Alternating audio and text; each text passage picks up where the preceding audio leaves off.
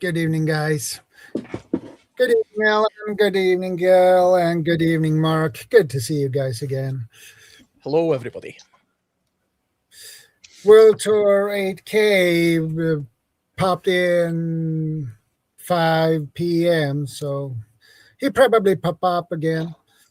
And feeling Clan Wolf on your side, Gil? Yep.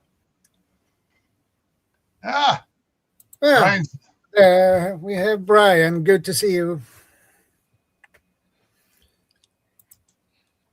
We wait a couple of more minutes before we get into today's topic, which is really interesting. Actually, the topic for today is the first 48 hours of power grid failure, what to do. Yeah. And it was a suggested topic from Gil. And Fire Dr. Ninja Turtle in the house. Good to see you. And we have Nick Miller in the house. Good to see you again, too. My Views, Your World. Good to see you.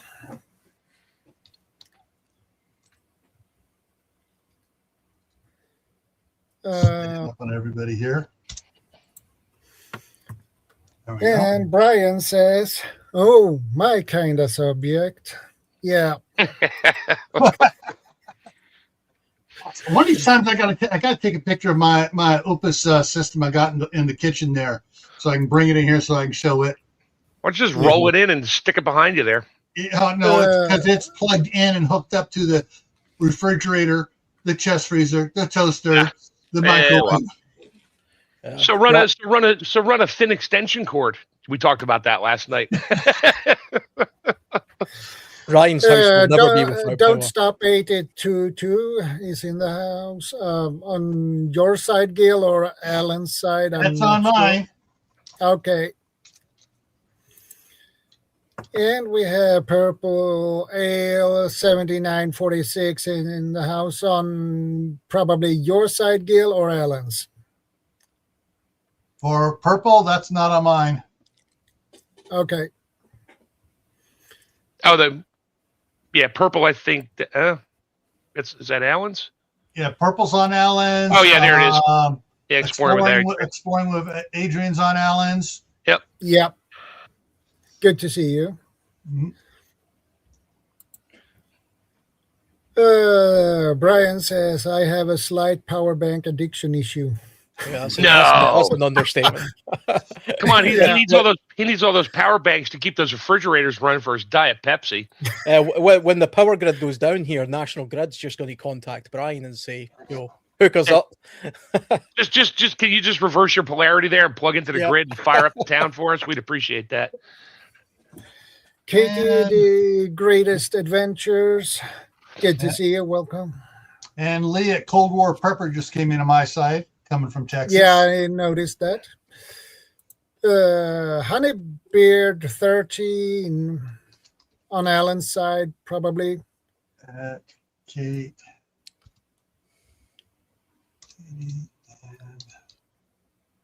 Good to see you too. I did a video of me shopping at Mission Mart. What's Mission Mart? Never heard of before. Diana, good to see you, ma'am. Andy in UK, good to see you. Border Wanderer, good to see you too, and welcome. Yeah, that's all for that popped in at the moment, but we're expecting more popping in soon. We're having a friggin' heat wave here in the middle of winter in Idaho. Oh, shut up. I'm in the DC area and it's freaking 8 degrees outside. You suck. Shut up. Next Friday, it's going to be 50 degrees, but it's in the 40s Good to see you. from now through then. The highs are in the 40s. Oh, you poor guy. Yeah, I know. My grandsons are freaking out going, when is it going to snow? We want to build a snowman. Okay. Yes. Next Take the rain. Yeah, and Brian says next January we are scheduled to remove the 22 kilowatt hour of Pylon Tech batteries and replace with 64 kilowatts if Fogstar wants. Yeah, that if Hey, people Alicia, good to see you again, man. people would think with what's going on up here on the West Coast that we are heads and elbows into a nasty global warming. This is just a pocket that's sitting frozen over us. And as the cold air goes around, the moisture goes, but we're kind of stuck here going. But hey, Yeah, it's interesting. It's affecting the weather in the UK a little bit, with the Gulf Stream, but not so much. It seems to be all sort of to the south at the moment, sort of the south of Europe. So the southern part of the UK got a bit of a storm the other day. Yeah. Not much happened up my end, though. Sounds just like Scotland, famous for its sunny tropical climate. Yeah, we're well known for it. Hey, Iron Fire Horse, good to see you again, man. Well, shall we begin with this evening's topic? I think we have waited long enough at least. So, today's topic is first 48 hours of power grid failure, what to do. And I have actually notes that we are going to follow that Gil here put in the mail for me. So, first hour of live talk about what needs to be done in the first 12 hours. All right. I would say the first thing you need to do, power goes boom, and your neighborhood goes out. See if whether or not you still have internet connection. Yeah.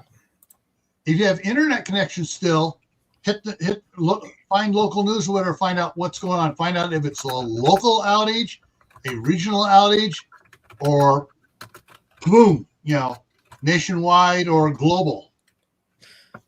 I think as well, I mean, just imagining literally the lights just suddenly go out. It's a good reason for having, something at your bedside, a torch, a light of some description. Everybody's got a torch on their mobile phone these days. Yeah. But you don't know how long the power is going to be out for, so you don't want to use any of the power of your mobile phone then unnecessarily. So, just have this is a bright as hell sort of work light that I just keep in this room. Yeah. I would, power goes out in my little office here just now. First thing I would do is switch this on and then, make my way down to my box of tricks that I've got in the cupboard downstairs, which is my blackout sort of box, I suppose. And once I've got that, then do what Gil says, sort of find out if is it just my house? Is it just the breaker that's tripped? Is it the street or the street lights on? Is it the whole neighborhood? Is it the whole country? Then it's just a quick scramble to see what information there is. I mean, the good thing, I suppose, about having a mobile phone is you don't really need the internet broadband. You have cell signal, mobile phone signal. So quick thing about your cell phone: if you lose power and your router goes out, shut your Wi-Fi off on the phone. Shut the Bluetooth off on the phone. Just run it on Wi-Fi on the server. Because if you don't, your battery is going to be constantly pinging, looking for signal. That'll drain your battery, albeit a small amount. But you don't know how long the power is going to be out for. So shut all the accessories off on your phone. Shut down a whole bunch of stuff that the phone is constantly using and drawing power. And ironically, if you shut your phone off, it takes more energy to turn back on than it did if you just left it on in standby mode. So just a quick thought. A lot of Android phones for sure have a power saving mode. And if you switch that on, it basically puts all of the apps in the background to sleep. Just gives you the essential stuff. Apps you don't need. It keeps those vital apps running. One of the things Yeah, I got iPhones have like several. sleep mode and stuff. I put mine in sleep mode at night. The only thing allowed to ping my phone is a text message from a contact. That's it. And a phone call from a contact. That's the only thing that'll come through. Everything else, all the notifications and all that stuff from YouTube and that, which ping all night long. I had to shut it off. My wife's like, would you shut that thing off? I don't even hear it anymore, but she does. It wakes her up. I'm like, fine. So I put it in sleep mode every night, and she doesn't have to worry about hearing it. One of the things I got a couple of these Emoto power banks, and I can run. If I plug my phone in on this, it will run it for, I would say it would probably run it a good 10 days, leaving everything on my phone going. Just off of this one, I got 2 of these, and this one here currently is at 100%. Yeah, that's good. I've got a couple of similar ones. I keep one in my work bag, and I think I've got one up here somewhere as well. They're great little things just to have, just as like a power extension to your phone. You can charge other things with them as well, but they're ideal for phones. Yeah. And Alicia has actually a question. Yeah, I May was I looking ask at a specific question about my Lithelli solar generator? Yeah, I was looking that up. I've never heard of that or seen that before, so I don't know anything about it, about its capacities, what it does, and anything, charging capacities and stuff, and charging modes. So I really don't know anything about it. I'd have to research that, Alicia, and get back to you. Alicia, go ahead and email me the specs on it, what size it is, what model, and I will look it up after the live stream and get back to you before my next live stream this evening. I always lose internet when the power goes out. Other than using data, how would you still have internet? Well, I have one of those little office uninterrupted power supplies to keep the computer running in the office, so you have a chance to save all your stuff and shut it down under the desk here, and my internet is plugged into it. So when the power goes out, my internet node stays up. However, it communicates 5 miles away to the tower over there in Shelley, and if their power's still on, fine. If their power goes out too, then I lose it. So that's a clue to me. If I lose the internet, it's not just local here in Basalt. It's not in Firth. It's covering a larger area. Yeah. I think if you don't have a power bank that's you have permanently connected up to your router, which is a good idea, because apart from using, there's no point in having a power bank and never using it. If you're going to have one, it's a good thing to have it sort of next to your router and plugged into your PC. So if the power goes off, it automatically sort of just goes straight to that. It doesn't even shut your PC down. It still keeps it running, so you've got some power that way. But if your mobile phone, of course, you can get the internet via cell. If you have someone in here was saying, simply Debbie Sue. Here I rely on internet for my phone. I don't have a cell phone tower. I have to have Wi-Fi internet. Well, see, this is another reason, a good reason for having an emergency radio, because when it comes down to it, what do you need the internet for? I mean, other than sort of doom scrolling Instagram and watching us on YouTube, you don't really need internet immediately to find out what's going on. You just need to know why your powers went out, and then you can worry about getting the internet back on later on. So if you have no internet signal whatsoever, then the next best thing to try and get some information is an emergency radio of some description, something that doesn't rely on the internet. It's not an Alexa, it's not a DAB radio that's connected to the internet. It's literally a wind-up radio that is battery operated or has like some sort of solar rechargeable function or something like that. Tap into the local radio station, and hopefully from there you'll be able to find out if it's a local, regional, national, what's going on, because there will always be some confusion as to what the reason for the power outage is. I mean, sometimes you can kind of guess. If it's happened in the middle of winter, it's probably because a trees fell down, and knocked down some power cables or whatever. Or a a car spun out on the ice and it took out the power pole.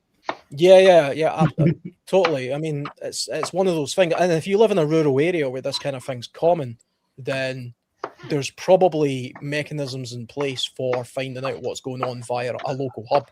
I know some of the very rural communities in Scotland have got like almost a community hub where they all congregate to if something is happening, and that's a good place of getting information from various places. I don't really get power outage. I haven't actually had a power outage for years where I live. I might just be lucky, but You just jinked yourself. it'll probably happen on this stream, you know. But, Poop. Where'd Alan go? So with cell Power towers, failure.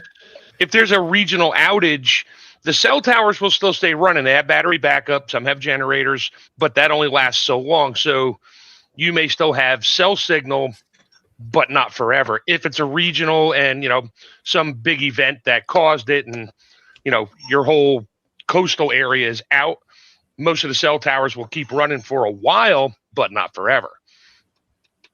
So you got that going, sort of. Yeah, I mean, we know when Spain had that power outage a while ago, it was absolute carnage because people couldn't get information anywhere because they were so reliant on things like mobile phones, cell phones, and things like that. So for them, it was a wake up moment to say, don't just rely on this new tech. You have to maybe go back to the older stuff to sort of find out what's happening. I think if we're Spain talking, falls into that category of what happens in the first 48. Hell, within the first 4 hours, Spain fell apart. I mean, all hell broke loose. It was okay. That's a learning experience there to go. Okay, what happens? Well, just look at Spain. Look at the news articles. Look at everything that went on. I mean, within hours, people lost their minds. Yeah. And it doesn't take long. We talk about 48 hours. Okay, that's for us, and this is what's going to happen. So within the first 12 hours, and it's regional or huge, national, all hell's going to break loose. So that's where you if you're okay, just stay out of everybody's way because they're going to go stupid. I mean, when we imagine the power just immediately going off, we kind of imagine that we're going to be sitting in our houses like this, and then we're going to, we're all going to go to our sort of power outage box and get our stuff ready. But a lot of those people in Spain, they were on like trains and stuff. They were commuting back and forth. I don't know what time it happened. I think it happened during the day, but trains just came to a halt. Trains, elevators, escalators, anything electric stopped. Think about it. Look around your house. What's electric there aside from everything? And if you're out in public, what's electric? Traffic lights are electric. So accidents happened everywhere because the lights went out and people not paying attention just go sailing through an intersection and, they're all wrecking with each other till traffic comes to a grinding halt. And then everybody looks around and goes, oh, crap, the power's out. Mm. Yeah. Plus, I mean, the emergency services will then go into their sort of triage mode where they only pay attention to the calls that they absolutely need to answer, and they only deal with the situations that they find to be the most critical. This is, I mean, it's funny because I knew we were going to be talking about this topic earlier on, and I was thinking about what I would literally do right here and now if that happened within the first hour. And one thing that I wouldn't do, I see loads of people do this online, is they start getting all those tea light candles out and they start getting candles and they dot them around their house, like their bathroom and things like that. That would be the last thing I would do, because one, you're just wasting candles, but two, it's a naked flame in your house.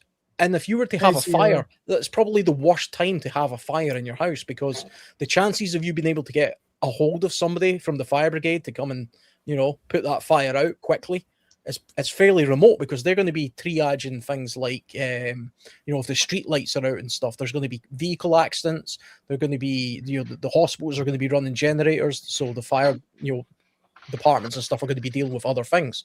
And you've set your house on fire with a tea light because you think you need some sort of, landing light of candles going from your living room to your bathroom, when, you really don't. So, I mean, if we're talking right from the very beginning here, the lights go out and we're kind of all at home, the very first thing I do, apart from, switch on my light, make my way down to my box that I've got in the cupboard downstairs in the kitchen. And when I open that box, I snap one of those chemical lights. And that allows me to see, what's going on in my box at least.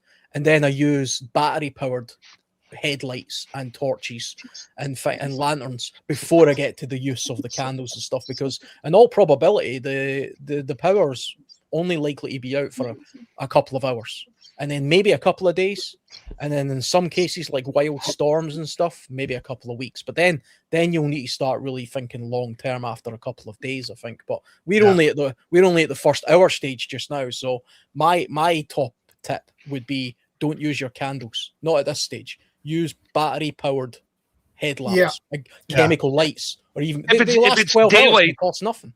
If it's daylight out, open the shades. Open your curtains. Let some light in. You wouldn't believe how bright a house can be if you just open the curtains up and you don't have anything else going. Here's the mentality, the psychological issue. It's dark out. It's say 8 o'clock, 10 o'clock at night. Power goes out. People are still awake, doing things, watching TV. The average person, immediately the mindset says, I want to try to bring my environment back to the status quo. So they light up a ton of candles. Okay, the house is lit back up. I'm starting to feel better because it's as lit as it was an hour ago before the power went out, or almost. But that's where the mindset is for a lot of the people that aren't normally, they don't think about this stuff. What? And it's unfortunate, but then hopefully they'll catch on. And those are the ones that'll realize on their cell phone, on Facebook, somebody posted, oh my God, the world's coming to an end. Then they get in their car and they run out to the 24-hour store and start buying everything they can find. And then the power comes back on 20 minutes later. Yeah. One of the things that I recommend for everybody to have is something like this. This is a plug-in, constant charging emergency light. So when it's plugged in, it doesn't do anything.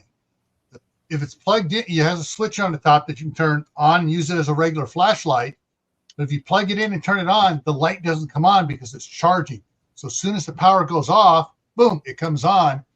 I got 9 of these around. I got 1 in each bathroom. I got 1 in the kitchen. I got 1 here in my office behind me. I got 1 in the master bedroom. And I may have 2 in the master bedroom.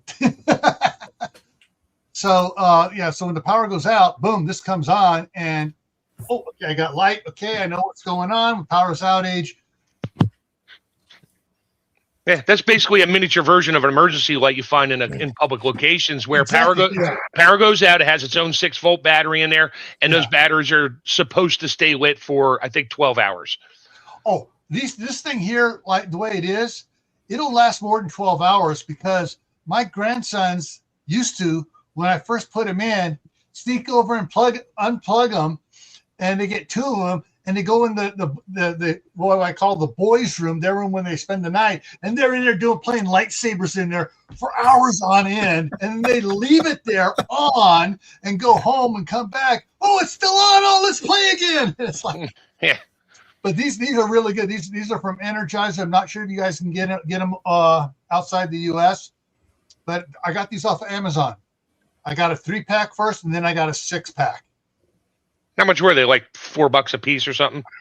I'm not sure. I would have to look it up. They're not that expensive.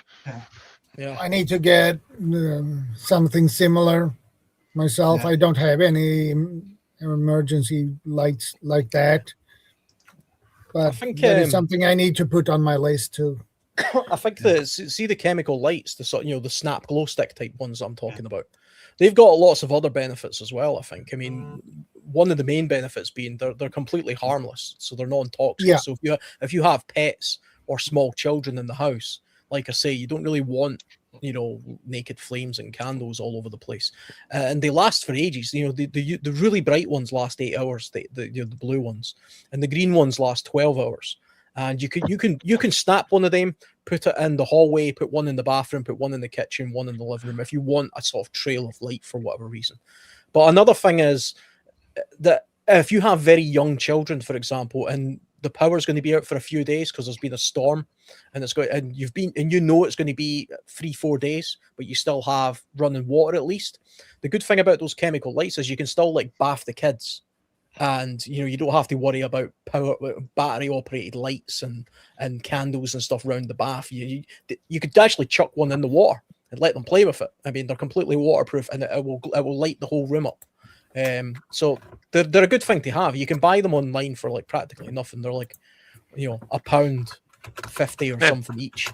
And just looking like what's behind you to your left side, I think, if you're not backwards, Alan, like the one light you got back there, it's on the wall. Well, it's illuminating the whole ceiling. So even these little tiny three button cell LED flashlights, if you stand it up and aim it at the ceiling, most people's ceilings are white. And it'll illuminate the whole room. No, it's not going to be like daylight, but you can see things.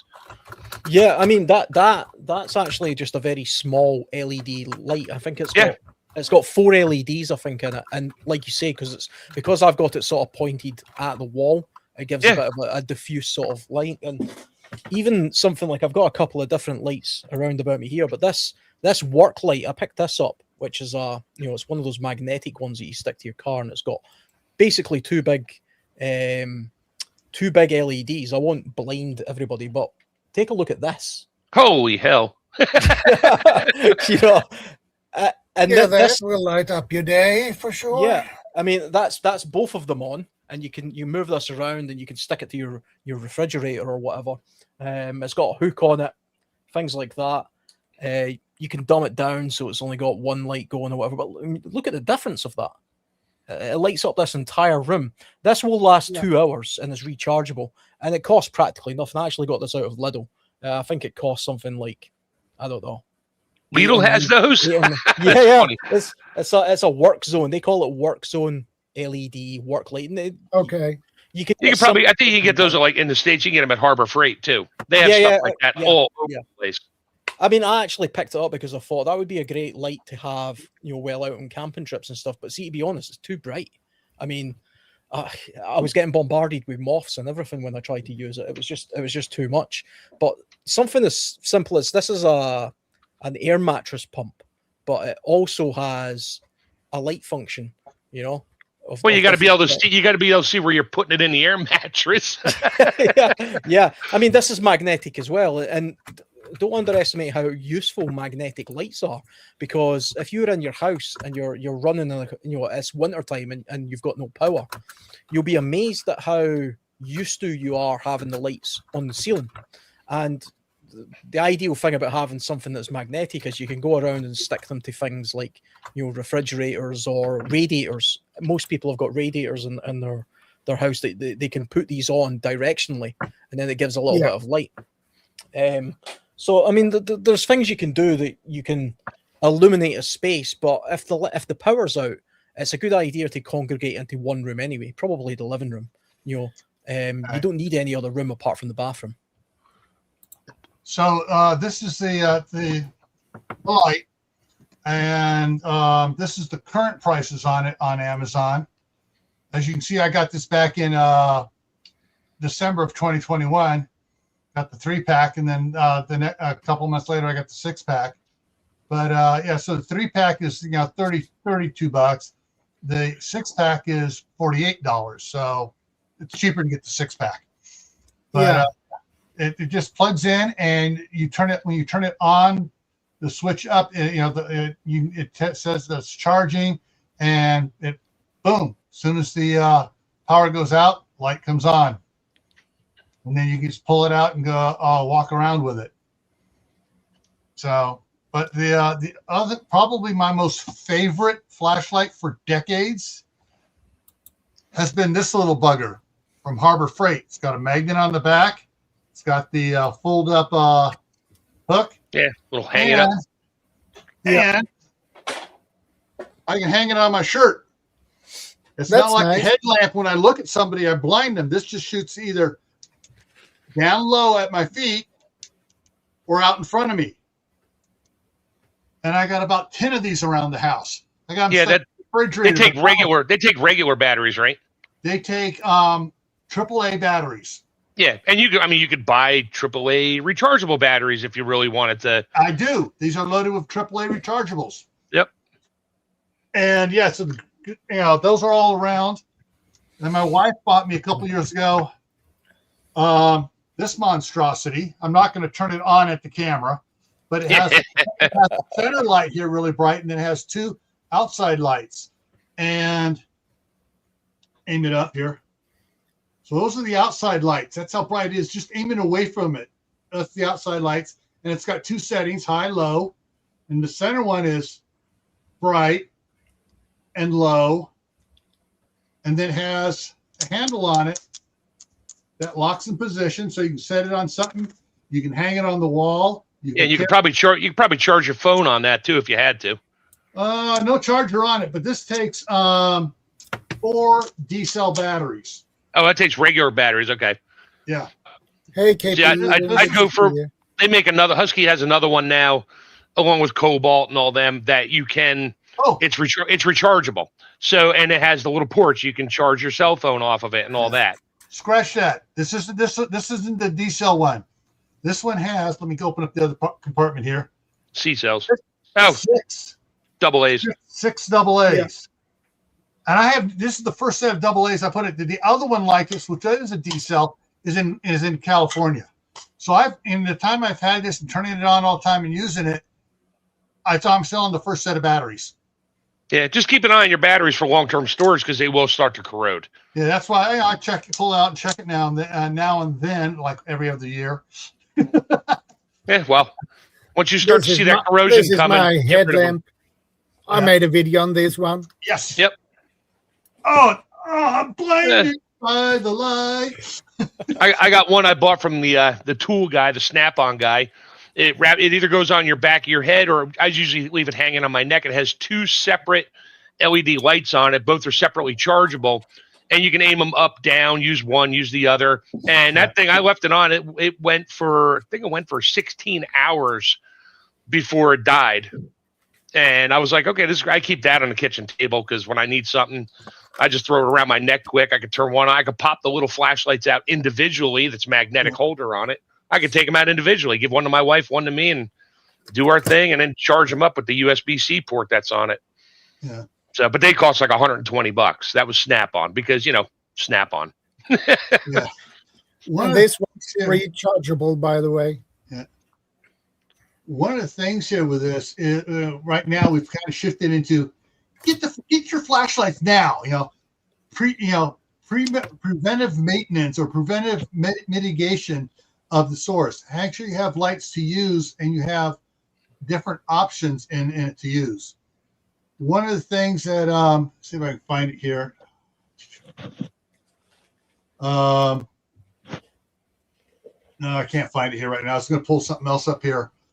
There, in it is those quote solar generators, which are actually just power stations that have multiple power inputs on them, whether it's solar, plug it into the wall, plug it into the car cigarette lighter. Those when you go to get one, you got to make sure it has the multifunction like mine and like Mark's has. Mark, there he is. Yeah, over here, fat dude. We can plug ours in to the outlet so it charges on the outlet, and we can use it at the same time. And when the power goes off, it automatically transfers. Some of them you can't do that. You can't charge and use at the same time. No. I like mine when I'm at the cabin, when it gets down to like 20%. It's still in the cabin running my fridge. I rearrange my plugs in my off-grid electrical, fire the generator up, and I run the charger off the generator to charge the Jackery while the Jackery's still running the refrigerator and the ceiling fan. So it just, it shows my input and output on wattage. I'll have 140 watts coming in, but only like 20 going out. Yeah. So I got a net gain of like 120 watts, and it just takes a little longer to charge it fully, but I don't care. I can do both. And let me see if I find something here. There are some really cool ones. Like the Mega 2, Opus Mega 2 that I got in the kitchen was right now it's $799 for the 2400 watt inverter and a 2500 watt hour battery. But they that was it. It was only $750. Yeah. Shit, I think I paid like $1,400 for my Jackery. Well, that was 4.5 years ago when they were just starting to get popular. So I'm trying to find something here to share with you on some of the smaller ones. All right. God, it's not showing me prices, but that's fine. most, just about all of the oops, however you want to pronounce it here, power stations, they're made to plug in and you can plug them into the wall and use them. You can have the solar going into them and use them. You can plug it into a cigarette lighter and use them. Like this is a 1500 watt one. It's not showing prices, but then they got the 2400 watt one. Then they got the Mega 1, which is a 2000 watt one. This is the Mega 2, the one I have. It's a 2500 watt inverter with a 2000 watt hour battery. And they go on up to all the different ones. And then they got the new one, the Guardian 6000, 120 volt, 240 watt duals, all set up, ready to go for $1,700. That's the only one they put the price on here. That's the newest and greatest one that just came out. But on the Mega 5, the Mega 3, the Mega 2, and the Mega 1, you can get expansion batteries for them. So you can increase your runtime. Your runtime. Yeah. I got 2 expansion batteries on the Mega 2 I have in the kitchen. It'll run from 6 a.m. to 9 p.m. every day because that's an very expensive time on the power metering. Then after 9 o'clock, it charges back up because it's on the cheap. Then at 6 p.m. here to 11 p.m., again, it's on the high expensive time. So the refrigerator, the chest freezer, the toaster, and the microwave all run off of it. And then after 11 o'clock at night, it charges back up. On that 5-hour runtime, fixing dinner, opening and closing the refrigerator, doing stuff in the toast for the grandkids when they're over here, microwaving Hot Pockets and stuff. It's fully recharged in about 40 minutes. That's good. So yeah, I mean, I really like it. It's got so it's one of those ones. Check them out for yourselves. Don't just take my word for this if you're going to get something. I know some of these are available. The ones I'm looking at are available in the UK. Some of them are not. I think Opus is. I'm not sure, but Pecron is another good one. Does the same thing, same price range. One of the two is available in the UK. I'm not sure about over there in Sweden.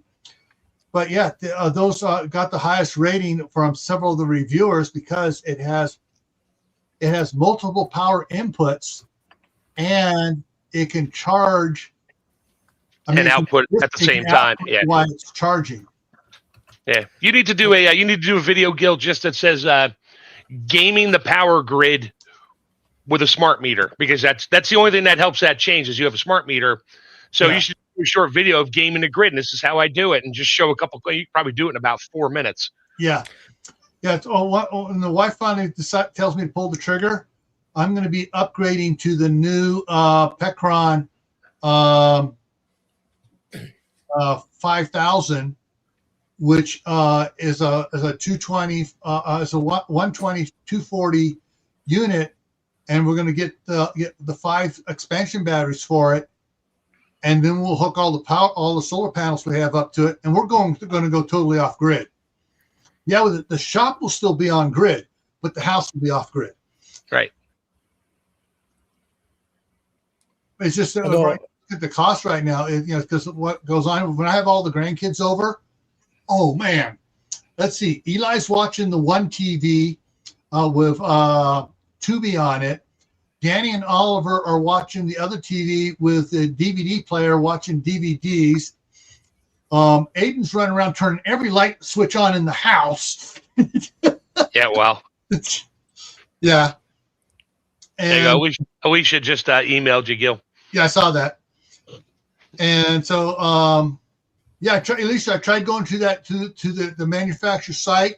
It came up. I looked at it. I went to click on to see what the types they had, and it goes, "You're blocked." It's like, yeah, I don't trust that website just for that.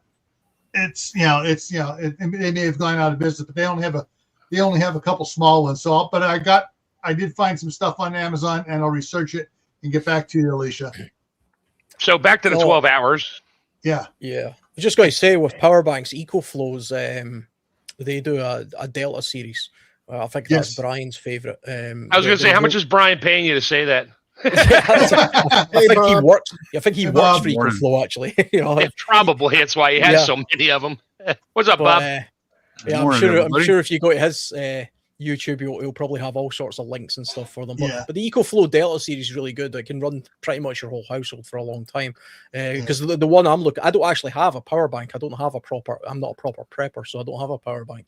But the one that I'm looking at just now is called the EcoFlow River Free, which is Yeah. smaller. Smaller, You could run a fridge from it, I believe. I mean, it has it's a, I can't remember what the exact. You can run a refrigerator on that. It's a 1200 Um, watt output. I know that for sure. It has Yeah, sort so of you 16 can hour you run could run time. a refrigerator and a chest freezer on that. However, you have to look at the size of the battery and how many watt hours the battery is, because every watt you're running for an hour, like our refrigerator is like, can be any, depending whether it's frost free, whether that's engaged or not.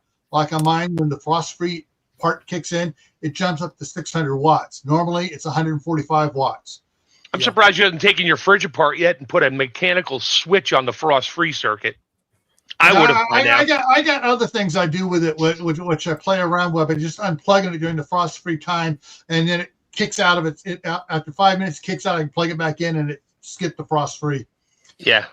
I think it does go without saying, though, that if you are somebody who's quite dependent on a freezer, I mean, not so much a fridge, but definitely a freezer, like you hunt a lot of game, for example. Or you're like me and just have or 4 you're like, freezers packed with Yeah. food. you really need to think about having a system in place to back that stuff up, because that's a lot of waste. You know, I mean, a freezer will hold its temperature for quite a long time as long as you don't go opening the lid. Chest freezers hold better. I have 2 stand-up freezers. Those are the ones that will not get opened if the power goes out. Because as soon as you open the door, all the cold air falls out, all the hot air goes in. Mm-hmm. You shut the door, and everything starts thawing out from the top down. It's a sad situation, but yeah. And it would take a lot more power to sort of bring that temperature back. It has to run longer, to bring it back. Yeah. And even when I have power, I open my one old stand-up freezer, and within 2 minutes, it kicks back on again. It runs for like 2 hours just to get the temperature back down. My thinking is, I mean, my freezer's generally only like half full anyway. I do hunt a little bit of game, so I've got a chest freezer in my shed, which is where I would keep that. But it wouldn't be a massive loss to me. I don't have lots and lots of food. I don't have hundreds of kids to feed. You know, I've got one and one dog. So quick tip on chest freezers, any kind of freezer, mostly chest. If you perpetually have a lot of space in there, every gallon jug, whether it's milk, water, whatever, there's a way to store water too. Fill it up with water, squeeze it a little bit so it doesn't break when it expands and freezes. Put it in the bottom of the freezer. Yeah, it'll take some time to get it all frozen, but if your power goes out, you got basically ice bricks in there to keep it cold for even longer. And then if the power does go out and stays out, as that water thaws, hey, guess what? You got water to either drink if you want to, or at least to wash and do other things with. So, but a full freezer, once they're like my freezers are packed, and they only turn on for a little while each day, because everything in there is 10 below 0 Fahrenheit, everything right to the top. So if the power goes out, I got a good amount of time, because that freezer is packed, all of them, to not worry about things thawing out. The upright freezers, they'd wind up getting all eaten first, and then the chest freezers, they're last on the list. That's a good idea with the water. I've never thought of that, because the freezer I've got out in the shed is very, very rarely ever full. I mean, if I take an animal, I'll fill it up, but if I don't, and then I'll work my way through it. So it's almost always half as you fill it up, take the jugs out and just put them out, just leave them out. Let them thaw. It doesn't matter. And then as your food, you start to use it, don't put them on top of your food, because the warm air will partially, the warm container of water will partially thaw stuff.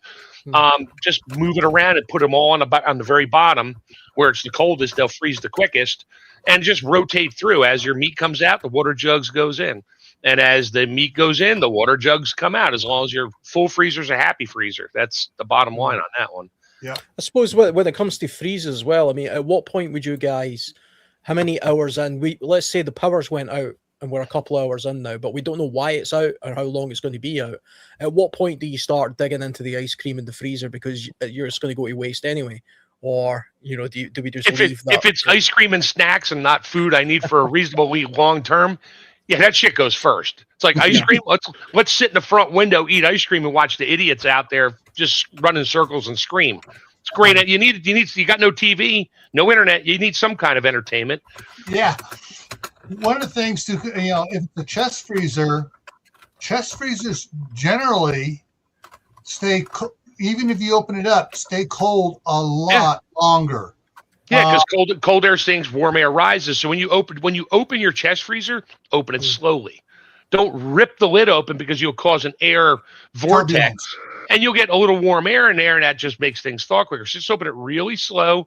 Just be slow and methodical when you pull stuff out, because as you pull something out, that airspace will pull in outside air because it needs more volume. Yeah. And so just do things slow and methodical, take out what you need, and keep a running inventory of what's in there and where it is in the freezer, so it's like, all right, what do you want for dinner? Well, let's make something with ground beef. Okay, well, I got 2 packs of ground beef on the right-hand side underneath the turkey. All right, open it up, pull the ground beef out, close the lid. I'm going to show you guys what kind of power stations we have here. You can buy here in Sweden. Okay.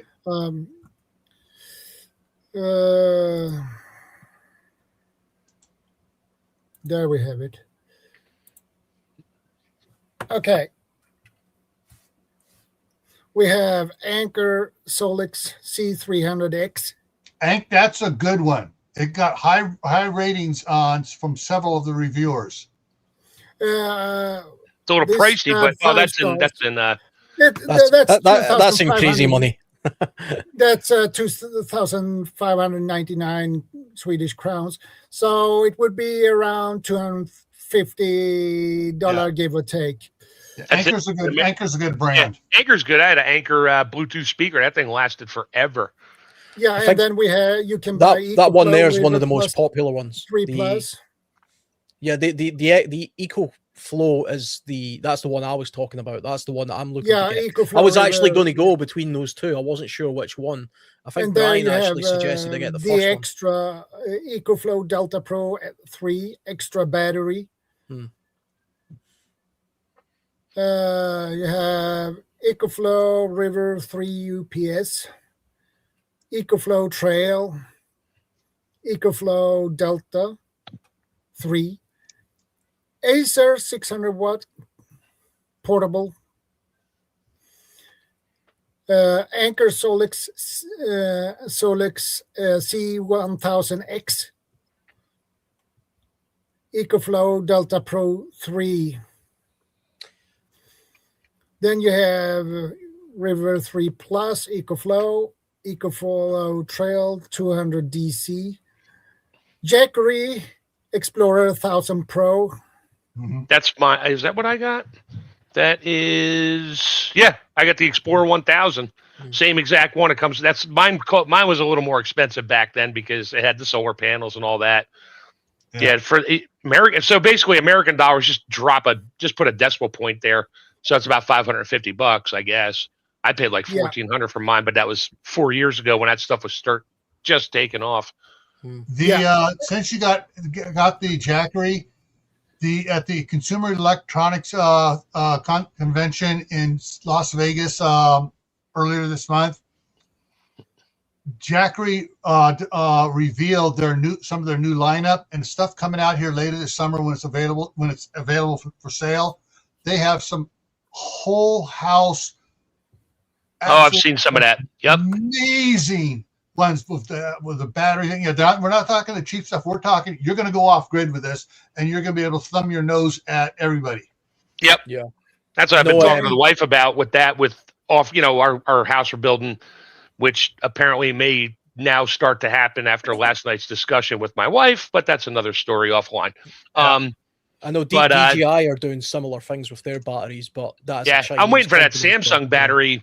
Once that Samsung silver carbon battery goes mainstream, all bets are off. I mean, the prices of those things are going to be ridiculous, but you'll get instead of a 100-hour runtime at 100 watts or whatever, you're going to get like 500 hours of runtime and a 10-minute charge time. So the input versus the output, it's like almost positive, so to speak. It hardly uses any electricity to charge, but once it's charged really quick, you can run the crap out of it for a long time. And that's what the Samsung, and there's another company in China that they probably stole Samsung's patent, but whatever. And once they get that rolling, yeah, and there's a lot of pushback. People don't, other companies don't want it that are already into the lithium ion or the lithium batteries and, the Teslas and all that stuff, because people are going to like trade those cars in instantly. And it's going to be a glut of those on them, and they can't recycle those batteries. So that's the problem. Yeah, I mean, the thing to point out as well with these power banks, these basically these electric generators, you need a means to power these things up. You need a means to charge these things. So unless you have solar panels, whether it be on your house that you can charge these up, or external ones that you can put in your garden and during the day and charge them up that way, they're they just become bricks after 16, 17 hours. I mean, another thing you can do is you can have a diesel backup generator. And they are kind of noisy, but you can run the problem. But you can power the power banks with the diesel generator, during the day, and then at nighttime use the silent electric. You could do it that way. And it's probably a good idea to have both anyway, if you can afford to do that, because especially like if like Chef, I mean, if you've got huge freezers full of food, I would probably have a diesel generator, a small one, just in case, because it's quite easy to get diesel usually. One of the things also that's out there that's becoming popular again, because the engineering on it, are the residential vertical wind turbines. So it's like a helix coil, and wind blows from any direction, it turns. And you have one of those going, and it'll turn at like a 5 mile an hour wind. Yeah, a little breeze, and it starts turning. It's funny. I was actually looking at one of them just a couple of weeks ago, but apparently they make a bit of noise. So where I live, it wouldn't be a good idea for me to have one in the garden, But it was weird because they had them on the side of buildings and some of the videos I was watching, and they were talking about powering cities with these things. They have them all in like strategic places on high-rise buildings and things. So I thought, it'd be great for putting in my garden because I've got a bit of a wind tunnel, but they make a little bit of a continuous noise, which would probably annoy my neighbors. It depends on the brand. That's one of the things they've been doing, is getting rid of the noise, because the noise is caused by the bearings. And so they're upgrading the bearings on these things, so there's no less and they're balancing everything, so there's less vibration from being out of balance, less noise because they got good bearings that are properly lubricated, greased, and you're going to get there'll be less noise on it. But you have that, then you have a couple small solar panels, so you're not going to have a big solar thing. So now you got two sources to provide power to charge up your power stations. So when the power does go out, you can charge stuff up. But getting back to like the refrigerators and freezers and stuff, using those, you want to make sure that whatever power station you get can handle your essentials, which is refrigerators, freezers. If you have to have a CPAP to sleep at night, you got to make sure it'll power to CPAP. If you need an oxygen generator and you're on oxygen all the time, you got to make sure it can handle that. So you make sure it handles the medicals and your essential freezers, refrigerators to keep that stuff going, and make sure it has the power to run it for 24 hours without charging. And that way, then when you can charge it, you can charge stuff back up, and you want to make sure you have enough panels, wind turbines, whatever, to charge it up in less than 6 hours. Yeah. I know as well from taking a look at solar panels, I don't have any solar on my house. In the future, I might hope to get some of that. I mean, to my mind, it's a bit pointless having solar power unless you have batteries to store the energy rather than just giving it to the grid for free. But I mean, looking at those power banks, usually they come as a package deal where you can buy the solar panels that come with them, but they're actually usually quite expensive. If you're talking about having one of these power banks at home, you can buy a relatively inexpensive, large, solar panel, just from like a plumbing company and things like that. Brian's pointed this out to me before. They're far more inexpensive than buying them from these solar bank companies. You just buy the panels separately because they're big and bulky, but you can keep it in a garden shed, no problem, or on a closet down or under your bed, and then you pull it out and put it up in your garden just to power up your power bank. I mean, so it's not on your roof; it's literally just in the garden powering your power bank, and that's a good way of. It's not very, transportable, but it's a good way of doing that as well. You could get smaller ones for phone. See, you were showing us, Gil, earlier the little power bank for powering up the phone. You can buy these they're inexpensive, solar panel things. Yeah. I That's mean, for hiking and canoeing and things like that. You're not going to get a ton of power out of it, but you can charge your cell phone off of it. Exactly. Yeah. I mean, you're not powering nothing other. The only thing I use this for is those kind of power banks that Gil was showing us. I put one of those power banks in there, and I just lay this out, point it at the sun, and to be honest, you'd be lucky if it charges the entire thing up in a day, but it at least gives you something. And if you've got a power outage for a few days and you've got a couple of those power banks, well, why not have these out in the garden, or even if you don't have a garden? These are so small and inexpensive. You can buy a few of these and hang them out of your window, facing the sun, or put them in your car and lie them, across the front window and get the sun that way. So it's just a cheap, inexpensive way of powering a phone, really, is all that. Right. Last night on my other channel, Camp Pat and Family Compound, the topic was power for your building. We're talking about chicken coops and stuff like that. And so I was showing some people for their chicken coop. Look at for the roof over their chicken coop, they got solar panels. For a smaller chicken coop, they just got a little one, and that powers the little up and down automatic door. Some people are putting wind turbines out there, the old school ones. Combination of wind turbines and solar panels. Yeah. 2 solar panels for the garden shed. Those solar panels are way too much power for that garden shed. But yeah, you can do it and charge other things. You can get a little fancy on it. 6 100-watt panels on a garden shed.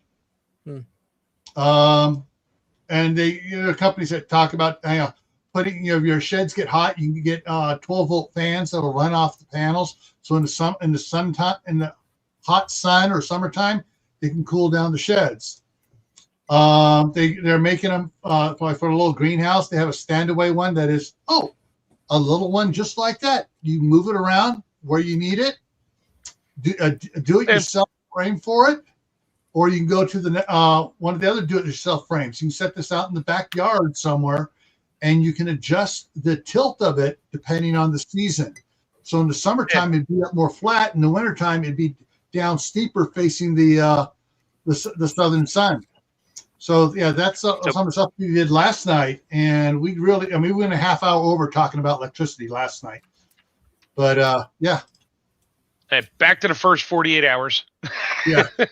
So yeah.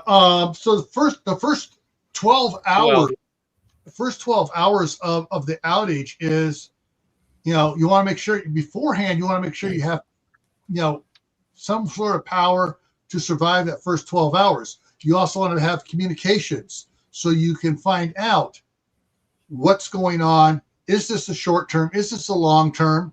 You need to have communications with family members elsewhere to let them know, I'm okay. This is temporary. Or just a little, this is worse than what we thought. This is going to probably be a 2-week power outage because the power substation caught fire and burnt to the ground. Yeah. So the first 12 hours is going to be dealing with information and getting, like you said, going downstairs and getting your preps out, Alan. You're going to do certain things in that first 12 hours to meet whatever information you can gather. And if you can't gather information, you're going to get ready so that if it continues on, you're ready to step up to the next step to keep yourself in a good situation. Yeah. So I mean, oh, go ahead, Alan. Sorry. No, I was just going to jump on the thing there where you were talking about speaking to relatives and things for a bit of information. It's probably also a good point now to check. If you've got like elderly neighbors or something, or you know somebody across the street that's got like a medical issue or something. If you have that kind of community, this is when you would now start going knocking on their door and seeing how they are and giving them information. You might be their only source of information. So they haven't got anything at all because they're not prepared. So they're relying on somebody like you. Once you've sorted your own stuff out, go across and see that elderly neighbor and say, this is what's happening. This is what's going on here. Have a glow stick. If do you need me to charge your phone? You can maybe charge their phone up for them or something, and things like that. So. For the first 12 hours, at first part of the 12 hours, you're going to be getting yourself situated, understanding what's going on, what happened, is it long-term, short-term. The second part of that 12 hours, you're now going to be working on setting yourself up for longer duration. So first you need to get yourself situated, then you need to figure out, okay, this is now going to go on for a while. I just found out 6 hours into it, the regional substation just went down and half the state is out of power and it's going to be a while, maybe 2-3 days. All right, now I got to start to plan forward.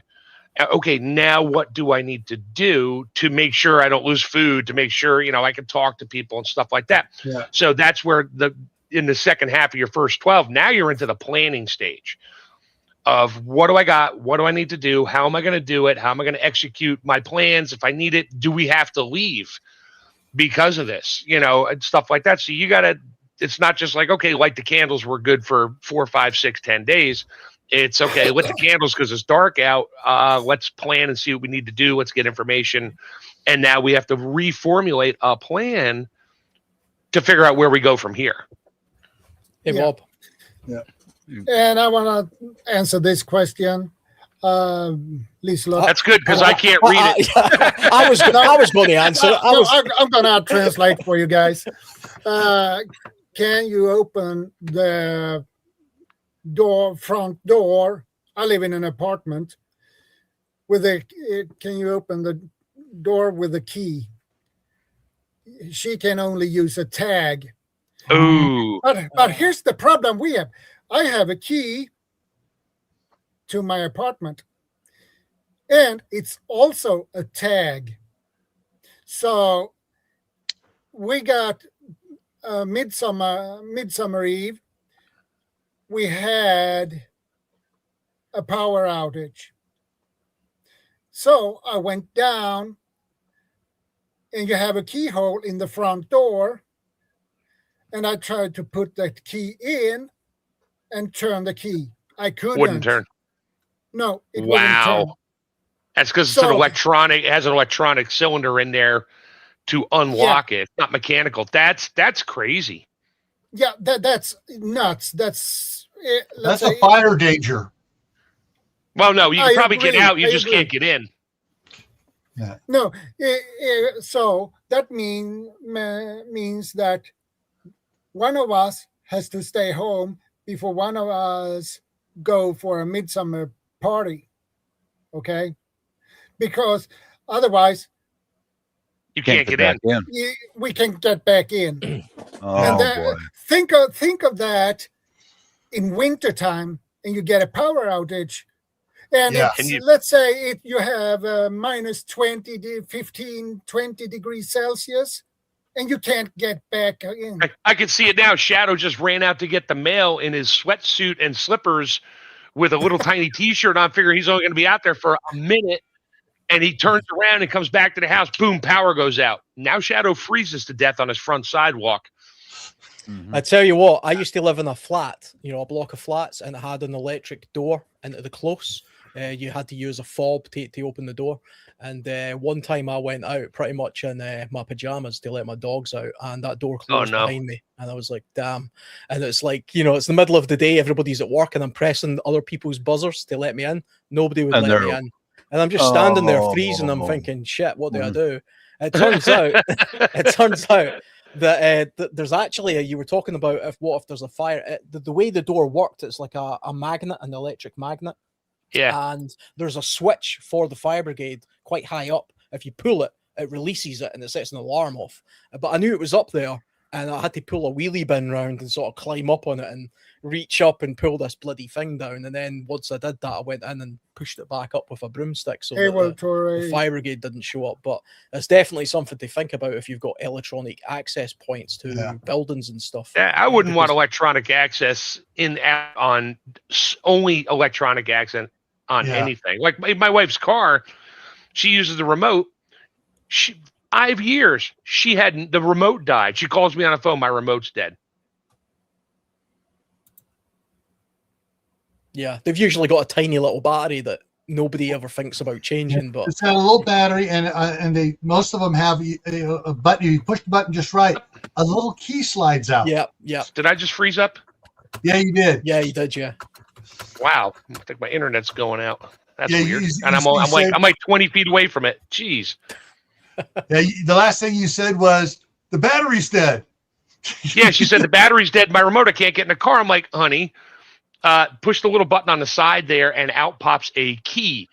I didn't know there was a key in there. I'm like, yeah, that's why there's still a keyhole in the side of your car. She popped out. She's like, oh my God, I didn't know. I'm like, you know now. Mm. Yeah. On electronic access to the houses, my son for the house in California put electronic door locks on all the deadbolts on all the doors, but they're keyed. So the battery's dead, everything, you still use the key. Otherwise, just you quickly punch in your code and it unlocks and you go in. But he got the ones that make sure it has a manual key. That's not an expensive key. That's a standard quick set key, and made copies for everybody. Yeah. Yeah, that's how my front door is too, Gil. It can use both a key or the entry pad. Yeah. Yeah. Have you And guys so- talked anything? Have you guys talked anything at all about security? Every one of us live in a little bit different environment. My environment's suburban, but not too far away from here is a whole bunch of zombies, man. Yeah. And for Not me, yet. if We're kind of just at the 12-hour point, so security is probably the next topic, I'd imagine. is it okay? hey, Well, Lala, No, sure, I'm sure it's in there. We kind of touched it a little bit, first, like Spain. Okay. It didn't take 12 hours for all hell to break loose. It took 2. Yeah. Yeah. Mm-hmm. Yeah. Because I think that you should build that into your plans. Have someone awake at all times, if it's at all possible. Have someone awake at all times. Yeah. Just sitting there Yeah. quietly reading a book and keeping your ears and your eyes open, because people can turn sour on you really, really fast, man. And it's going to be one of your neighbors who's going to kick down your front door to get your generator. Plus, you're going to Guaranteed have the them. opportunists. You're going to have the people that, there's no street lights the on. opportunist, yeah. The street lights are off. People are in darkness, so they're all sort of sitting tight. There's going to be people out there like, oh, great opportunity, because the police, they're busy dealing with other things like we talked about earlier on. This is a great opportunity to get out there. Pitch black gardens. People are, they normally have those security lights. I've got security lights in my back garden, that if somebody walks in front of them, they go off, but it relies on power. It's not battery. Yeah, that's right. Bob's got I think you do, right? They're solar power security lights, motion Lots of 'em. detector. Yep. A lot of So them. power, you don't have to we- leave them plugged in. The power goes out, and they still work, which is great to have around the perimeter of your house. Mhm. Shining away from your house, not on your house. So I've got But a bunch of them all the way around my house, all the way around. Solar. I motion got sensors. some too, but it's also a double-edged sword. But I think I like the edge that the light's on. The double-edged part is like someone's going to see, oh, he's got power, not realizing it's just a solar-powered little light. you're Yeah. going to see a lot of these days. You could drive down the road at 2 a.m. Well, if you're up that late, and people have their lights off, but you drive by and you just see lights coming on and off randomly all places, but they're not super bright, and you can tell right away that's a solar light. Yeah. Of course, then if it's not mounted very well, somebody might see it, and then they don't care if it turns on. They're going to steal your solar light. Yeah. Yeah. In fact, I use some of those solar lights inside my house. I'm going to make a video about it. was motion sensor to go on and off randomly inside my house while we're milling around. And I'm running into a problem. I'll put this on a video. I'm running into a problem because I've been running 2 of them consistently since last summer. And now the cheap batteries that are inside of them are not holding a charge anymore. Yeah. So that I'll make a video about that. But I'll I take use it those apart and things. put a good rechargeable AA or That's- triple A, whatever it is. Put those in there. Yeah, these are different. These are a flat top battery that you have to. Yeah, I got some on order to see if they'll work or not. But Well, yeah, if they're I inside, usually how many volts is it? Is it 1.5, 1.2, 3 volt? like that, Chef. I don't have the And light in front yeah, of me they right now. just But- jump the wires and put a wire out the side of the box with some kind of a plug on it and plug it into a regular rechargeable battery externally. Just tape it to the back. If it's inside, you don't have to worry about waterproof. No, I pass the bullshit. no, I found with that Chinese stuff, if you start pushing and pulling and inside of those little cheap things, It breaks they'll easy. break. Yeah, well. It breaks. It's very, very. But I recommend those to anyone. Put them inside and outside. But I've been doing it inside because I noticed one of my neighbors have got lights like that they just come on and off different random times, and I went, that's freaking brilliant because you don't know if they're really awake or not. Right. Yeah. You know, I'm pretty sure they're home, but the first floor lights will just come on and off at different times. I went, hell yeah, I could do that too with these solar lights. Yeah. But I'll make a video about how I remedy The other thing to consider security wise for this, and when Bob said security, it popped into my head. Mhm. Blackout curtains. Sometimes when the power goes out, you don't want anybody see any lights coming from inside your house. You want to appear like everybody else and not have any bright lights. And if you may in one room leave a candle going in there or an LED candle, one of those fake ones. So there's all they got is a candle. They're not, they're up, they're not doing anything else, so they'll avoid you. But if you have all the lights, your house is suddenly lit up again and everybody else is dark. Oh, you mean like the Generac commercial where the whole Well, you neighborhood look goes like out a except for beacon one around. house that has all their Christmas lights on, and everybody's like, "Oh, I should get one." It's like, "Oh, look, there's power. Let's go." Yeah, my neighbor, for example, he's very well prepared, very well. And as soon as power goes out, his generator fires up. Now, him and his wife were not home, and their generator is running while the rest of the neighborhood is out. I mean, guess who the thief is going to target in? Right on that house. It's like, hey, there's nobody home. Bam! And they kick in their door and they're in. I've got a generator, but that is the absolute last resort for me because I'm in the suburbs. My neighbors are real close by and like, hey, their house has got a generator. Let's go see if we can plug our phone into his generator. Oh, No. yeah. Yeah. Uh-huh.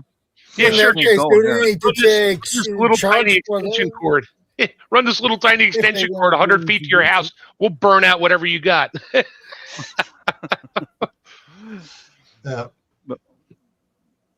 But put together in your own home a plan. Make a schedule. Who's going to be awake? Who's going to go to sleep? It's something to look into. Yeah. The other thing, real quick, before we move on to the next 12 hours, those little solar walkway lights that you can get. Power goes out, gather them all up, bring them back in the house. Yeah, they will disappear out of off your property from the neighbors. But you bring them in, you open them up, you disconnect, you take the battery out, so we have fully charged batteries, and you just turn one or two of them on when you need lights. Most of them, even the cheap ones, have an on. Like when you look at the bottom where the battery goes, it has a switch on it, on-off sensor. Yeah. Not the real cheap one. Well, the ones mine do. Yeah, I got mine were cheap, but not stupid Amazon China cheap. No, I got mine at Sam's Club, the 5-pack of the really nice looking ones. No, they don't have a switch on the bottom. Oh, mine do. That's where I bought mine there, and that's where mine have the switch on it. Yeah. You got the cheaper version. That's all. Shall we go over to the next? Can I share something with their Shadow? Yeah. Recently, when we lost power, the owner of the coffee shop, they live in the hills. They lost power. We didn't down here in the valley, but that's what they use. One of the things that they used was her husband went out to his shop and he got a work light that's rechargeable. Yeah. And he brought that into the house, and she said, "Man, this thing worked great. Just set it up. It's rechargeable." And he turned it on, and then he also went outside in his backyard and he picked up his solar lights and brought them into the house. It's like, Yeah. beautiful, Yeah. beautiful. Yeah. Okay, I'm Can done. we go over to the second hour of love talk about what needs to be done in the second 12 hours, 13 to 24 hours? A lot of that depends on the information you received during the first 12 hours. Yeah. If it's going to be ongoing for a longer time, yeah, there's a lot to do. If it's like, oh, repairs are going to be done in the next hour or two, that kind of puts starts putting the brakes on the things you're going to be doing, because power company saying, yeah, we found out what it is. Transformers being replaced. The crews will have the power back on in 2 hours. That kind of limits it. But if it's like, okay, yeah, the substation burnt down, we're trying to reroute power from other substations, it's going to be a while. Then you keep on with your plans of what you're going to do. I think as well, you're going to need to. Hey, Ryan, good to see you. Depending on how you usually cook your food. So if you've got an electric hob, an electric oven, or electric heating, this kind of stuff, you're going to have to think about how you're going to prepare food. How are you going to boil water? How are you going to cook things? Yeah. Do you have, whether it be, camping gas, that you're going to set up a little gas sort of stove system in your house somewhere to boil water and cook food and stuff like that. These kind of things. I've got loads of these kind of things all over the place all the time. Yeah. It's good depending on the time of year as well. You're going to have to think about temperature management. If we're talking about the absolute, depths of winter here, you're going to have to think about how you're going to heat, your house. I'm assuming not everybody has gas central heating or a wood burning stove. If you have electric radiators and things like that, you're going to need to think about hot water bottles, blankets, congregating into one room, cold management. If you live in a very hot place and you normally rely on air conditioning, I mean, to my mind, that's probably a little bit less of a problem in some ways. I could be wrong, as I don't really come from a place that has a great need for air conditioning, but I can imagine that can be very uncomfortable at night and during the day, and you're going to have to figure out some sort of way of controlling the temperature in your house so that you don't overheat and things don't spoil quicker. But then you have to think about security. It's not just a case of opening up all the windows, because then you're going to have the problem of security, but you're inside a baking house, so you're going to have to think about that stuff as well. Incidentally, by the way, see if you're talking about having gas stove, these kind of things, normally people, when they have camping gas stove, they have those propane type ones, those long air cylinder type ones. Yeah. I've got those as well, but I actually find these are better.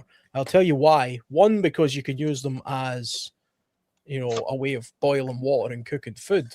But you can also get things like these.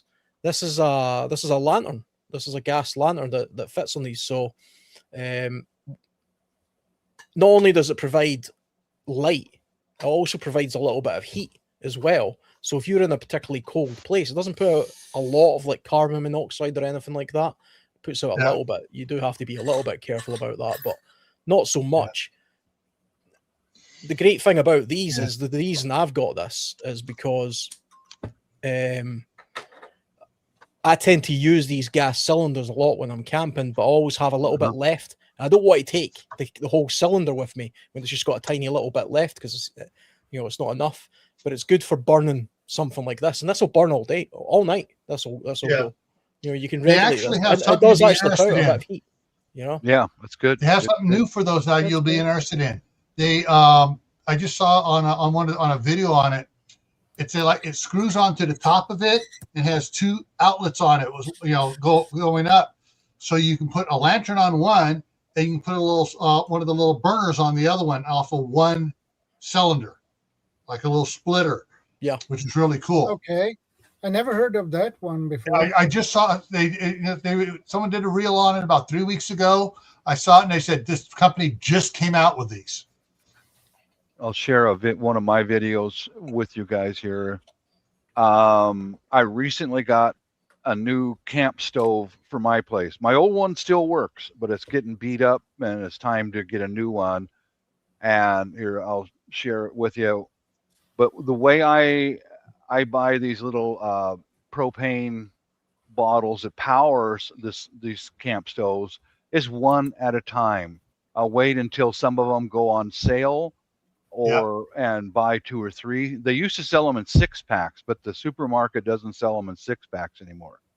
Or I'll buy them by the 6-pack. You see the little propane bottle on the side right there? Yeah. That's what I did. That's what I rely on. That's one of my ways of cooking right there, and heat.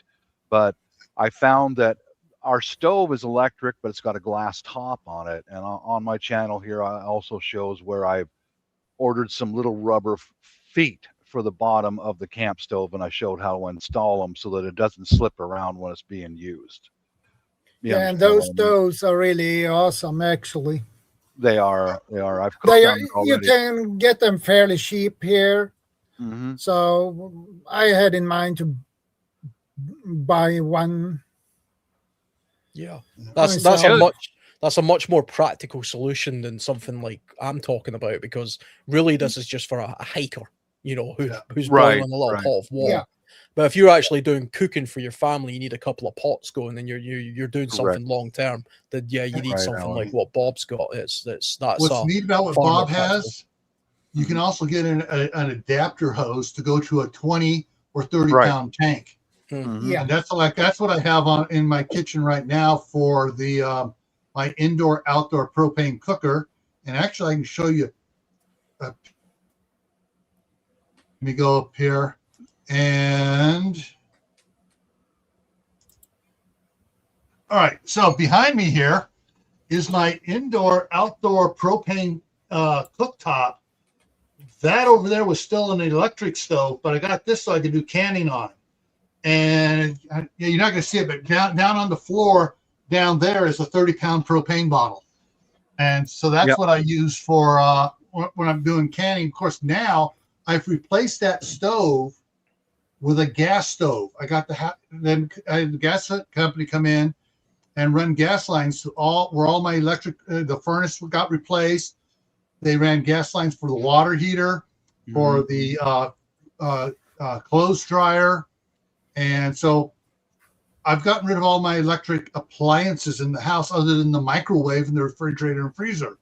Most of the stuff now is gas. But I still have this sitting on the counter because last month I was canning here. I was canning on the gas stove. I was doing a lot of canning that day, and I had all the canners going, and it works great. But one of these little things, this thing here is friggin' on sale now on Amazon. It's here in the U.S. It's $20 less than what I paid for that 8 years ago. Wow. Yeah. Yeah. It's the exact same model and everything, and it's $20 less. And it's just, my wife is thinking it was going to make me take it out. She saw me using both stoves. She goes, okay, you can leave it in here a little while longer. But this summer, you're building a shelf out there so we can take it outside and do our canning outdoors in the summertime. I'll show you. That's really great for that. I'll share an option for you guys here. There we go. This is one of my videos that shows it's a refiller for these small bottles. Yes. It's just a union that goes on the bottom of your larger tanks, and it's about $10 on Amazon, and you can screw in your smaller 1-pound cylinders into that and refill them. So that's for a more long-term power failure. Yeah. How many times can you refill those? Well, they're 1 pound tanks. It's a 20-pound bottle, so probably get 20 refills out of it. You could buy those adapters at some of your big box stores too, and some of the hardware stores in town. You don't necessarily have to go to Amazon. Right. But Okay, I'm not sure how many times you can recharge those little 1 pound cylinders, but what I do is I do a sniff check, because if you refill them 2 or 3 times, some of them will have just a tiny, tiny leak in it. Yeah. So I Those just the sniff check regular one and I Coleman throw it. bottles are the regular Coleman bottles are not designed for refill. You can buy Mm-hmm. bottles that are designed. They have a different seal in the neck where you fill it up from, and they're designed to be refilled. I had a bunch of empty I've had them for years. I'm like, I never threw them out. I want to save them because I want to try to refill them. And I think I had like 12. I refilled the first one. I refilled, did a sniff test. It's fine. I always left them outside. I never put them inside. Right. And then the second one I did, and I wouldn't fill it up and then disconnect it. I would just put a little bit in it and then stop it and take it off just to make sure. When I pulled it out, oh no, it was a jet of propane coming out of that thing. I threw that across the yard. I'm like, yep, Oh, nope, hell that yeah. one's going in the Yeah, trash. the O-ring cracked and went away. Oh yeah, and it looks like it's just a standard Schrader valve from like a car tire, which it is. But yeah, they're hard to get out because there's a plastic collar, an insulator collar in there. So you got to get that out first before you can get the Schrader valve. Yes, I've taken them apart. And no, they're not easy to fix. So at that point, throw it out, get another one. But that little adapter, if you've got a larger tank, is an option, especially for your lantern, for your Coleman lantern, or I've got propane lantern and propane for cooking, both. So yeah, follow the directions. You got to flip the bottle upside down. Some bottles won't work upside down. Some of the newer ones there's a valve built in, so if it tips over, it shuts off. Yeah. But yeah, you can do it. Just got to make sure that bottle depends on who makes the main valve for the bottle. It works. Yeah. So this is the cook stove I got off of Amazon. It currently is $85.99. Well, $86. Free shipping if you're Amazon Prime. Yeah. I got this in November of 2022. But yeah, you use it indoors, outdoors. There's the sizes on it, and the gas knobs here are good enough to micromanage the flame. So I was able to, when I was canning on it, Mark was there. He was watching my first time on it, first couple times, and I just have to adjust it a little bit. I could keep the jiggler where it would just barely jiggle now and then. And I kept the temperature right up there where it wasn't going all the time. So, yeah. So anyways, that's it there. And I will drop the link in the chat for those. I'm not sure if it's just going to go to Shadows and mine, or it's going to go to everybody. So if you could drop the link in StreamYard, it goes everywhere. Okay, just dropped it in StreamYard, so it should have gone everywhere. And yeah, so that is probably my best. I mean, for $85, that's 10 times as good as any of my camping stoves. Because you got a lot better control on it. You can go higher and lower, and just absolutely amazing. For $85, man, that's the cat's meow. Here's I'll share the screen out one more time here, Shadow. Yeah, no problem. The good thing about those little 1 pound propane bottles is you can see on my work table where I'm refilling some of the bottles, the different things that I've got set up. One is a propane torch, one is a propane cooker. With those little propane bottles, I've also got 2 lanterns, they're camp lanterns, and oh yeah, a $10 adapter, and you're good to go, man. It'll keep you going for weeks at a time. I don't know how else to say it, but just one of those $10 adapter to put it into a big bottle and refill, and you can just constantly refill if you need to. Plus, you're saving a fortune. Yeah, and it's thinking long term. But thought I'd share that out too. Just get one of those adapters in a larger bottle, and one at a time, just one step at a time, one part at a time, one piece at a time, and until you've got enough to keep you going. It kind of goes to show just how valuable a wood burning stove would be in a situation like this as well. I Yeah. don't know if you guys have got one. I haven't got one. I I do. want one, you know. But I mean, it provides warmth. It provides a means to cook. It provides a means of lighting. Granted for one room, but a wood burning stove would be an invaluable tool in a prolonged power outage, I think, especially in the winter time.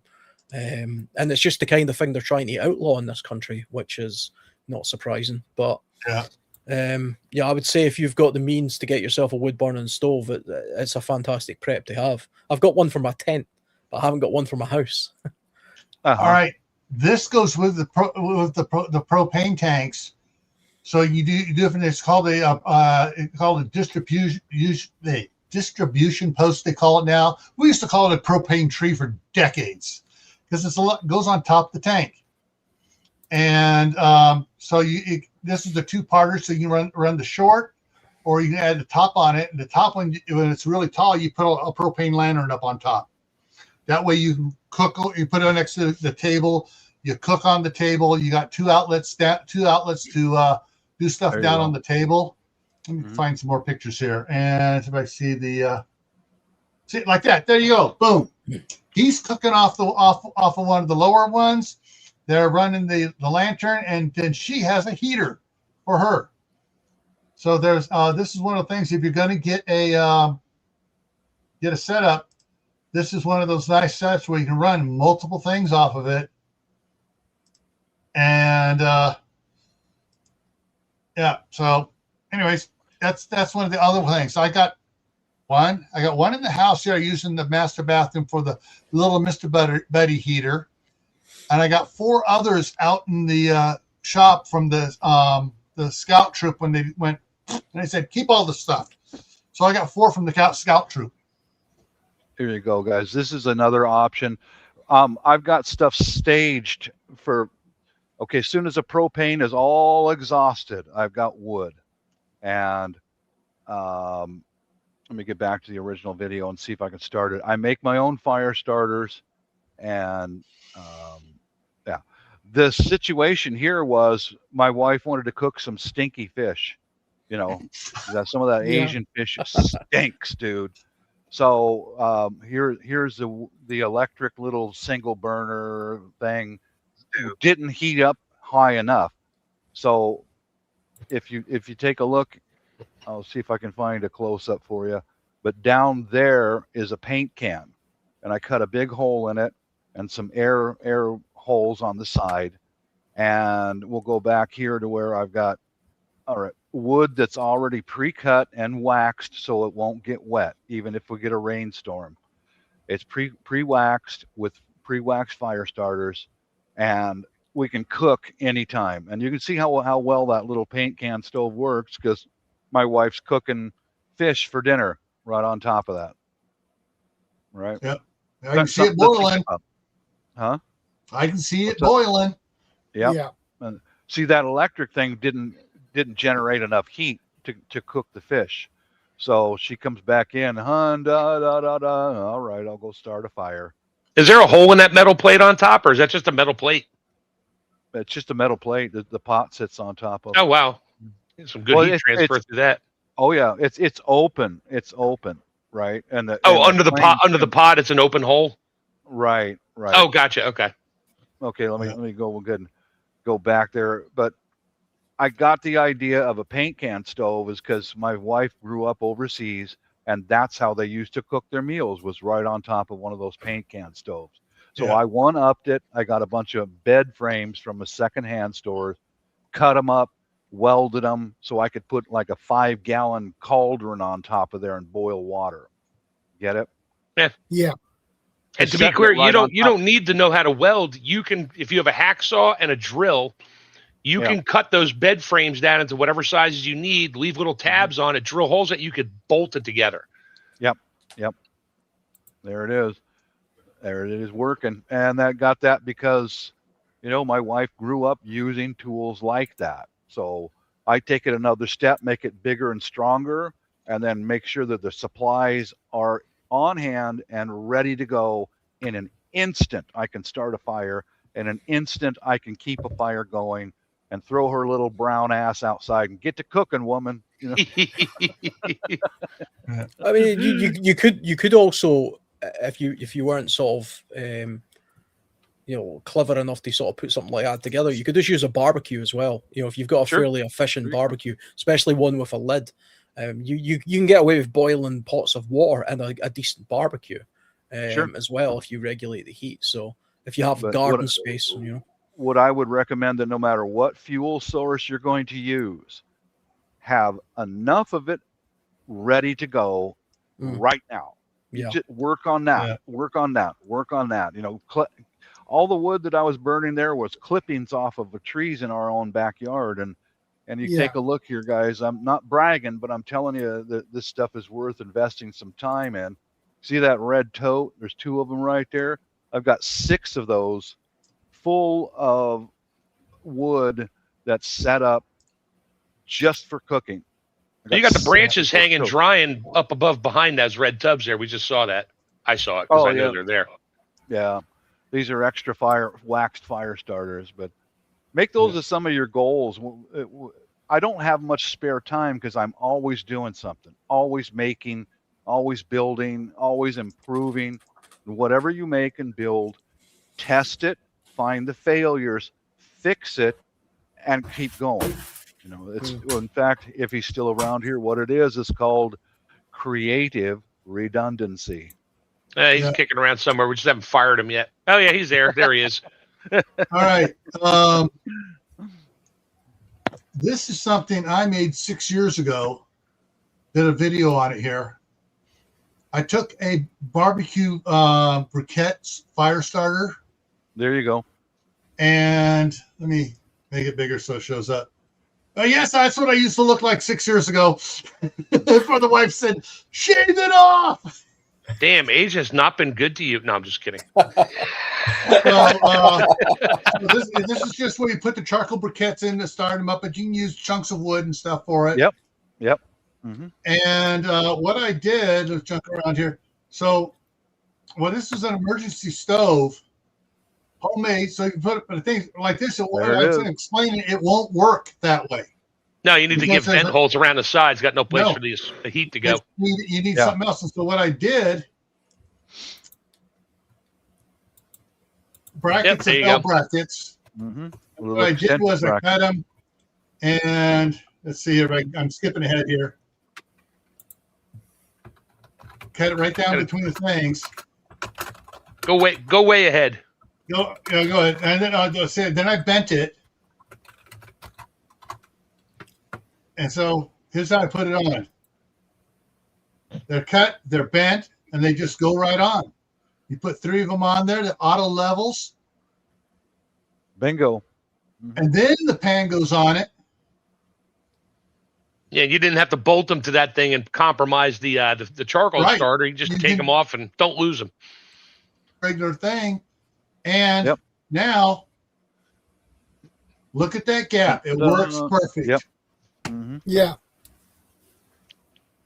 So you can you can find those at least here in the U.S. You can find those at garage sales all the time for $1 or $2. Yep. People are going to get rid of the charcoal briquettes and things. That's the advanced version of Bob's paint can. Yeah. Yeah. Mm-hmm. Yeah. Very similar. Mm-hmm. Very similar. And I did that just because it's like that's what we actually did at scout camp one time, because it was raining and the firewood was all wet, but then it stopped. The firewood was still wet, and we had the bag of briquettes in one of the cars. So it's like, okay. And what we did is we just laid pieces of, we found some pieces of metal rod and laid it across, but it liked to roll. But we got it, to be able to kick our dinner that night.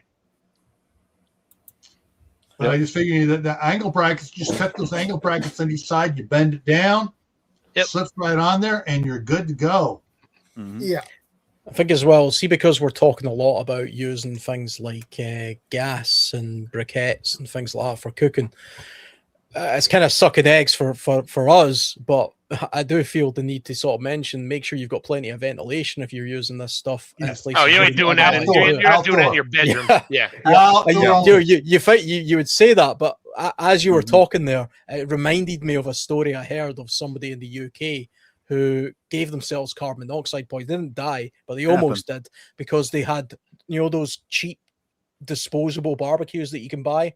They Yeah. had 2 or 3 of Yeah. those, and they put them in their kitchen, with the windows closed, and they lit them Oh, up, and because Yeah. that's what they were doing to get around their power problem. There's And, a lot of they almost killed hibachi themselves. hibachi deaths here in the U.S. whenever they have It something like happens. that.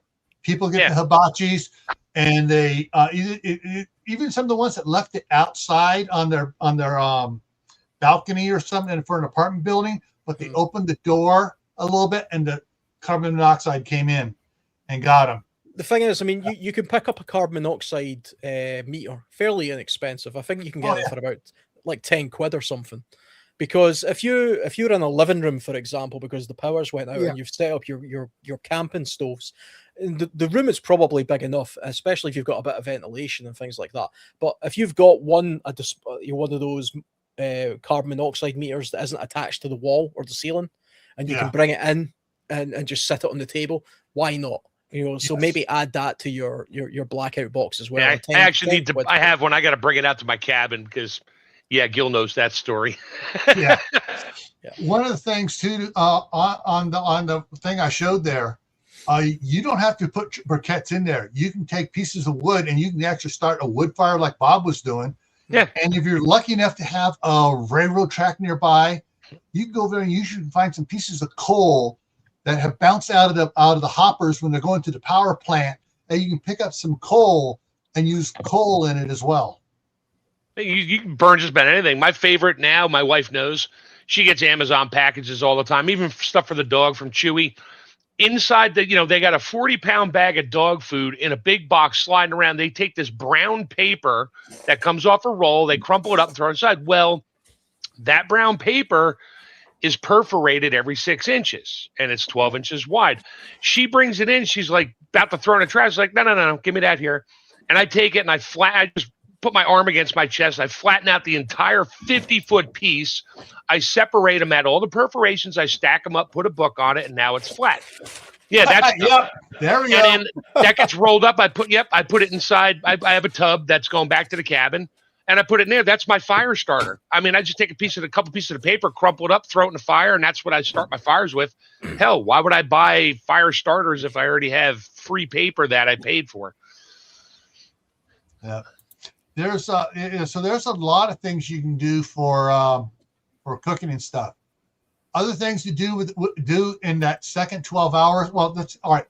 The problem is for the 12-hour breakdown is, did the power go out in the morning, the afternoon, in the middle or of the in night? the evening. Yeah, and what's the temperature outside? What climate are you in? And that's going to shift everything matters. what you're doing, when and where. Yeah. But say the power went off early in the morning, and you wake up and you get stuff done. Now it's about noon. It's about 3 o'clock in the afternoon. You receive information, and if you're smart, you've been watching the neighbors as well. Now's the time you go around to the neighbors and start organizing the neighbors. If it's going to be a long time, you get the neighbors organized. You get them. You get them organized and set up rotations to have somebody outside if it's not too cold, and keeping an eye on everything in case the opportunists come driving by looking for a house to break into. And if they see people out there outside, and as they go driving by, and all of a sudden they see cell phones come up taking pictures of cars driving by, they're going to vacate the area. They're not even going to stick around. They're going to go blocks away to do their break-in.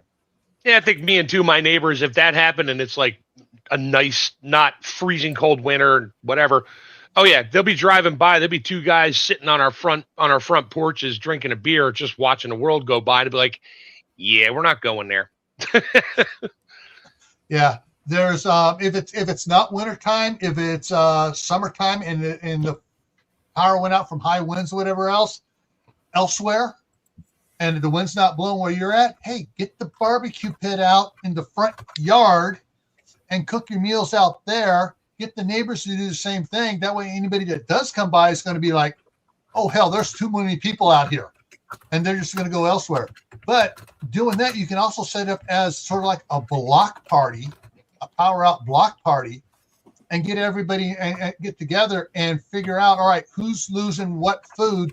And we're going to start, cooking the food going bad first and work our way through the food as several families get together. So you limit your spoilage. Mm-hmm. Now, the other thing interesting was, and this was on Tammy's Rebel Canners Facebook page when the power outage about a week and a half ago from all the snow and stuff. Someone said, power's out. All right, I got my lanterns. I got light. I'm firing up the wood stove, and I'm canning all the meat in my refrigerator and chest freezer. Yeah, because it may not make it, and you might as well can it. I already have that plan in effect. Wife knows it. Although I took my double burner stove, the big one, that went to the cabin. So I'm kind of screwed at this point, but we have natural gas inside. And so I can always can inside if I have to. We just have to open a window. Hey, if it's wintertime, can in the inside, heat the house up.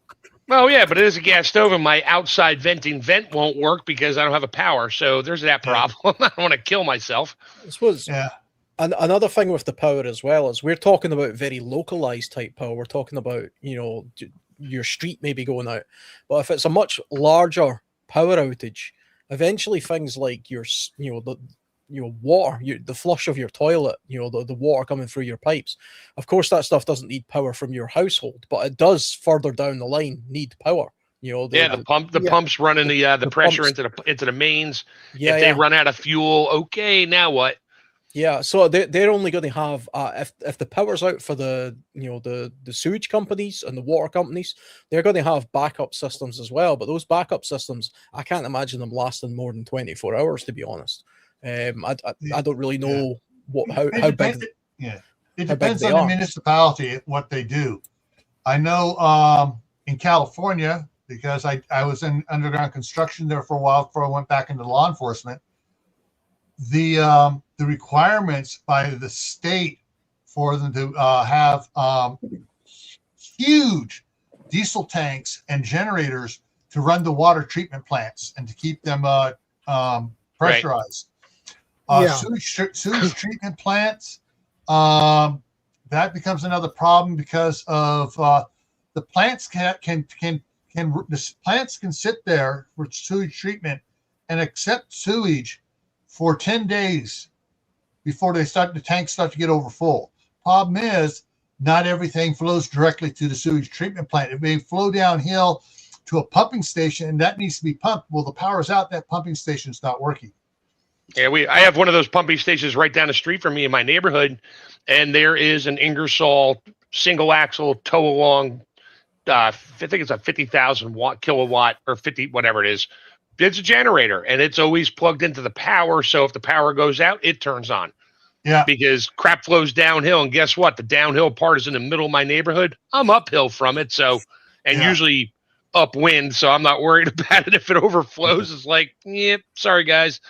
One of the other cool things here in the United States that's happening, but in Contra Costa County, where my wife still resides and stuff, and the counties are in the San Francisco Bay Area, they passed an ordinance on the state level saying you cannot do pump pressure water anymore. Everything must have a water tower or a tank elevated, so you pump the water up there, but it's gravity feed coming down to provide pressure. Yeah, provide water pressure to the communities, specifically because of the for fire hydrants. Oh yeah, because they don't want to have power goes out. Oh, we have no water for fighting fires. That was part of the problem in the San Francisco, the Great Fire in San Francisco, because they were on pump water, and suddenly, the power's out. We can't pump water. Didn't that happen in LA recently as well? The there was literally no water coming out of the hydrants, but that had something to do with a There was that reservoir problem being emptied but yeah. So because yeah, of some fish or something. In northern California, around the Bay Area, any new water system going in has to have tanks up on the hills, or a tower with a big, one of those big balls, and that you see pictures here in the U.S. So they have their full pressure at the bottom. All they do is they pump water up into the tank, and it's gravity feed pressure for the city. Yeah. Do you Shadow? Do you have them in Sweden? Those towers, those water towers. I've never seen one in the UK. I don't even know if we have them. I don't know if that's purely a North American Actually, thing. most of the water we get is pumped, basically. Yeah. So I think all of the water in the we UK. have near me. We have actually a water tower. Actually, so. But we have there is not many of them. It's very few. But the other problem is the gas stations. Yeah. They need power to pump the fuel up. Yeah. All right. So if people are wondering, they don't have a backup system long for 24 hours to pump the fuel. Plus, for a lot. And of course, here's the Warner Brothers studio has its own water system. Oh yeah, there's little cartoon characters living there though. Yeah. Did you crazy kitty? Little Mermaid lives in there. Yeah. But yeah, here's a concrete one, not a steel one. Do you know, I've actually seen one of those concrete ones in France. So they do have them in Europe in that case, if that's what happens. And if you do a zoom down from Google Earth, whatever, on New York City, most of the buildings, the older ones, not downtown, but most of the older buildings have tanks on the roof. Yeah. Yeah, I've seen those in movies and things like that. But then New York also uses steam to heat their buildings still. Right. Yeah. That's public steam, which is its own Here weird you go, thing. The ones on top of the buildings. That's it. They're everywhere. On the older buildings, the smaller ones, not the big buildings, but the smaller ones. Yeah. Well, even the big buildings, the Empire State Building. Oh, they're inside. They're inside, but they got tanks up there. Yeah. Yeah. That's because it's easier to pump water all the way up to the top and let gravity regulate the pressure coming down than it is to pump water up to the bathroom on the 104th floor from the basement. Yeah, exactly. I was just thinking as well, an interesting thing about the petrol stations that you were talking about there is you might actually see a bit of a rush on petrol stations from people using their cars as a source of heat and power. Oh yeah. You know, I can imagine people who, if it's a particularly cold outside, they're thinking, wait a minute, there's a heater in the car. Let's just get in the car and switch it on, and we can also plug our phone in, to the USB in the car, and that's how we'll get power. So they're effectively using their car like a generator. So if a lot of people are doing that, they're going to, you might get a bit of a run on the petrol stations. Yeah, that's a huge waste of fuel to run your car, to charge your cell phone, and to just get in it and get warm. A huge amount of people would do that, I think. If they got nothing else, that's all you got. It's like, well, let's just get in the car, kids, and start the engine. There's the tanks up on hills. Right. These are tanks up on hills, and you see the gravity feed. Yeah. The gravity feed down to the community down below. But if you're in an area that has gravity feed, find out, because that's one thing you can take off your list for a while, or put it farther down the list to worry about, is water. If you have gravity feed water, sewage, every house I have owned has been uphill from the manhole barrels. Every house. Here, I am the last house on the sewer line, so everything flows from me downhill to everybody else in the city. Yep, same here. My wife, the house sits about 8 feet above the street. The sewer manhole in the street in front of the house is 8 feet down, so that's 16 feet from our house to the manhole. And then it goes down the street. The next manhole is 50 feet lower down the street. Nice. Hey, Bob, you were going to say something? Yeah. Oh, yeah, I've done that back in 2020 when the radicals cut power. Is when recharge my daughter's phone because I didn't have any way to recharge them. Is I just put her in the car, run the car for a little while, and I'd sit in front of the car with my sidearm on and guard her while she's recharging her phone. I've done that, but recently, the lady who owns the coffee shop showed me. She sent me something through Facebook. It's a battery pack. Mhm. Costs about $200. And what they would do is they would plug that main thing from the cigarette lighter thing into her battery pack, recharge it in about just a few minutes with their car, and then they bring it in, and that kept them going for several days on a Yeah. charge.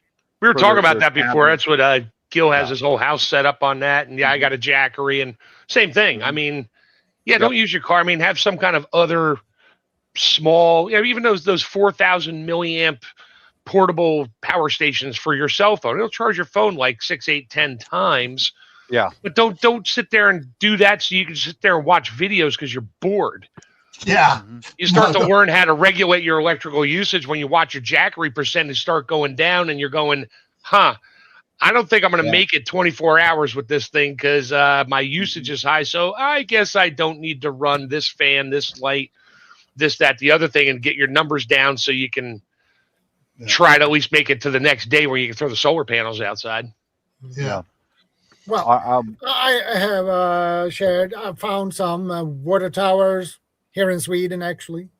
And this is Cool. pictures from. I like that look- one on the bottom left. That's now in the near the middle. That kind of a mushroom one. Yeah, that one. Mhm. That is as I like it. It's got multiple legs on it to stabilize Yeah. the other single ones in the middle. Yeah. There are different versions of them. That looks like a UFO. Wait, it's Men in Black. That's a UFO they came to the Earth in. That's right. And In an emergency, this one is just open it up, all climb the in, world. fly away. Yeah. I was Yeah, trying to one look of I was trying to look to see if there was any in the UK. Apparently there is a few, but they're kind of just historical landmarks. They don't really use them anymore. It does say that the UK has some gravity fed water in its supply, but it uses reservoirs that are under pressure. So rather than towers, it pumps them into reservoirs and then Yeah. does it that way. But other than that, we don't really have them in the UK. So I've never seen one of these towers in the UK, but according to the internet, 2 or 3 of them do exist. This is a very old water tower. I bet There are I bet different I bet some versions. people have turned them into fantastic houses. Like renovated them into something cool. Yeah. I'm following a guy on YouTube. He lives in the UK. He's renovating one of the old water towers, and they're cleaning all the pigeon poo out of there. It's multi-story, but all the plumbing has been taken out of it. But it's still a structure that's very sound, built Yeah, 200 years ago. there's a picture there Beautiful. of one that's probably been renovated. Yeah, Yeah, there it that's is. pretty cool. Yep. But I'm gonna bounce out of here, guys, and remember to Okay. just to gather your gear one piece at a time, then test it, make improvements, and just keep going. And practice with it. Yeah, Yeah, test it that out. too. Yep. Yeah, use the stuff. Don't just collect it. Take notes. Yeah. Yeah. Yep. All right. Yep, Peace catch out, you later, guys. Bob. Gotta go. See you later. Later, Bob. Later. Take care, Bob. Later. Later. Yeah. The how do I put this? So so your first day, we're coming to the, and I'm looking at the clock here, we're coming to the end of the first day, and you do things, and if this is going to be going on for several days, like I said, always keep up, so at the first you got your information. Later, double check your information. Things change. Information changes. They got something fixed, or they found another problem. So now you're at the 20 coming up. We're starting to the 24th hour. Again, check your information. See what's going on. I just thought of something. Several years ago, old school prepper up in Oregon had a power outage for, I think it was about 10 days. And so her water was her well. Well, she had thought ahead of time, besides having the electric pump in the well, she ran down a pipe for a hand pump. And she had videos out there, all right, power's still out. I'm going to go out there. She's pumping water and bringing buckets of water in for the toilets, for cooking, for doing the pot bath, where you just use the pot water in the bath and you just kind of sponge yourself down and, keep yourself as unstinky as possible. But then she had a rainstorm. And what did she do in the rainstorm? She put all her pots outside and gathered rainwater. That is what I would do. Yep. And so that's one thing to do. Now, one of the other things that throws back to the 60s, when I was a pre-teenager, and we just got our brand new Swede bicycles for Christmas. We went and got the little headlights to go on the bicycle that weren't battery powered there. So that had a generator thing. You hit the button and rub against the tire. Oh, I had a bicycle with that system. Yeah, you can't find those anymore. They don't sell them. No. Yeah. Actually, I'm not sure. I think you might be able to find them. I have to check on Amazon again. They had them there a couple of years ago. I still got one of my old 10-speed out in the shed, and I'm pretty sure it works. Yeah. So what you need to charge stuff up. Find out what the voltage and wattage output of one of those is. Bring the bike inside. Block up the rear wheel. Put it on that. So use it like an exercise bike, and you're heating yourself up. Or put kids on it and make them do it. But you can charge up your small rechargeable AA and AAA batteries for your other lights. Yeah. Because by now these lights are going to be going dead. Yeah. Let me look here. Kind of that's the point. I would start using my candle supply once my lights all started to die off, Yeah. I was actually just taking a look at some of the longest periods of time in the UK that people have been without power. Recently, in 2001, Storm Arwen knocked out power in parts of Scotland and England for just about 9 days. But there's been a few other storms, 7 days, 2022, 24 hours recently, another storm. The longest consistent period of time there's been a long-term power outage. It was due to power rationing, which took place in the 70s, which lasted 2 months, where power was intermittently switched on and off due to coal miner strikes. So that's the longest period of time the UK's had continuous power out. There's your bicycle generators. Yeah. You get the generators for $17, or you get it with the light kit and everything else for $20. Oh, here's a cheap one for $12. I'd avoid that one. But the $22 ones come with the lights and everything. Yeah, but you can also figure out what the voltage and wattage is of one of those things, and that you can charge. Get one of the little chargers you need to charge it up, or make your own little battery bank that matches it, so you can charge up your little battery bank. As you go, just charge up a bunch of them. Take it from there. Yeah, I think if we had a particularly long period, once we get to this point, I think the cooking and the heating aspect would be more of an issue than the lighting aspect. Yeah. I think because by now people would probably be getting used to the fact that, okay, we've went through one period of darkness. We'd now be in the second period of darkness now. So you kind of get to know how much light you need for the space that you're in. So you might start off by having too many lights. And now you've realized, I don't really need a light for the hallway. I can make it from the living room to the bathroom without a light in the hall. and Yeah. you know, you can cut down on that, but you're going to really start to feel the need for energy at this point to heat things. The I did a little more research. Some of those chargers that are on Amazon, they are 12-volt, 6-watt little generators. But the faster you go, it may increases the wattage. But that's your average wattage for use on those bicycle generators is 6 watts. Yeah. You can get old school cranks for you know, generating lights and things like that as well. I don't really know what they would be called. Funnily enough, I was actually watching the old movie Flight of the Phoenix last night. The old one, not the new one. And they actually, Jimmy Stewart.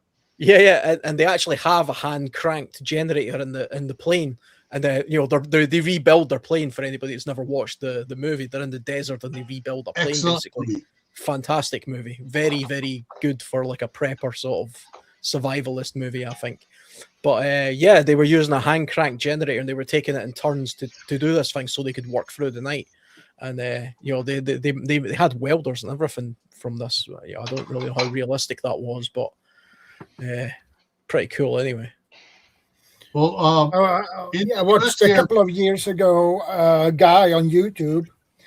He took a bicycle, took off the rear wheel, put a generator on it, connected to the chain, and he could just put his feet on the pedals. And Yeah, that was a car. I think I saw it was a car alternator he modified out. yeah,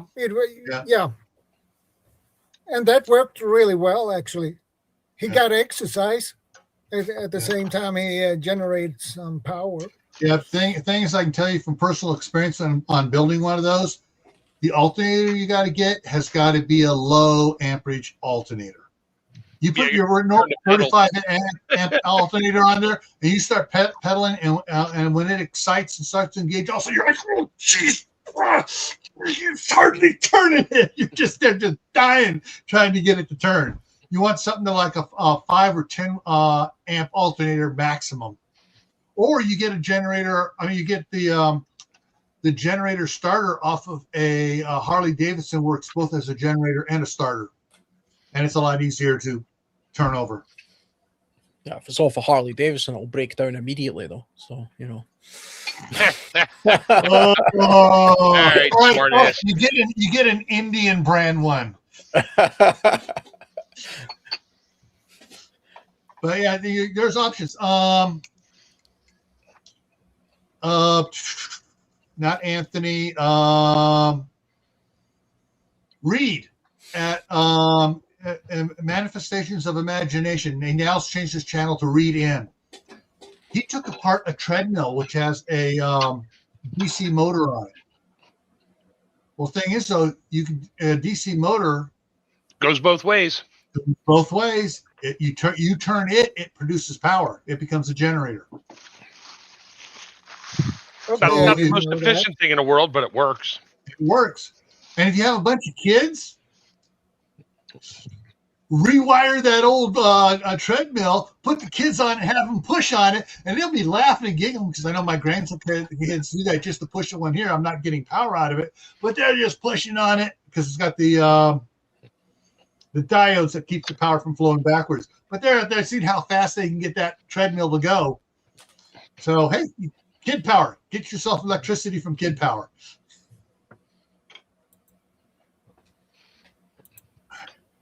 We're motoring along nicely here.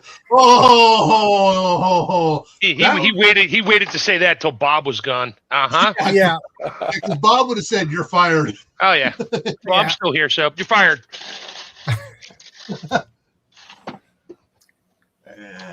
I had Daniel Berry Sports Highlight just came in on my side.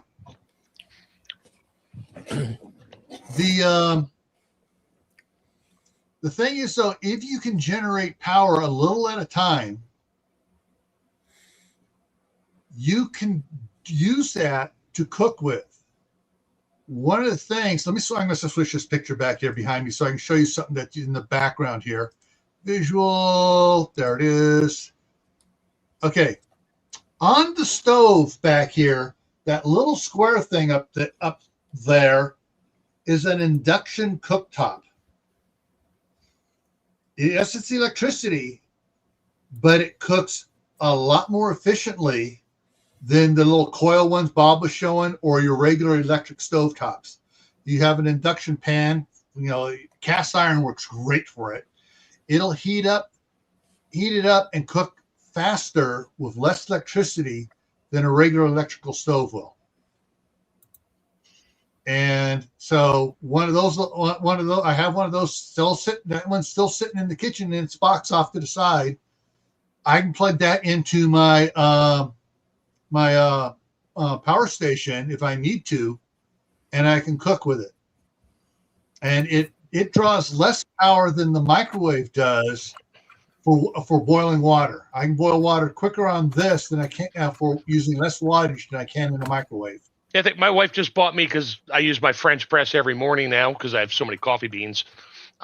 She bought me one of those electric water kettle things that it's induction. Induction? And I haven't plugged it in yet. I think tomorrow or tonight I'll plug it into the Jackery and see what it draws, because that would be great. The orange thing, right there. Oh, I see it. Yep. Now that I got the gas stove, I got the little kettle to go on the gas stove, and I had the kettle, but it took 12, 15 minutes to boil my kettle of water for 1.5 liters of water to run my French press. My wife's like, she bought this. It was like $20. She's like, here, and it boiled water from regular room temperature up to boiling in like 6 minutes. She's like, here, you're not waiting as long anymore. I'm like, wow, probably doesn't draw that much. 90 seconds. 90 seconds. Yeah. 90 seconds. That doesn't boil enough water to fill my French press. Sorry. It's got this one has a big pot on it. Yeah. Because the thing is, you said that thing works well with cast iron as well. Yeah. See, anything that's what in induction frying pans have iron or steel sandwiched in the bottom of the pan on it. So basically, it works best with cast iron. So, I mean, I've got a selection of Dutch ovens in various sizes, and they're the flat bottom kind because I avoid the ones with the little legs. Perfect for it. You mean that would also work as something of a heater as well? So if you're in a living room and you've got that set up, it's safer than gas. Yes. From a carbon monoxide point of view. But you could also have a large pot of something boiling away there. Spaghetti sauce. Yeah. Because it holds the heat so long, it's kind of like a little radiator as well. So, yep. I mean, always trying to get as many dual uses out of things as possible in these kind of situations, you know? Yeah, but nothing, like if you don't have anything on it, you turn it on, you get no heat. It's induction only, magnetic. It's not thermal heat. So, yeah, that's the good thing about it. You put your pot on there, the pot gets hot, you take it off, it's cold. Yeah, you can put a cast iron pot on that little thing, empty, and it'll get hot. The cast iron pot will get hot. But you don't probably. I wouldn't do that. You'd probably smoke it. You don't want to do that. But you do need to. You can I have a couple of cast iron pots that I use for water, and for scout camp, and you use one of those on it. There's a lot of things you can do. With that. If you have a source of electricity, even though the power's out, if you have your own source, whether, for a power station, pedal power, whatever, that's going to give you other options you didn't know you had. Like I said, a pedal power generator, like Shadow, and everyone's talking about seeing these guys do it on YouTube. Yeah. You especially if you have kids, 7, 8, 9-year-olds, they get on it. You're making power for us. They're going to get so excited and pedal faster. Oh, you keep it up, we'll be able to put a video in. My kid would have his PlayStation on immediately. Doesn't matter if the world was ending outside. That would be his main priority. Yeah, pedal. Want to play your PlayStation? Pedal. Three more hours, boys, and you're pedaling. 3 more hours, boys, and you can watch that 20-minute video. But getting back, so in the hour 12 to 36, 24 to 36 hours, 12 to 36, things are going to be changing from what you did the first day. The second day, things are going to change. Also, depending on how long it is, how big of an area it is. We've had power outages here in Basalt for, I think the longest one we had was 5 hours. But up the street, Shelley, 4 miles up the road, the one time they still had power. The one time they didn't. Oh, let's head on into Idaho Falls. Now that's another 6 miles beyond that. And so, Idaho Falls, lots of power.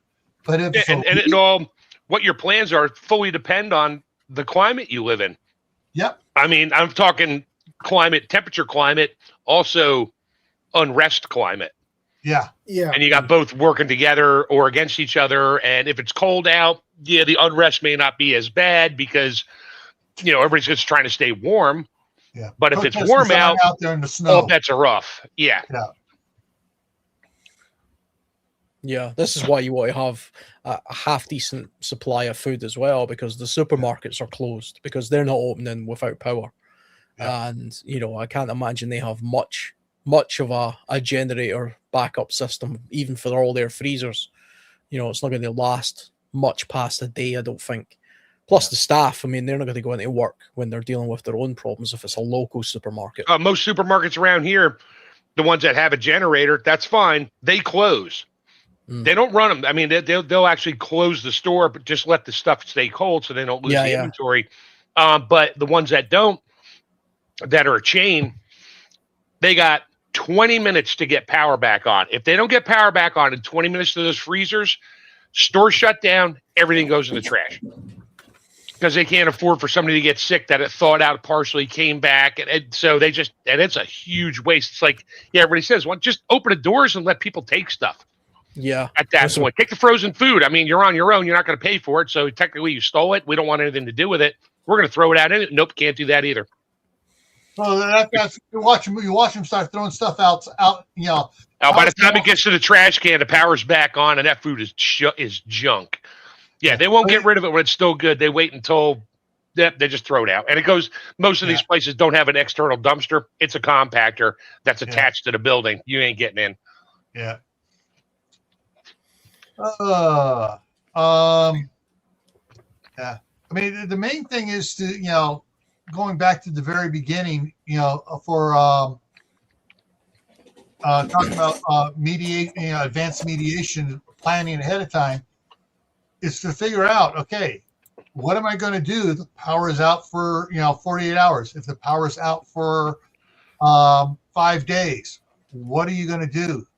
Get out your notebook, your paper, and start writing down. If the power goes out even for 6 hours with you, write down what happens. Write down what the family does. Because if you all remember what we did, no, you won't. Write down what the neighbors did so you know what to watch out for next time. Exactly. Anytime something happens, take notes and then plan around what happened. It's like, oh, well, this happened here, so we need to do this, this, and this. Have a plan and then do what Mike did. Turned off the breakers and ran the plan. Hey, Reese, good to see you.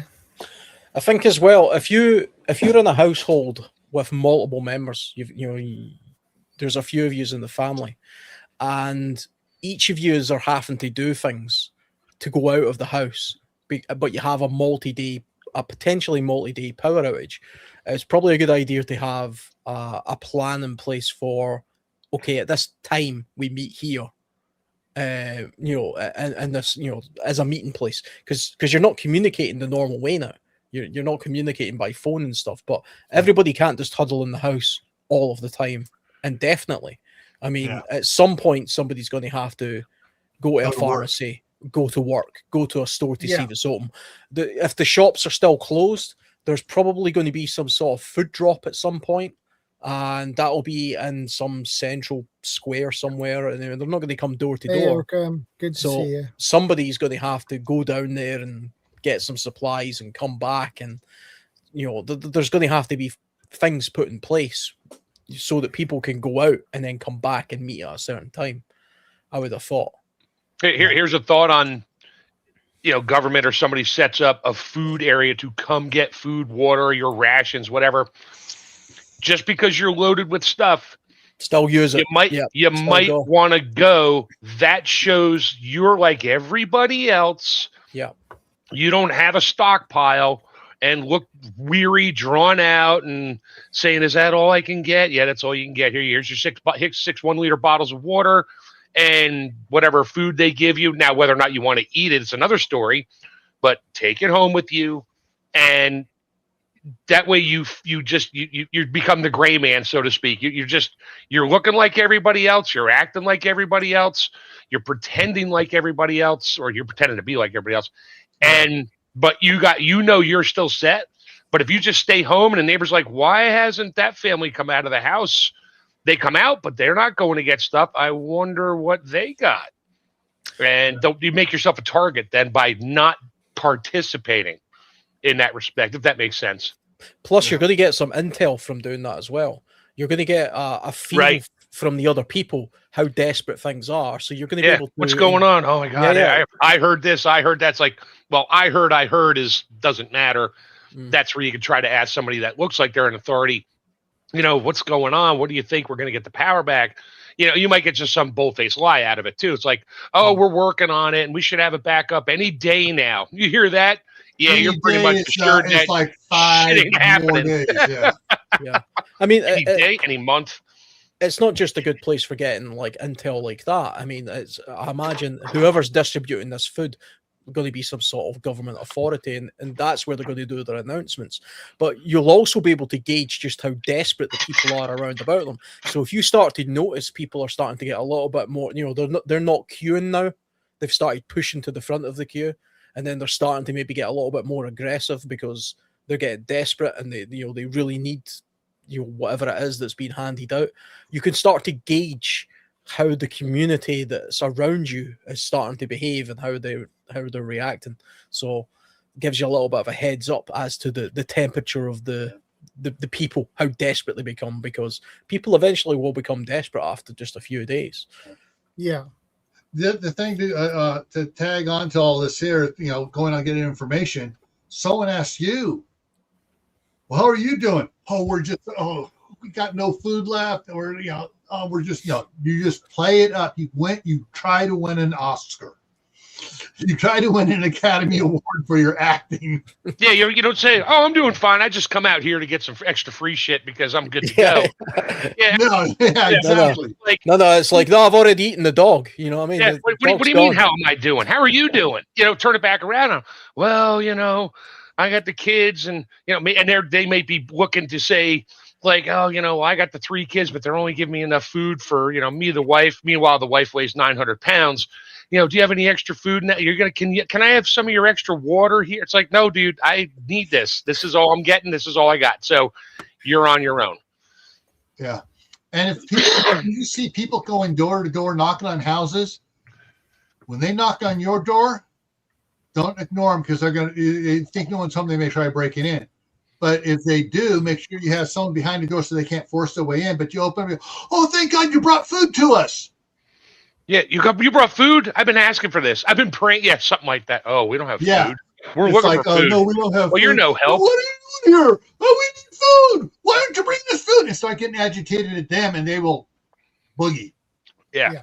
Yes, and then see the comment there about cash. Here's another interesting thing as well. Cash machine doesn't work. Yeah.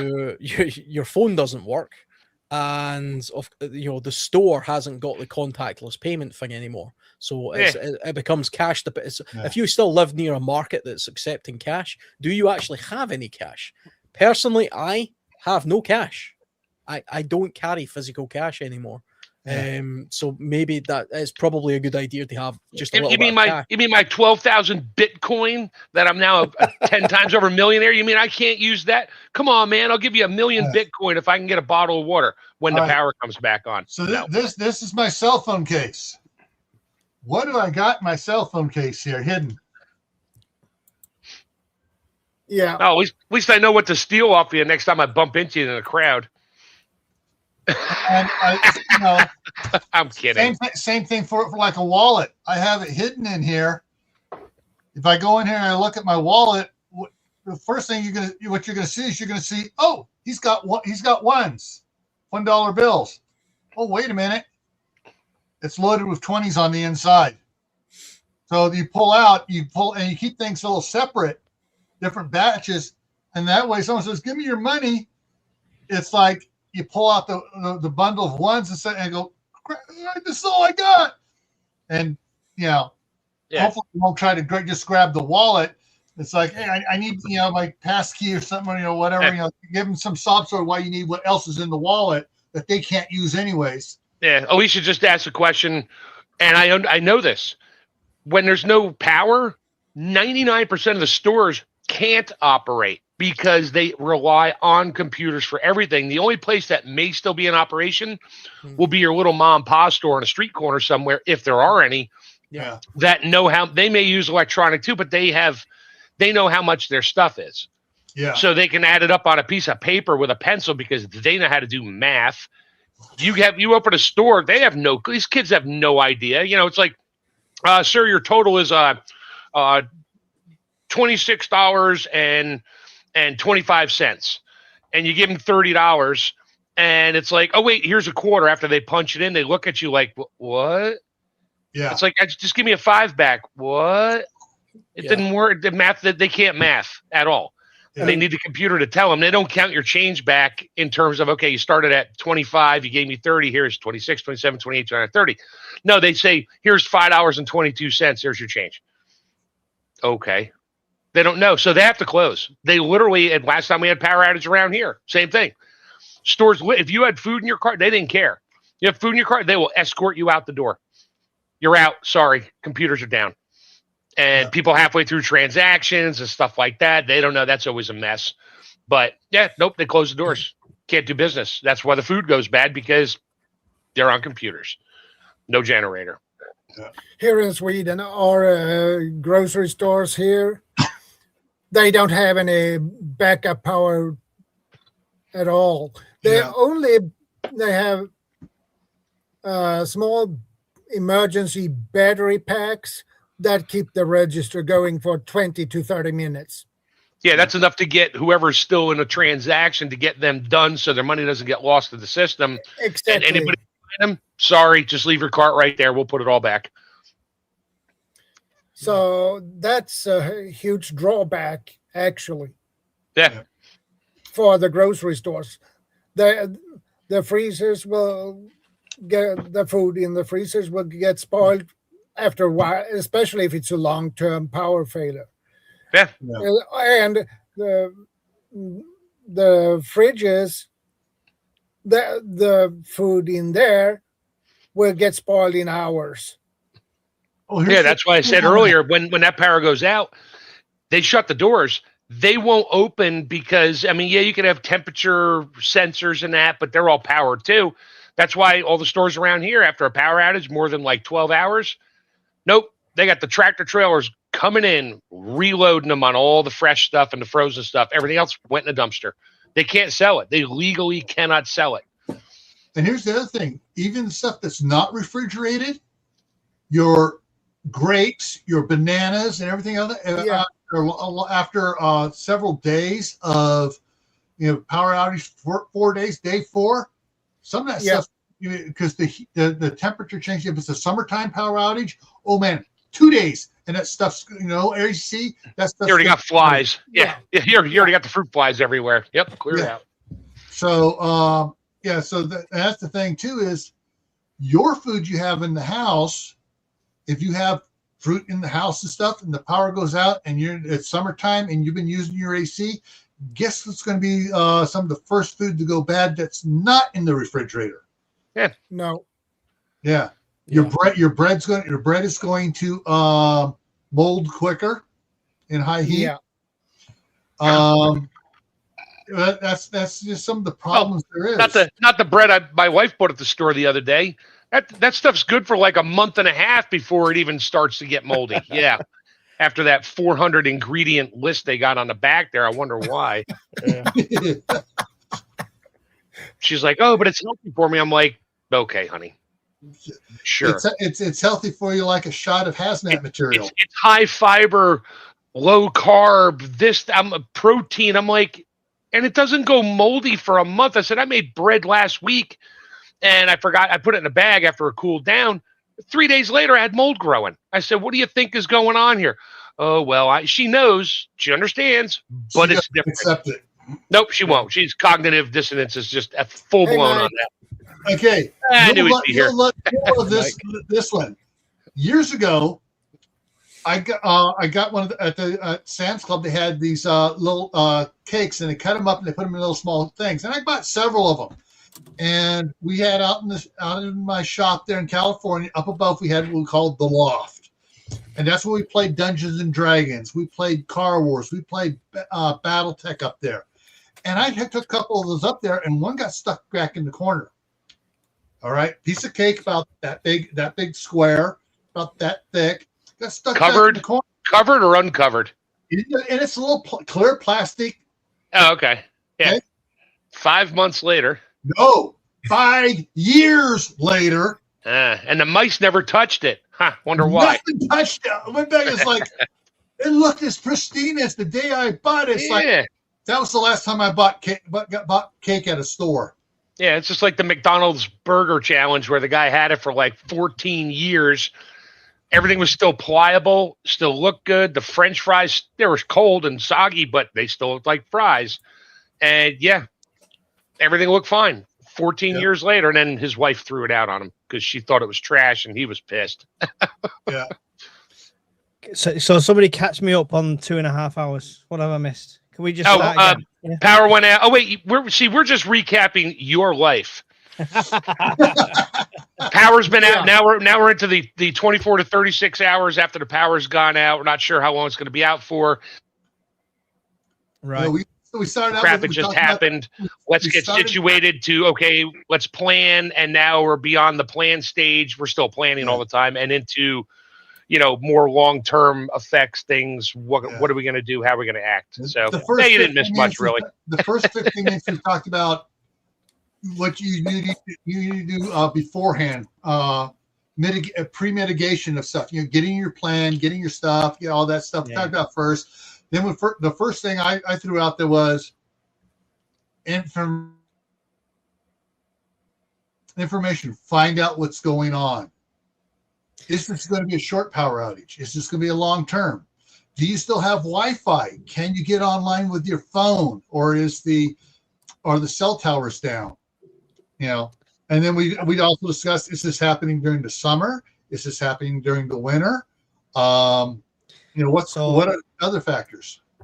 Can we? I mean, I know you've already discussed the very start, but as much as we love to plan as preppers and think, yes, in the first hour I would do this, in the second hour I would do this, in the third hour I would do this, and it's all wonderful. But I think you go through the stages of grief when you first lose power.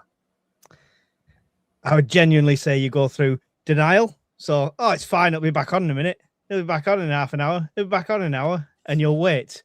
Then you'll be angry because it's not back on. That's the second stage. I go straight to angry.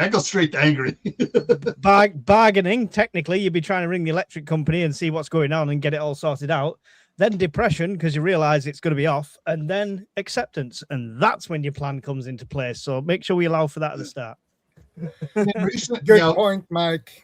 In the last half hour, I highlighted you and your little thing of going for the weekend without power, and you're making notes as things went wrong.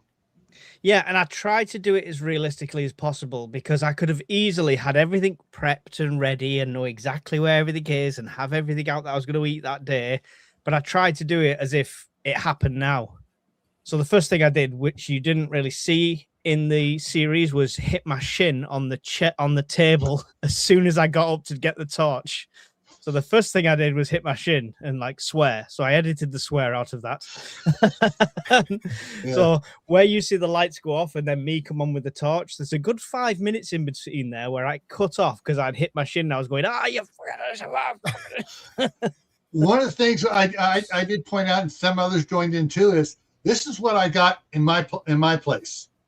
This plugs into the thing, and power goes out. It automatically comes on.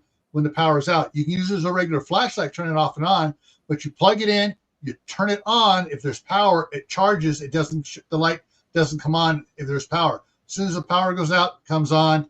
And I got 9 of these around the house. What's the life on them? All right. So I bought the first 3 because I shared the Amazon link for it. I bought the first 3 in 2022.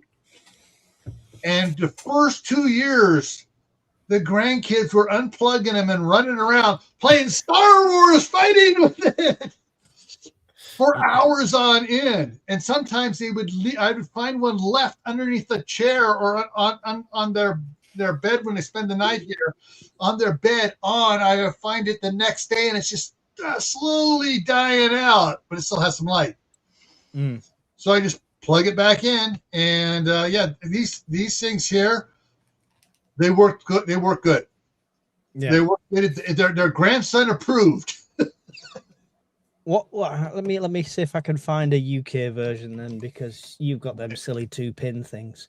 Yeah, they're probably called. I would look under rechargeable safety flashlight, or rechargeable light, or plug-in safety light, or something like that. You'd probably find it. Do you have Energizer brand stuff there in the UK? Yeah, we do. Yeah, That's what this is. It's Energizer, so they probably make one for you as well. It's got that rechargeable. It has that funky, weird UK plug on there that nobody likes over here. They're specifically designed so when you stand on them, it feels like you've been stabbed through the foot. Yeah. Oh, Legos. You know, no worse than Legos. Alan will know. Alan, you've stood on a plug before, right? Barefoot. Oh, of course. Rite of passage in the UK. Salt Pepper just found a 2-pack for €30. Yeah. Or whatever. Lira. Pounds. Whatever that weird symbol is. Do us a favor, Welsh Prepper. Stick a link on the Discord so I can check them out after, if you don't mind. I did actually watch a YouTube video about plugs one time. Apparently the UK plug is the safest plug. Not when you step on it, but as an actual plug. The Japanese plugs are the most dangerous. Apparently they can kill you immediately. And American plugs as well are a bit sketchy. You know, so the UK plugs actually it's pretty good. It's all safety-wise. Safety release, right? Isn't it? It's all to do with the safety release that opens. Americans in general are sketchy, so we tried to idiot-proof our sockets. That's all it was. Yeah. Well, of course, then we do have here in the US, we do have twist lock plugs where you stick it in and it locks. You twist it and it locks in place.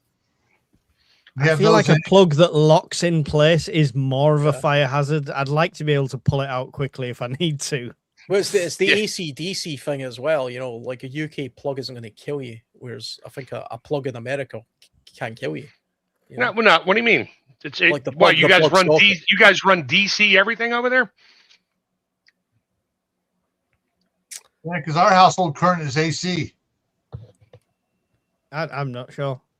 Yeah, yeah, we're all AC over here, but a lot of European stuff are 220 volt. That's what's in your wall. 220. We only run 110. Yeah. Except for stuff like clothes dryers, electric water. No, I mean you know what I mean. I mean like their regular receptacles on the wall plugs. Are 220. Yeah, 220 volt. That's your normal, and you also run at 50 hertz. We run at 60. Yeah, we run at 60. Are they not DC? Are they not DC current as well? The not in the house. No.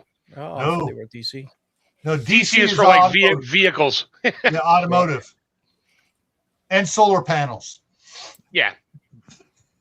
DC doesn't do well traveling long distances. You get too much voltage drop. Yeah. I'll tell you what, 240 volts, if you touch them 2 little prongs in a desk lamp, it smarts a little bit. Oh yeah, 110. I've gotten whacked by 110. I don't know how many thousands of times. It just makes you go, ow. Ow. Yeah, you go, yeah. Geez, I mean, you don't exactly stick it in your mouth and turn it on where it's wet, but I've touched so many 110. You just get a little bloop. Ooh, God, I forgot to turn the power off. Yeah. You guys, the smoke comes out of your ears when you touch yours. That's the problem. Somebody would have come in just as he said, It's not like you stick it in your mouth and twist it and turn it on and have no idea what he's talking about. I just love that somebody will have logged in right then to the stream. All right, CR. Glad we were able to be in charge while you were on listening. Oh, Oh, Oh no! I'm but, fired. Yeah, the evil girl. I'm not saying a thing. Yep. Nope. Yeah, you guys run at 50 hertz. We run at 60, which is cycles per second of the flip between the neutral and the ground, or the on-off time, or whatever you want to call it. That's the cycles per second of the power on AC current. We run at 60. So when we come over there with our electric razor, whatever, we need to buy a special adapter that not only drops the voltage down to 110, it also changes the hertz or burns out our equipment. Yeah. We have 220 volts here. Yep, 50 hertz. Yeah, I was just quickly looking online. Apparently, in the UK, because we rely largely on fused plugs, they're more child safe and there's less house fires. Whereas US functions rely mostly on breakers. Oh, that's the GFCI, the ground fault interrupt. So if you drop a toaster in the bathtub while you're in there, it trips like within 1/1000th of a second. You'd barely even feel it. But that's not on every outlet. That's only on ones near water wet areas. Your outdoor receptacles, your ones next to your sinks and bathtubs and stuff like that, they're all GFCI or ground fault interrupt. But the rest of them, no, they're just on the breaker. So if something overloads it, it just trips the breaker. Hopefully it was wired right and doesn't burn the wire first. Yeah, because all our plugs have fuses in them. Yeah, that's the and we like a fuse that blows, and you have to replace the fuse. Yeah. Oh wow.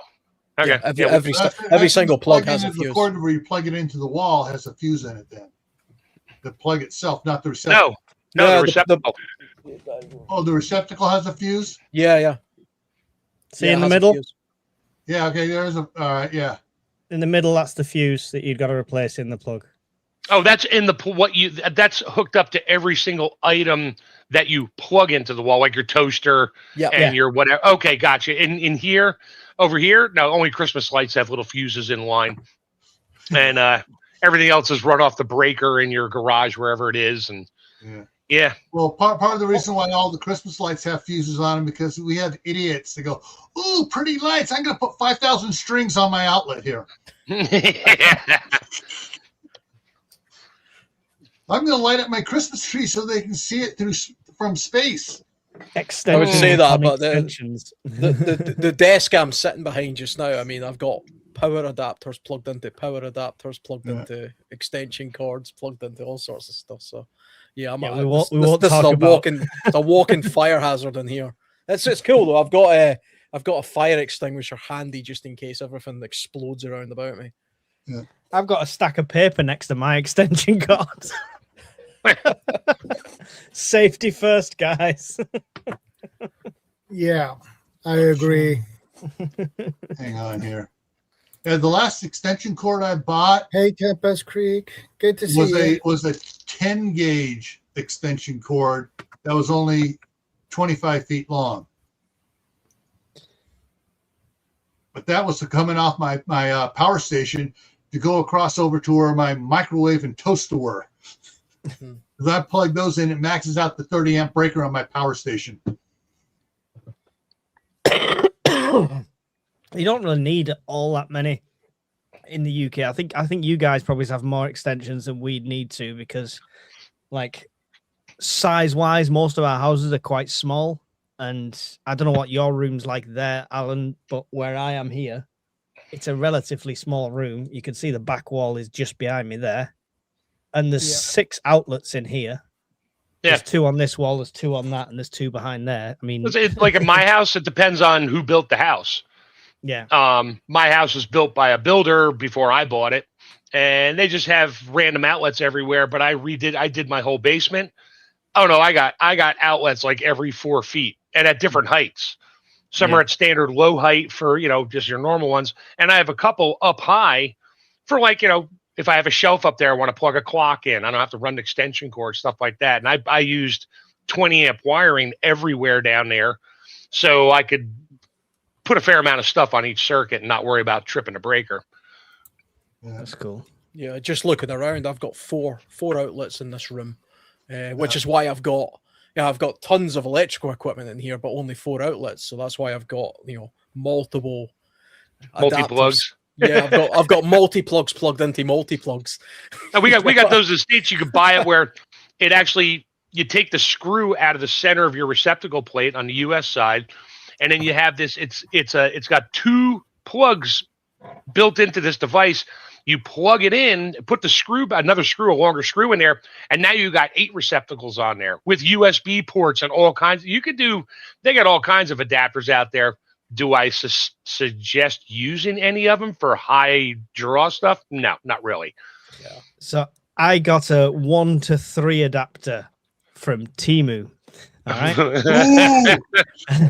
All right, get on your dice and roll the dice. You better make sure that fuse isn't just a painted piece of metal. I'm not even sure it had one in there, but I used it in the kitchen at the old house, and I literally had it because it was an outlet that was like above the counter level, and I had it in there, and I just used it to put things in while I used them, like a blender. Then you unplug it, kind of thing. And after about a month, it was fuzzing, is the best way to describe it. So as soon as you turn the power on, it was going. Oh, I was like, yeah, I'm going to throw this away.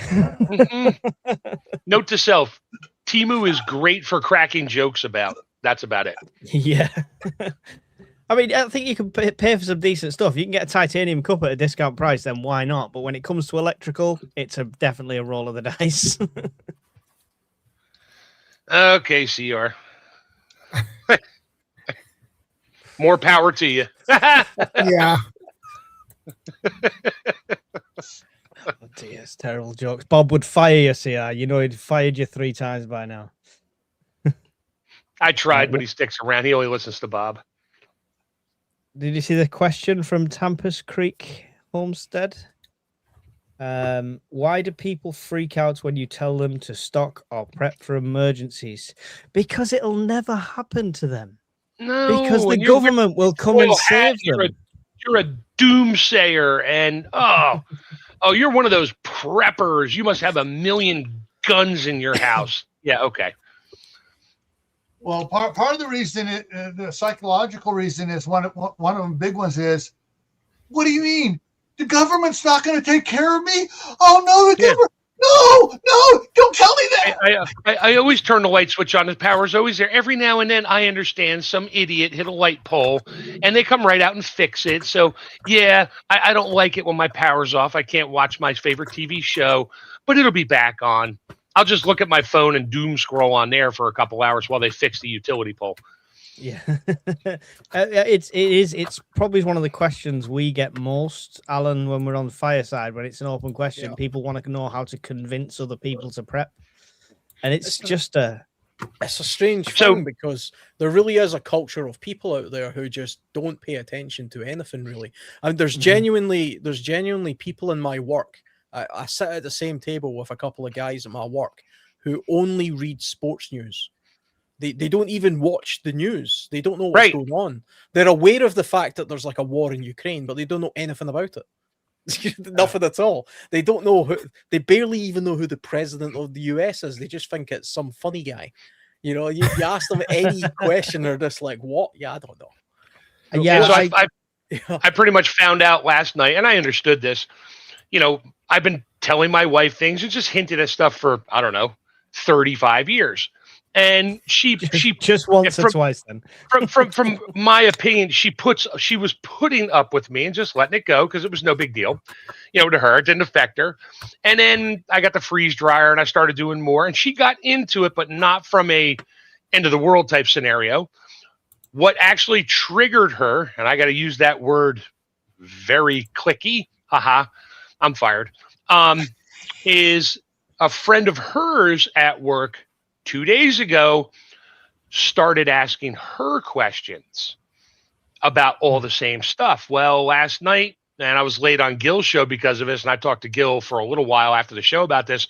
Yeah. She went down the road of, okay, what if this happens? What do we do? What if this happens? What do we do? I'm like, and I just kept looking at her with a smile on my face going, you know, I got this covered. And her answer was, yeah, I know, but okay.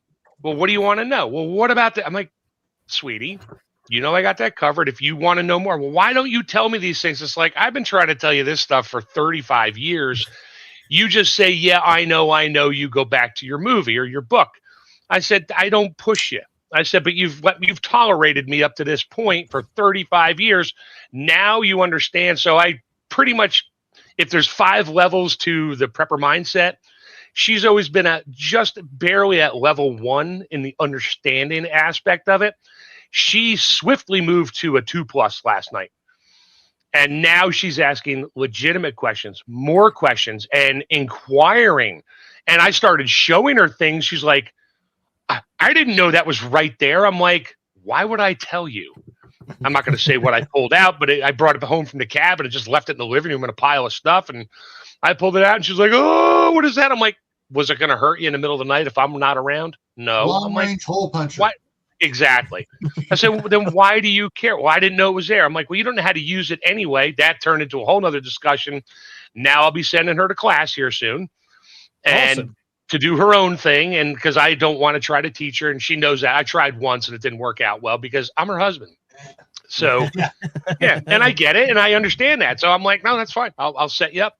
We'll go together so I can explain what you're at. I don't want you going with me. I'm like, I'm not going to sit in a class with you. I just want to go at the first time to let them know what's going on and where you stand, because you may or may not tell them all the information. They're going to have to guess because that's how you are. I said, but I'll give you the information. You can do that. I said, in the meantime, now tonight will probably be a conversation about, I don't know. Thanks, Brian. Power supplies. Because I have my Jackery, but that's not enough to power the house. Yep. I mean, it's enough to power 2 of my mini freezers at one time, but not for very long. So we're going to be looking into probably what Gil has or something real similar to that. And I'll explain how it works and all that. And she'll be like, just order it. We'll deal with it. Okay. Got it. You just got to pass, man. You just got to pass. You have no idea. I was beaming for hours last night going, oh my God, she finally understands. God damn it, Mark, you won the lottery. Yeah, no shit. Yeah. Mark is getting the new Upus Guardian 6000 that has with 4 battery bank backups at 5,000 AMC or whatever each. Oh, I'll be able to run this house with everything on for a month with no power. Thing is, some people are probably just slightly overwhelmed with it all as well. I mean, That's the thing. I started going down multiple avenues. I had to back off.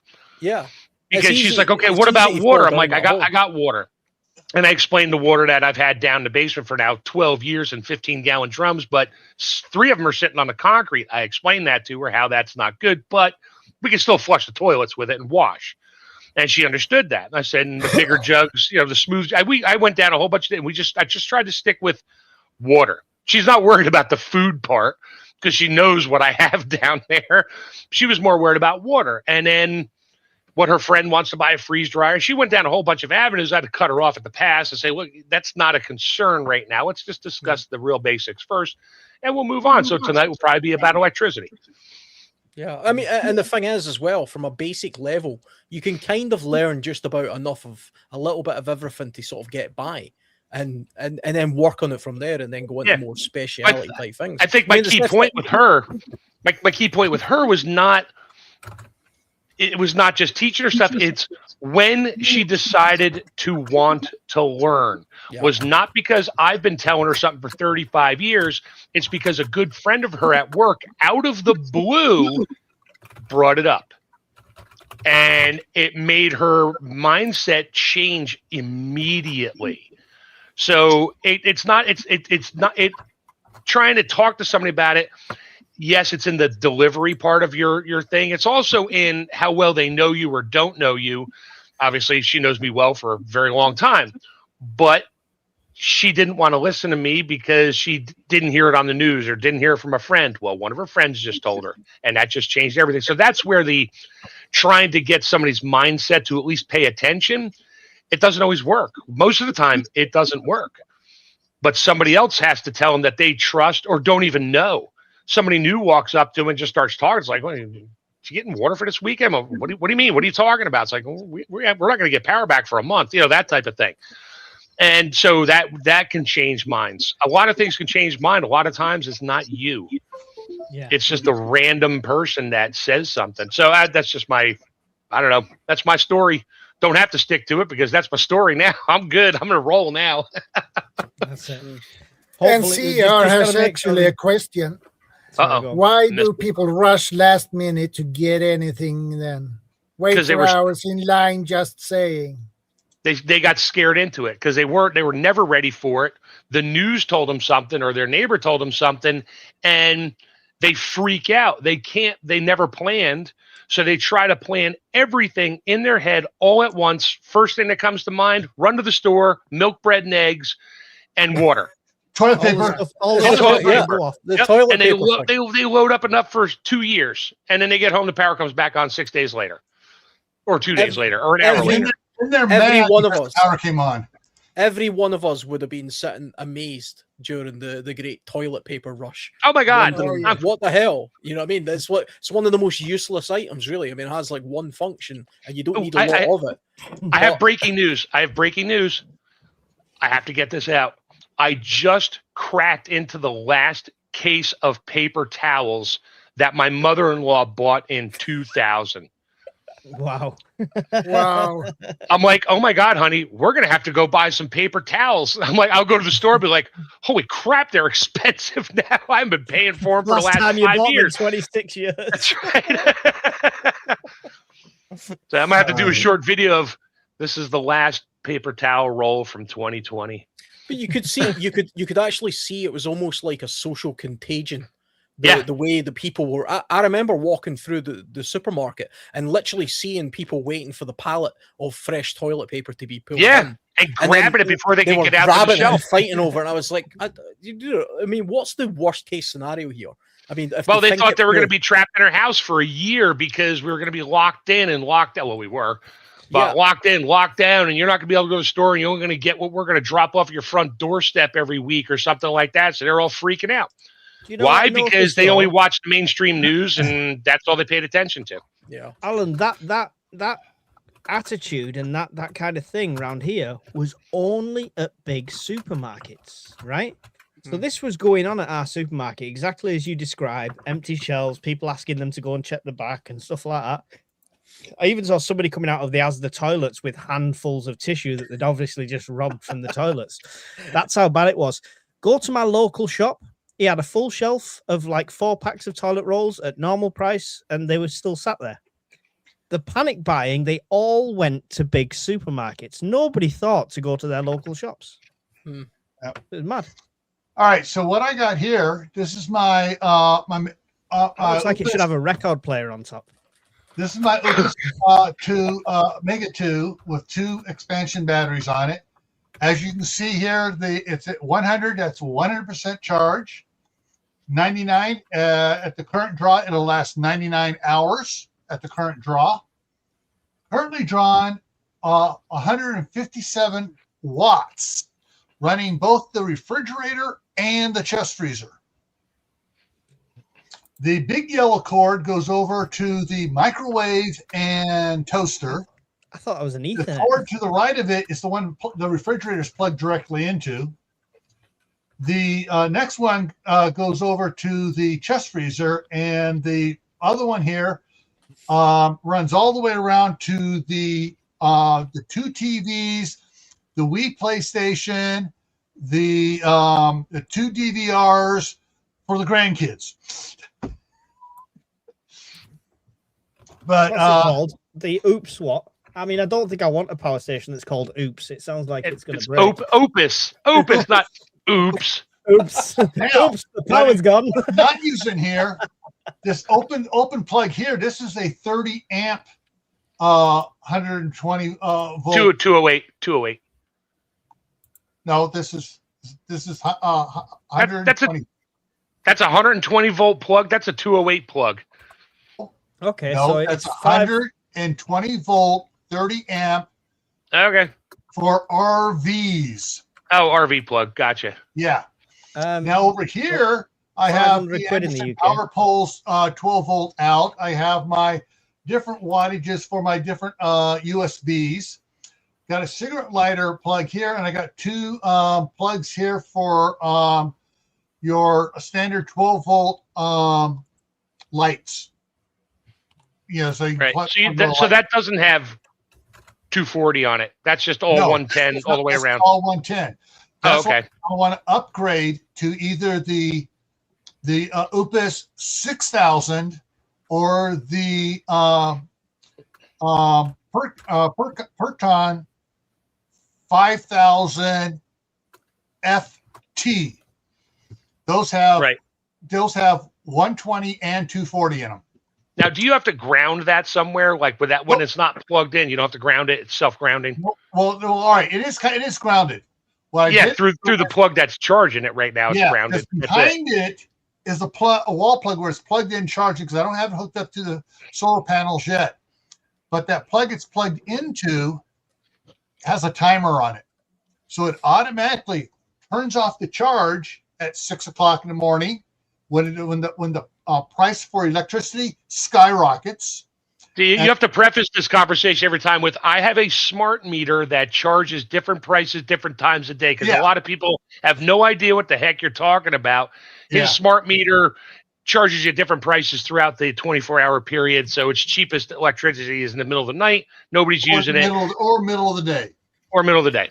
So that's why he sets a timer on it to charge it up in those periods. So this basically is a super uninterrupted power supply, because it's currently just running off the house power.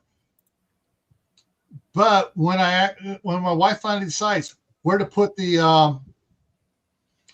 solar panels, I plug solar panels into the main unit. I put more solar panels into the next battery, and more solar panels into the next battery, so they all charge independently from solar. Oh, you can't. They won't charge all at the same. Like if you just plug into the main unit on top. They can. Oh. But if you put panels into each one of them, max it out, it'll charge in about 15 minutes when it's at 50%. Oh, cool. Okay.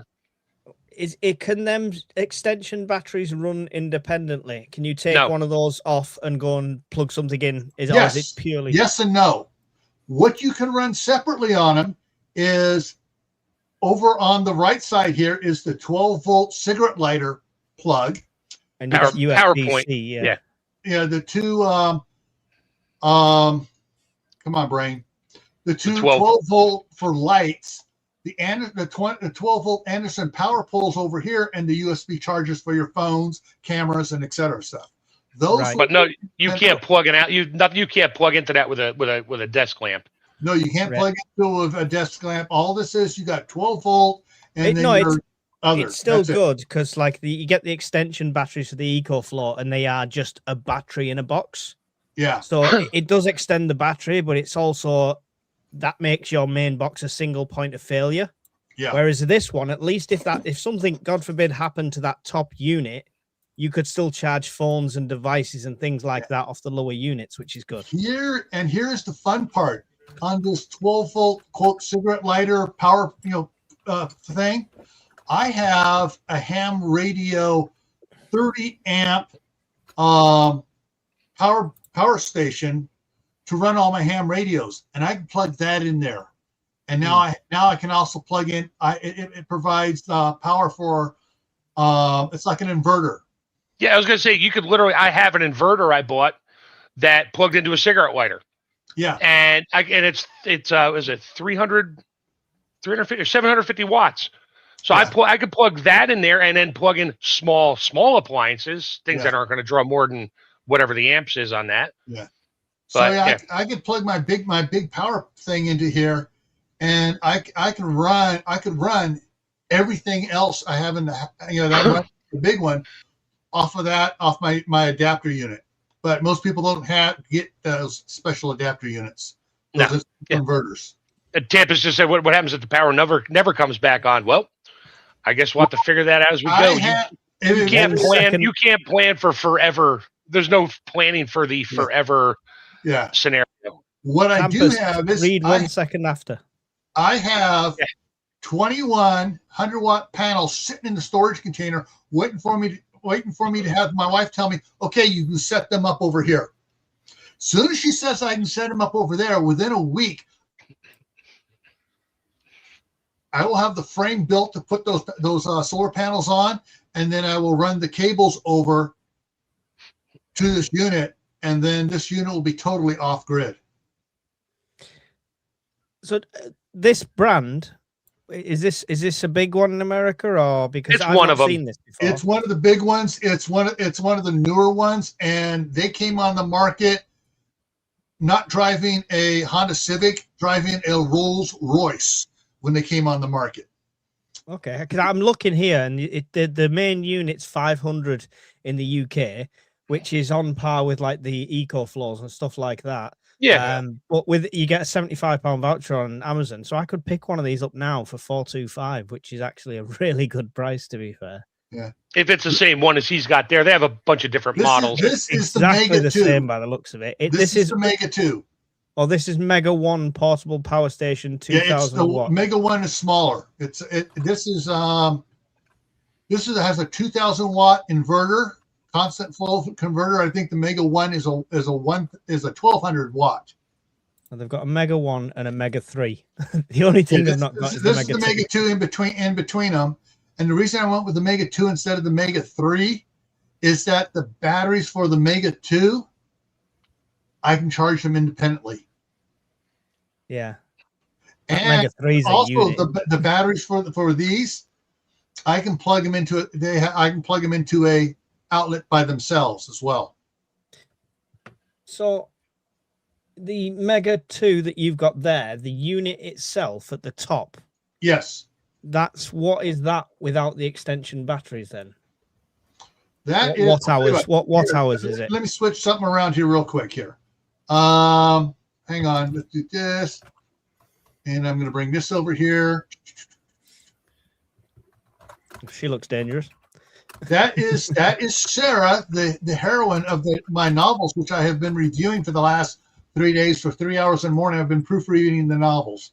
Nice. Okay. All right. So the Mega 2 right now is on sale for $789. I paid $750 for mine. That doesn't look the same as the one you've got. That's the one unit I have. The battery for it. Come on, where's the Mega 2? Where's the battery? I think that, Mike, I heard what you said there. They changed some of the external features on it and some of the internal, so they don't look identical like a car. Every year, didn't see the outlet car, unless they put them onto the back or something. right? Yeah, every year they the, change a little bit. Yeah, there's the Mega 1. It does not have the 30 amp thing on it. So the one I have, the Mega 2, is, go back up to it. This has a 2048 watt hour lithium iron phosphate battery for it. And where's your see, that one doesn't show the 208 twist lock. No, or the 120 volt twist lock on it. See, they changed the model around a little bit since the previous year. Oh no, this is the battery. Sorry, this is the battery. This is just the tension battery. That's why it doesn't look the same. Yeah. And it's the same battery as in the main unit, which is the for the Mega. This is the B2 battery for the Mega 1. For the Mega 2. Let me see. Hang on. Let me bring it this way here. P. That's that one. Scroll on down here to power station. Those are all a wish list. Those are air rifles, by the way. He had a million of them up there. Yeah. Can I get them on our Amazon? Here. All right. So the Mega 2 here. Yeah, that's yours. Okay. Has the same size battery. Has the 2500 watt inverter. With a 5400 watt peak surge draw on it. And so first I got this, but this is what I ordered, and what I got this for was less. I got it on the 50% off sale for the pack. Oh, that 1,500 there is for the one battery plus the main unit. Yeah, and then gotcha. I bought the extra battery for $750. So yeah, so that's how I got my unit, by buying it that way. But what the Sofa Survivalist got permission to do was to go out and buy this bad boy here. Yeah, buddy. This nice. this is the this has the you have the main unit, and Does it come with a tow bar hitch so you can get it round? Basically, yeah. I think that what's the weight on that thing total? It's like 170 pounds. Yeah, but this one here, all right, just the unit by itself is Yeah, $2,800. no $7,000. The expansion battery by itself is $1,200. Wait, what do you mean 7,000? I didn't see 7,000. Where'd you see 7,000? Not 7,000. 1,700. Yeah, I was going to say it was 1,700. I rounded Right. it up $1.02. Hi, Bob. Yeah, $1,380. Yeah, and so this one here is 2,800 for this unit here. But what this one has? Come on, where's the pictures? It has. Come on, show it. Oh yeah, I like that. I like that wall picture. Yes. So what it has here is it has two different 240-volt plugs, a 30 amp 120-volt plug, a 20 amp 240-volt plug, and then four 120-volt 20 amp plugs. Yeah, there it is. Weight. Just the weight on that alone is 111 pounds, which is Looks like 191 pounds. Oh, yeah. That's with the battery on the other battery on it. No, Yep. this is. Oh, it says it right on top. Yeah. Product dimensions weighs 111 pounds. Where are you seeing 200? Right here. I'm seeing it right here. But this is the dual. That's unit with the other one. battery. Yeah. Yeah, that's with the battery on it. But so if I got just that one. Yeah, it said it on top of the above the picture a second ago. 111 pounds. Yeah. 111 pounds, but down on the You ain't- bottom. You ain't taking that camping with you. You see, Learn to live without. You see down on the bottom, there on the far right, you push that little button in and the handle slides out, and you tip it up and it runs on its wheels. Right. So yeah, it comes with its own thin dolly. But yeah, Learn to live without it.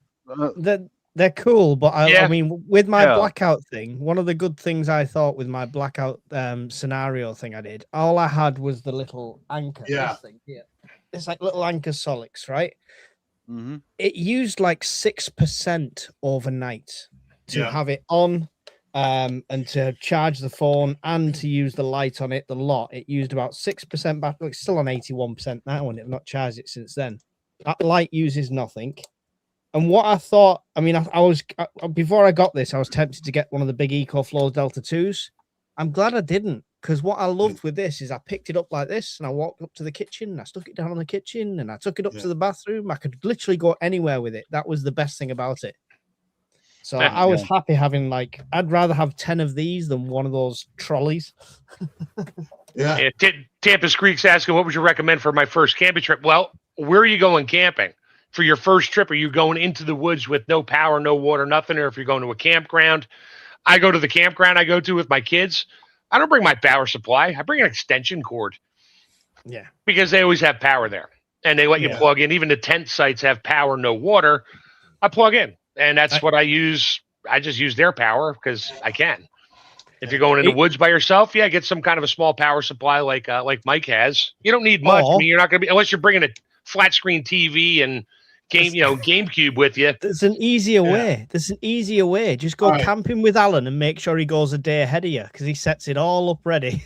Yeah, right. I mean, the thing is, I mean, you don't need power when you go camping. It You really don't. depends what you're doing. I've Unless managed to go. unless you need to have a like a CPAP or Oxygen machine. We actually had an assistant scoutmaster that was on oxygen. Yeah, but you can go take tanks, right? Yeah. Let's Yeah, see. she said Tampa says Missouri. It's a resort with power and water. Yeah, staying in a tent. You can run an extension cord over your tent, and if it's hot outside, get a little tiny, just a plug-in fan, not a big box fan, and just keep some air blowing in there. Leave the zippers open a little bit. Yeah, that's what I did when I went out to the food summit. We stayed in the tent site. I had electric. Genuine recommendation for your Tampers. First time staying in a tent, you're in a secure location, you're in a secure campsite. Take something that can play a little bit of music or something you can go to sleep to, like rain or whale noises, stuff like that. Because your first time sleeping in a tent, if you've never done it before, you won't get any sleep. Every footstep, every creak, every little thing like that, you'll be like, what was that? It's a bear. Yeah. I wouldn't recommend doing that in the wild. Don't drown out your senses if you're in a situation where you need them. But on a campsite for your first time, then it's just something that might help you sleep a bit better. Yeah. This might be something that I used to bring a propane lantern. I have something similar for this. Yeah, that's what I did, Bob. Yeah, I have something similar to the one on the bottom here for going camping. It's $300, and it's got 1,800 watt output. But it's not camping, Gil. If you plug it in TVs and you know what, I suggested if you're going camping, go camping. Don't bring all your toys and gadgets to be boom, go camping. I have to have this because I have to have a CPAP to sleep at night. Great. That's you. We're not talking about we're not talking about you. You know what you got. What I'm saying is when I go camping, good for you. We're not talking about Gil, we're not talking about you. We know what you do when you go camping. We know. No, she's talking about I'm going camping for the first time. Do I need to bring enough stuff to make it seem like I'm still living in my house? No, go camping. Well, I don't bring know. nothing. Does she have medical stuff? Does she need a CPAP? That wasn't I'm sure if she does, we can speculate about everybody else's needs. I'm not going there. But what just I'm stop. saying is, just I know what you're saying. Just stop. She just wants to know, what do I need to go camping? Nothing. You're in a campsite with power and water. If you need something special for you, I don't think she wants to discuss it. It's none of our business. If you're not in a campsite with power, she is. Anyway, but for other people, if you're not, and we were addressing one question, Gil, from one person, not the world. Anyway, so if you're going camping there and it's a campsite and it has power and electric, just bring what you think you need. Don't bring a million things. If you're the first time you go camping, I guarantee you will bring way more than what you need. Just ask Mike. Yeah. And you'll get it wrong, and you'll get it wrong, and you'll learn every time. Yeah, and you'll get home and unpack stuff. Go, I never used this. I never did this. Okay, next time I need to remember this, but I don't need to bring all this. And the just in cases. If you're going camping for a month, sure, there's a lot of just in case. If you're going for a weekend, you're probably not going to die if you forgot to bring the peanut butter. Yeah, part of the fun of camping is not having power.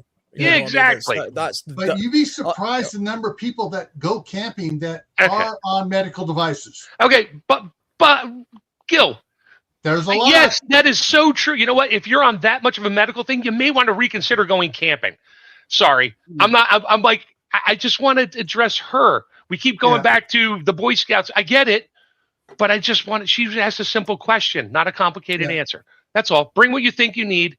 Next time you go camping, you may not need all the stuff, or you may have said, I forgot this. Forgetting the medical things. Stop with the medical things, Gil. I know, we've heard.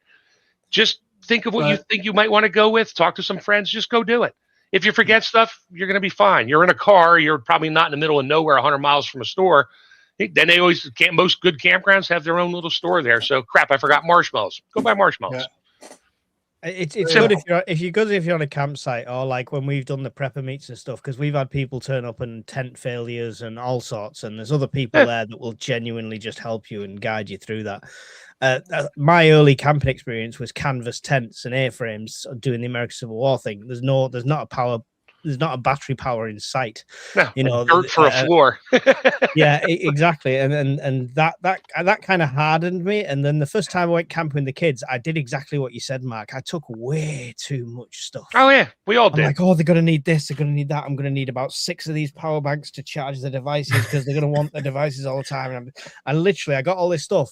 And they were out fighting each other with sticks. I was proud as a dad that they were out there fighting each other with sticks like I used to. But I had all these power banks and stuff like that. Just in case, Take the opportunity to see it as a digital detox. A carbon strip. My sister does that.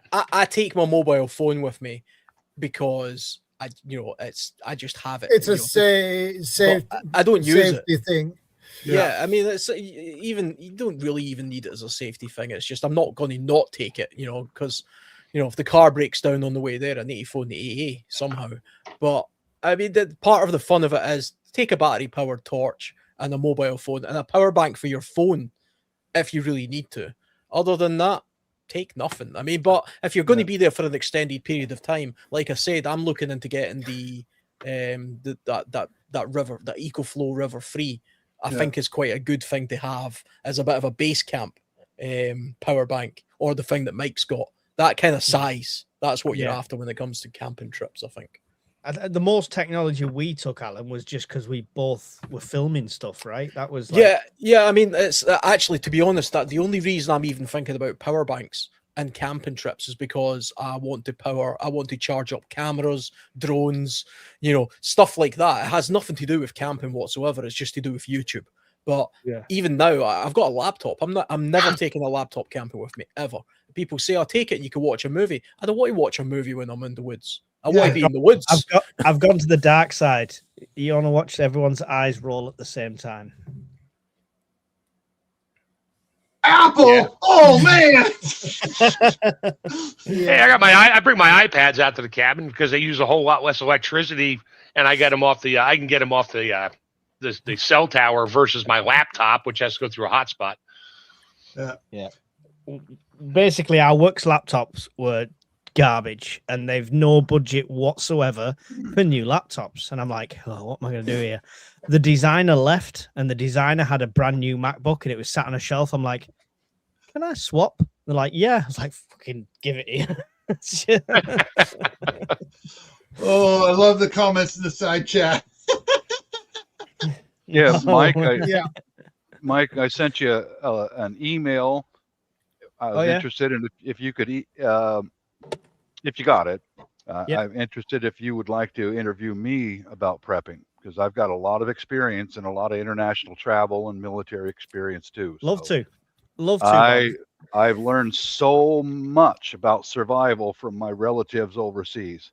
Unbelievable amounts, If you've got a day, I mean, what time zone are you on? West Coast. Yeah. What time is it? I think he's 10 hours. He's 10 hours off from you, I think. What time is it, Bob? Just now? It is 2:22 p.m. 14:22 p.m. right now. Right. So if you've got a day when you're going to be free at about 1 p.m., then just let me know which days you'll be free, and we'll sort something out. That'll be Sounds about good. 9 o'clock my time, and we can record it then. Eight hours behind, but the sounds of it. Yeah, sounds good. I'll send you a link. I got a few things to do the next few days, so I'll get in touch with you. Awesome. Yeah, sounds good.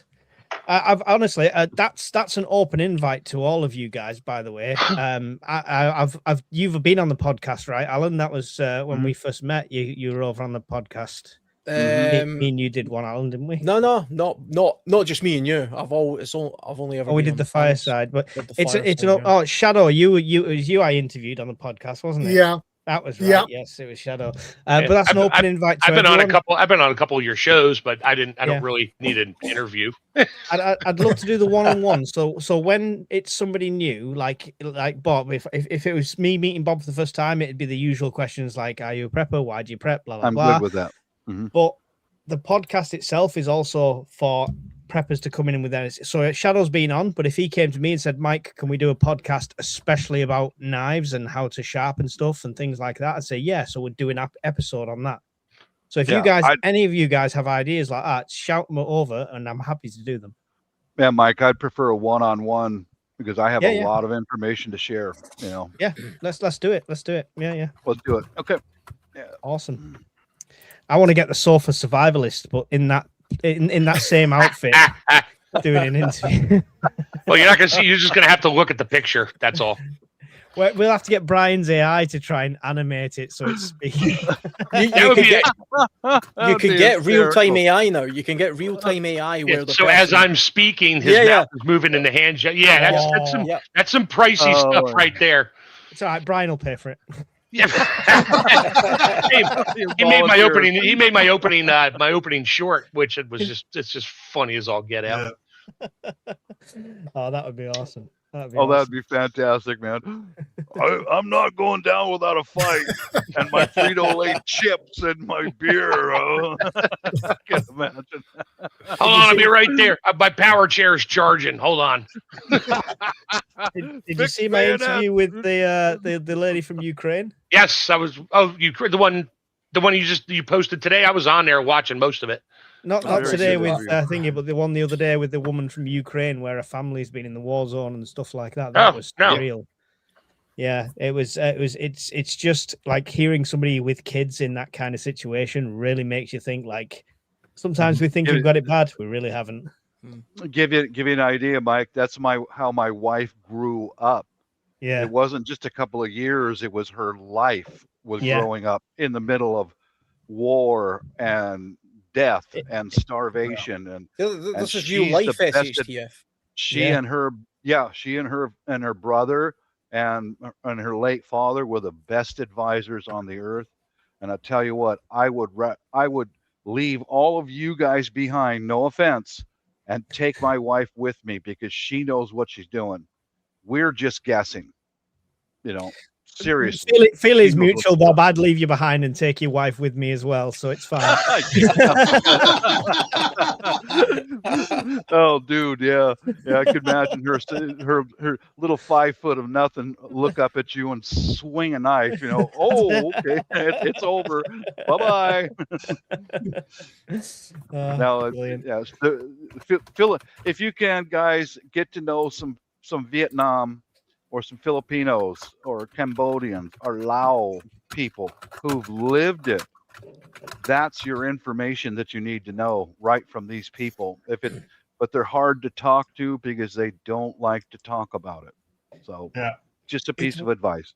It's weird how it's normalized for people like that as well. So that's the surreal thing, that it's just like, oh yeah, that's just normal, Yeah. Bill, can we go to the last point on this topic? On topic. I didn't realize we were still topic. Sorry.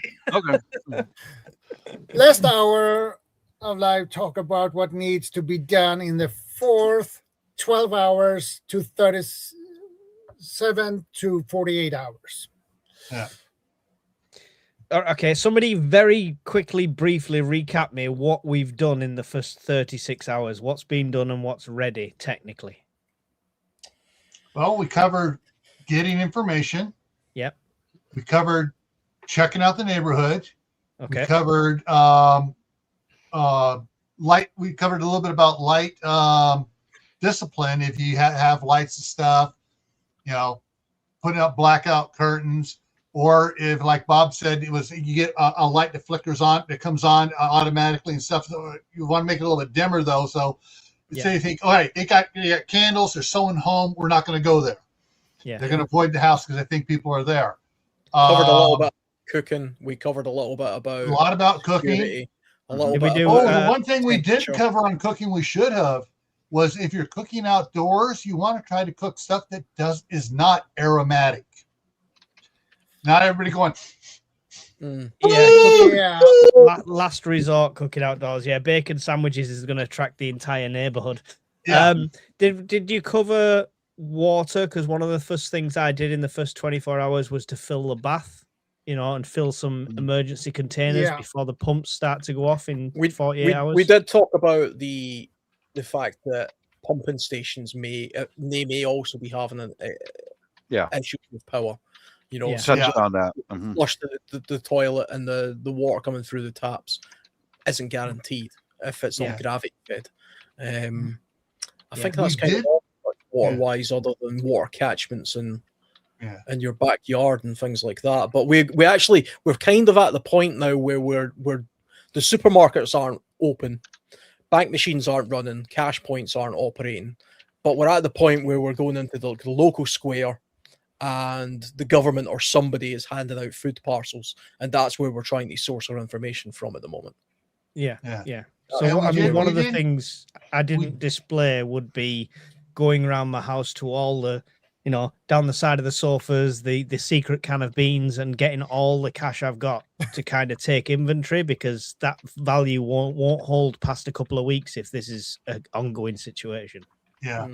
The one thing we didn't really touch on, we kind of glazed over it a little bit, was sanitation. What happens all of a sudden you flush your toilet and things are starting to back up? So yeah, blocking the toilets. There's inflatable balloon. I've got one where you can put the device down the toilet bowl and inflate it. Yeah. Well, a simple way of doing that is filling a bag with sand and dropping it down the outside drain and stuff like that. It's a big consideration in the UK for people because of the way houses are so close together. And if you're at the bottom of a hill, it goes downhill, guys, believe it or not. Yes, it does. Yep. So if you're at the bottom of the hill, your toilets are going to go first. Blocking them, and basically, I've got two schools of thoughts on this. I've got an emergency toilet using cat litter or sawdust inside, or lime, whatever you decide to use. Only if I can't go outside, if it's too upset for me to go outside. Otherwise, it's a trench as far away from the house as possible. There you go. I mean, you can do the kind of thing that a lot of van life people do, which is effectively they have a bucket, and you know they dump the bucket of waste somewhere. You know, they dispose of it as they go that way. You could even get buckets where it's like a bag that's inside, and you kind of wrapping it up that way and doing away with that. See, I've just got all on 5. Go into the bag too. The chemicals that'll make it so it doesn't stink and start to decompose. Yeah. But you don't want to bury those in your garden. You know, that's just to get rid of it, to dispose of it somewhere else. But waste with sawdust on is a natural way for it to compost itself. Yeah. And seriously, don't go to your pet store and buy a bag of sawdust at an inflated price. Go and find a sawmill. They'll be happy for you to take as much as you bloody like to get it out of their way. Go and find anywhere that works with wood. Shop, a cabinet maker. Yeah. Anywhere like that, you'll get it free. So just go and get bags and buckets of it and stuff. I thought of a dual use. I've just literally, because of the thing I did, I changed my storage from these giant blue barrels into small 5-liter containers. Technically, once I've ate the pasta, that could double up as something to dispose of waste. You know, I've got multiple of them. It's an option. Funny thing, we were just talking about buckets and stuff there. I was actually thinking today about buying a couple of, to me, they're 20, 25 litre buckets, the stackable kind, the round kinds, but the ones with the lids. And they're kind of like battle buckets. So I was thinking, because I've got a box downstairs, which is like a giant Tupperware box, which is where my batteries and torches and stuff like that, like candles and things are. Yeah. It's better to have it in buckets, I think, stackable buckets, because they then double up as other vessels for things. You could use it like a toilet. You could use it for storing water. They're food grade as well, so you can keep them in other things. You can buy them on Amazon, the black ones that are food grade, sealable, and they're quite robust. They have handles on them as well, which, you know, see the plastic box that I have in the barrels, they don't have handles, so they're kind of hard to transport around. But if you get I think they're probably called, is it 5 gallons? Is 5 gallons 20 litres? It is, isn't it? In America, I think. The crazy. I know what you mean. Yeah, like the almost like the survival freeze dried food ones. That kind of size, aren't they? Yeah, that kind of size. Yeah. Sort of, you know. Those are good things to have if you're putting together something like a blackout kit. I'm going to change the box I've got downstairs for a bucket. I'm going to call them battle buckets, and I'm going to buy 3 or 4 of them, and I'm going to have them dedicated to this, and they're going to be standardized, because you can also, if you need to bug out, easily pick them up and put them in the back of your car, no problem, and they're easy to label up, you know. Yeah. So I had the huge drums, you know, the big blue drums, and moving it like to get in and out of the cupboard was just a nightmare. So I paid like the grand total of about £3 off Amazon for these, which are double layered nets with a pull tie.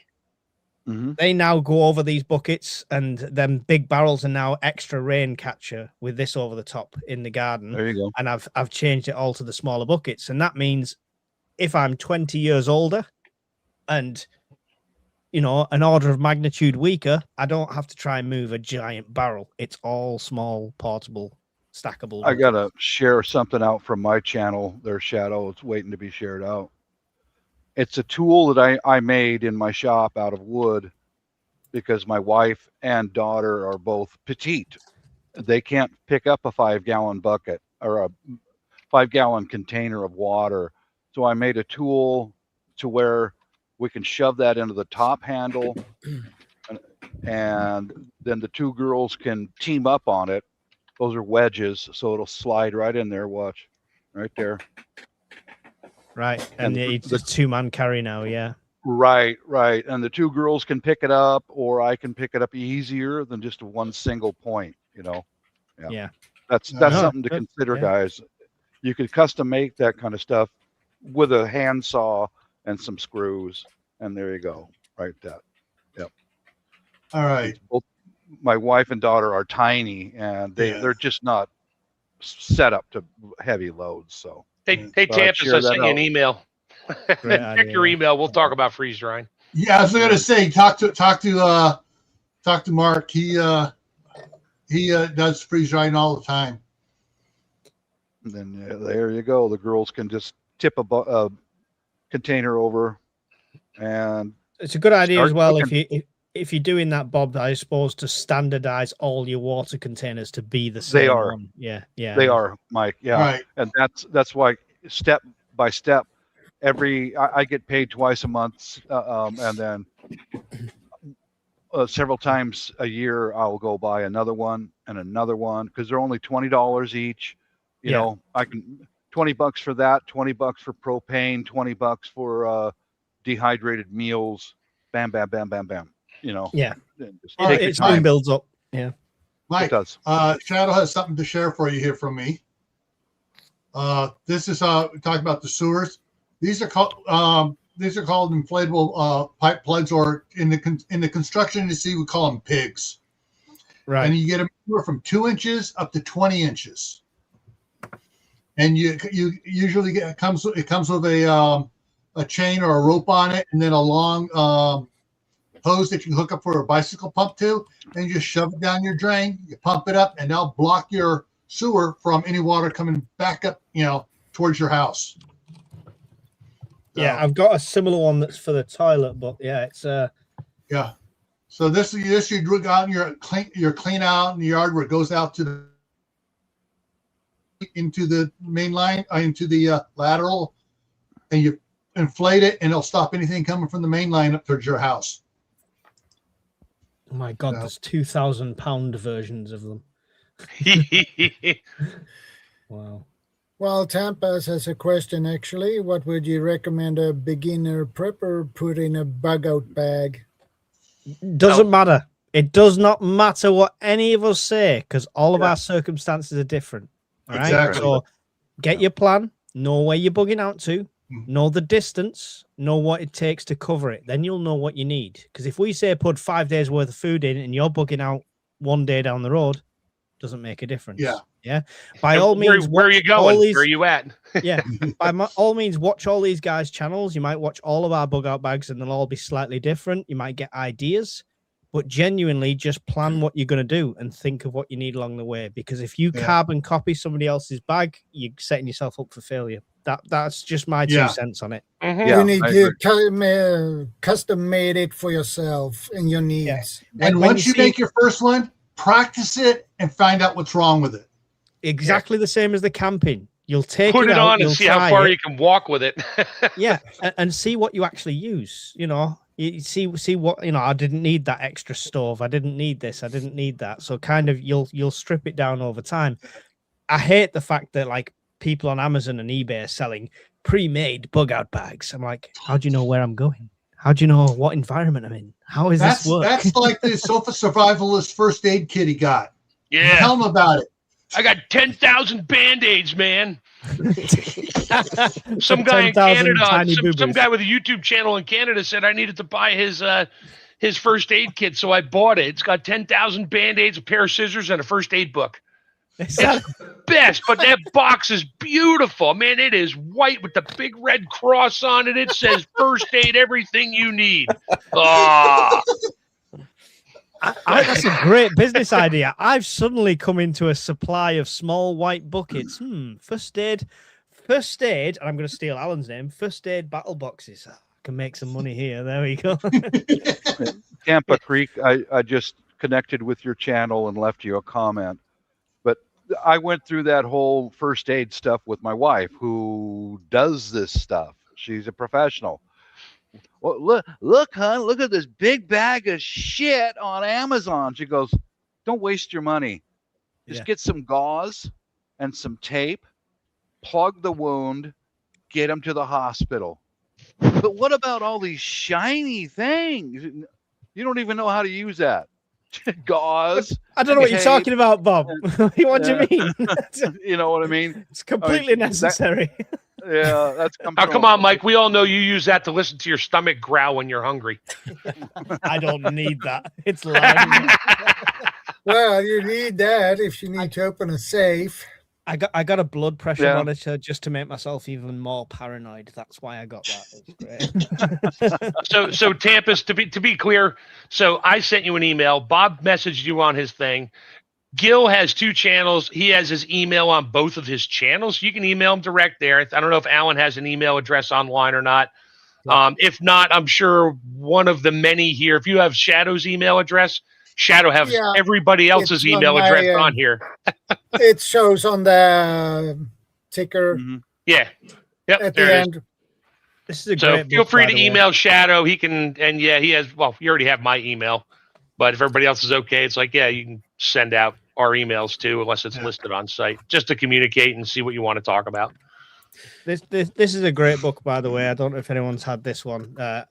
Family Health and First Aid. It's quite a substantial book. Training is always best, guys. If you can get training, do that first.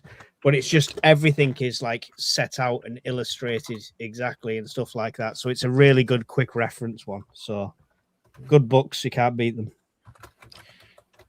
I think as well, like we're in the last we're at the 48-hour point now, are we, of this blackout? We're getting to the 48-hour, yeah. Getting to it. Do you know? What are you getting to? We got 20 minutes left. You better get to it soon. By this point, I think a lot of people just start to be getting really bored, especially if you've got kids. Yeah. I can testament to it. Bored or scared or both. You might be bored, but you might be Oh. scared. It's like, okay, power's not back on. I got kids. What Anxiety, am I going to do tomorrow, day after, and beyond?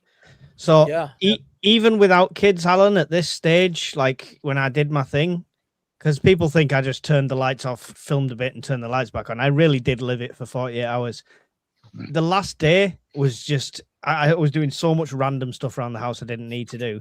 But one of the things that's come out of it is now when I go to charity shops and the books are dirt cheap, if I see a cover that vaguely looks interesting, I'm going to buy it. I'm not going to read it. I'm not going to read the back. I'm not going to spoil it. I'm just going to buy it.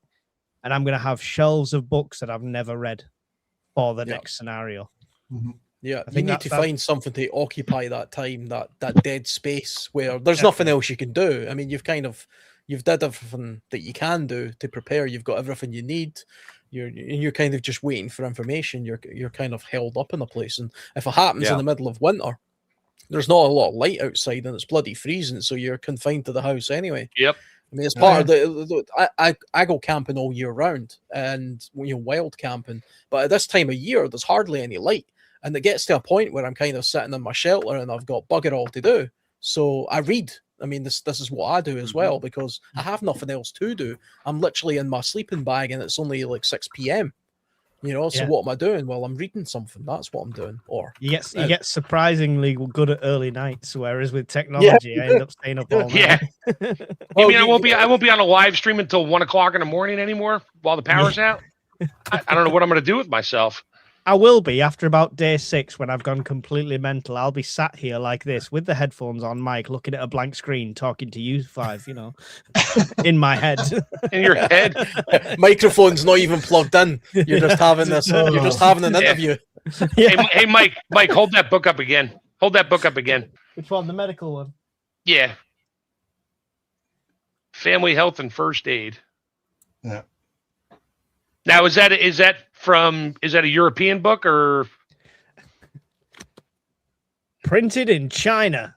uh, Oh, it's a Timu book. yeah, it's a It's actually. Do you know what? I actually think it was from Waterstones, which is a bookshop over here. But I don't. I'm trying to look for the publisher name or anything. Dr. Peter Firmine, MA, MB, BS, blah blah blah. Dr. Pippa Keach. It's done by a group of doctors, basically. What I did during Hermes House. what I did during the George Floyd riots, I was there alone with my teenage daughter, and during the day I would sit out at the garage door, around the corner of the car and the building, and just me and one other veteran in the complex that we lived in were eyes on. We were the only two. And during the night, I set up a lantern and I started tying up waxed fire starters right at the kitchen table. This is all combustible material. And, I've told the story 100 times. Here comes my daughter. Every 20 minutes out of her bedroom, she's got to get a drink of water, Yeah. with the little eyes are huge and round. Like, you okay, honey? Yeah. Because there are fires all over the area. The radicals were burning this area up. And come on, Bob. We all know that thing hanging on the string there is your voodoo shake stick to ward off evil spirits. Yeah, that's it. We know what it really is. We know what you're that's made of. That's made of shin bones of trespassers. I got comments when I was showing that on one video. Isn't that satanic stuff? It's like, where's your head? These are fire starters. They're not shin bones. They're raccoon bones. We all know it. I know it. Damn. Airstrike the raccoons. Do I have to change my photo again? Okay. Yeah, not the voodoo stick. But yeah, just be calm, because especially if you're the mom or dad of the house, stay calm. Just keep your hands busy doing something. Stay calm, because they're looking at you, the head of the household, for guidance. And just be confident. Stay calm. It's all okay, honey. You're good. You're good. Things like board games and stuff suddenly become useful again, because it occupies a little bit of time. And that's why they call them board games. They're not because it's on a board. It's because you are bored and you need to play a game. I'm afraid when the power comes back on in 2 weeks' time, you'll find most of my family slaughtered around the Monopoly board. So it's a bad idea.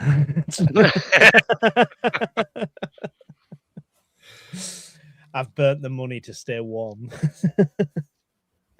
Board games are a difficult one now, Alan, believe it or not. I mean, have you ever actually looked and shopped around?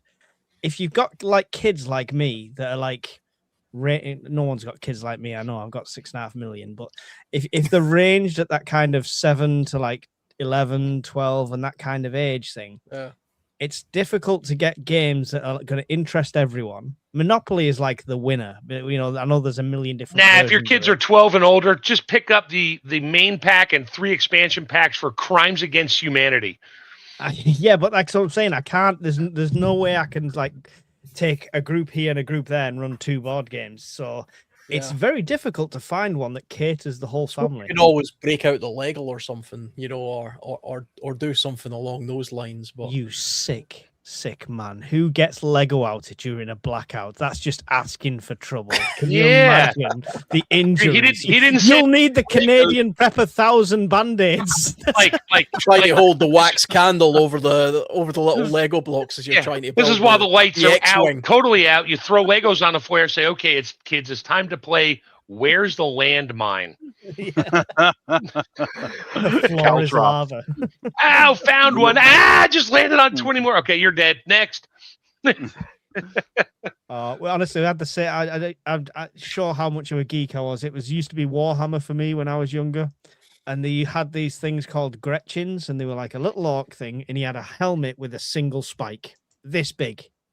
And I once walked in barefoot and stood on about 6 of them. Literally, I was lay up while somebody was pulling them out. Toys are designed for pain. Lego in a blackout, Alan. Shocking sadistic behavior. You're right, though. The entertainment is massively overlooked. So I've got them portable Yeah. DVD players, right? Which I do still rate them. I've linked them through Amazon many times. They take an SD card. So if you happen to have complete legal copies of films that are all digital, you can put your SD card in. Or it takes a DVD.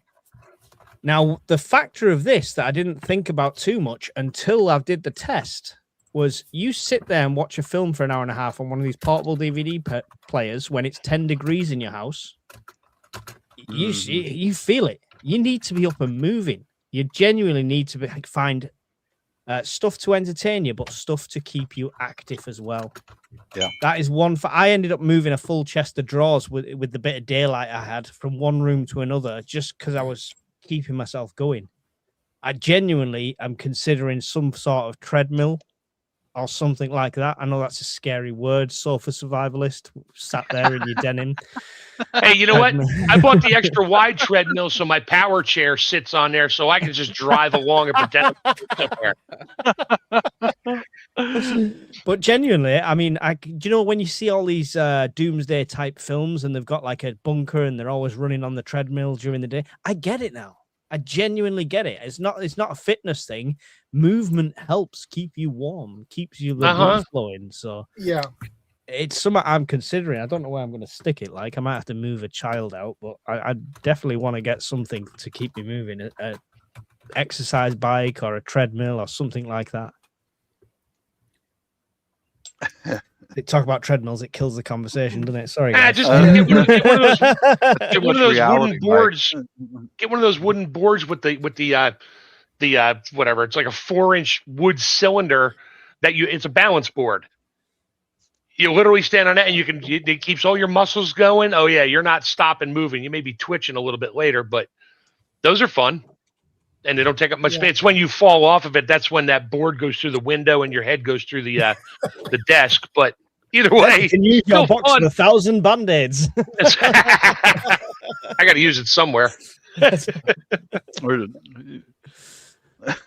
that there's a couple of videos on YouTube at the moment of people in Ukraine posting pictures and videos of the inside of their house because their heating and power is off. It's really cold there at the moment, and it's incredible the sort of contraptions and the things people have done to try and keep themselves warm and keep themselves ingenuity. occupied. There's a lot of ingenuity there, and these are just they're normal people. They're not people who are like preppers or anything like that. They're just because they've been in this situation now for so long, they've found all these innovative ways to get by day to day, and you can learn a lot just by looking at these images. I spent all yesterday looking at some of these images of how people are keeping warm. Also, weirdly, I'm getting into how Japanese people traditionally kept warm because their houses aren't insulated. So that's also an interesting thing to study if you're interested in how to keep warm in frigid environments. So always learn from people who do it. You know, it's the best way. I've looked into that, Alan, how the Japanese stay warm. They don't heat the house; they heat the people. Yeah. They use a special table, which they go in with a cover, and there's all sorts of other innovative ways that they do it, and interesting sort of floor coverings and stuff.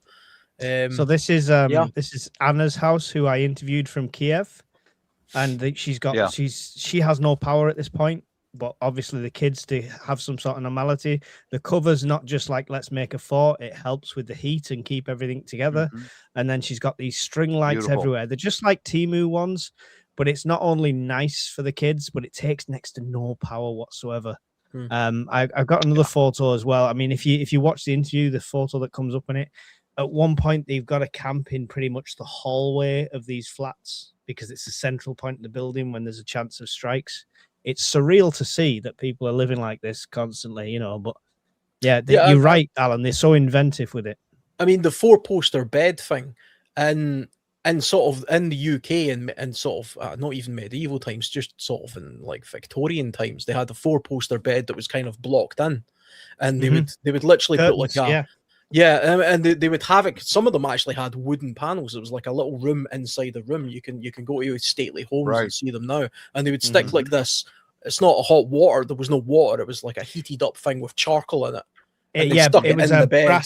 a brass Yeah. with a huge handle, and they would basically all they do is run it round the inside of the bed beforehand with the They would heat the small space up and then get inside there. But I mean, equally, if you come from, I don't know, Florida or somewhere, I mean, you have the 4-poster bed, but you would have the the mesh around it to protect yourself from the insects and things like that as well. And that's another method. So yeah, learn from taking stock of what people actually did in the past and what they're doing now. Yeah, living in the tropics, mosquito netting will save your life because you go. Oh yeah. Anywhere where there's malaria or yellow fever, you need Yep. netting. Yeah, because my wife grew up in that situation, and you don't put any part of your body against that mosquito netting; they will get you. Yeah, that's a corridor in their apartment block in Kiev. So they just literally, as soon as the alarms go off, they've not got enough time to get to the subway station, so they've just got to take all the mattresses and stuff into the corridor and sleep there for the night. Well, if you look at your own country during the Blitz during World War II, look how your grandparents had to live under in the tubes. They had to go underground. Yeah. It's weird. It's surreal. Like, because we talk about a lot of stuff in theory, but when you talk to somebody who's living it, it's surreal. Yeah.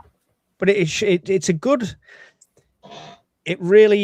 It's a good thing to see because this person wasn't a prepper in any way. So humans generally, as much as we think we're all going to be looting each other and killing and running for the hills, are quite innovative when they need to be. And you know creative. what I mean? Yeah. Definitely when we need to be and stuff like that, and we'll find a way. I think a lot of people we just prepare, so we've got a head start on that, right? You tend to find it with people who suddenly find themselves that are homeless.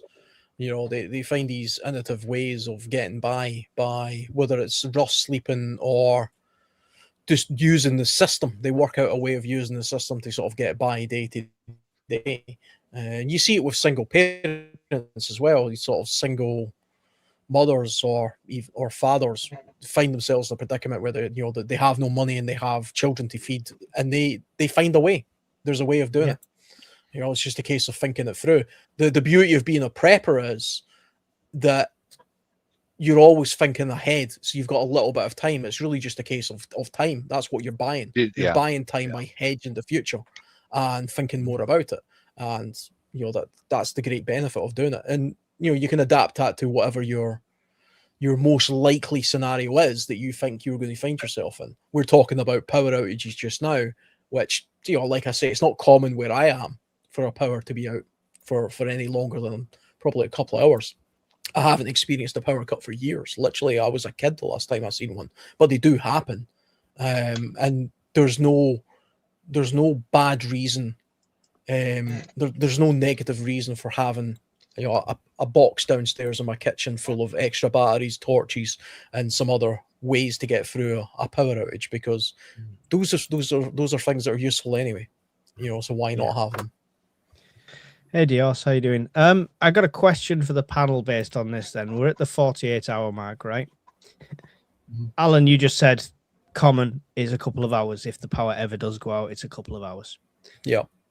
At what point do you step it up to think this could be semi-permanent or permanent? How long are you waiting to think it'll all go back to normal?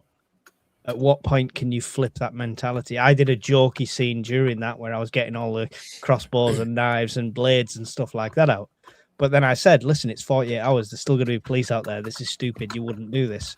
But at what point do you start thinking more long-term survival?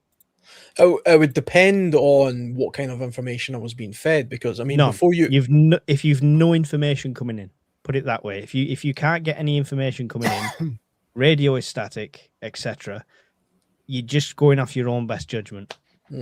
If I had no power for more than 2 days and there was no major storm going on outside, I didn't think a tree had fell on the power lines. It just suddenly happened right now.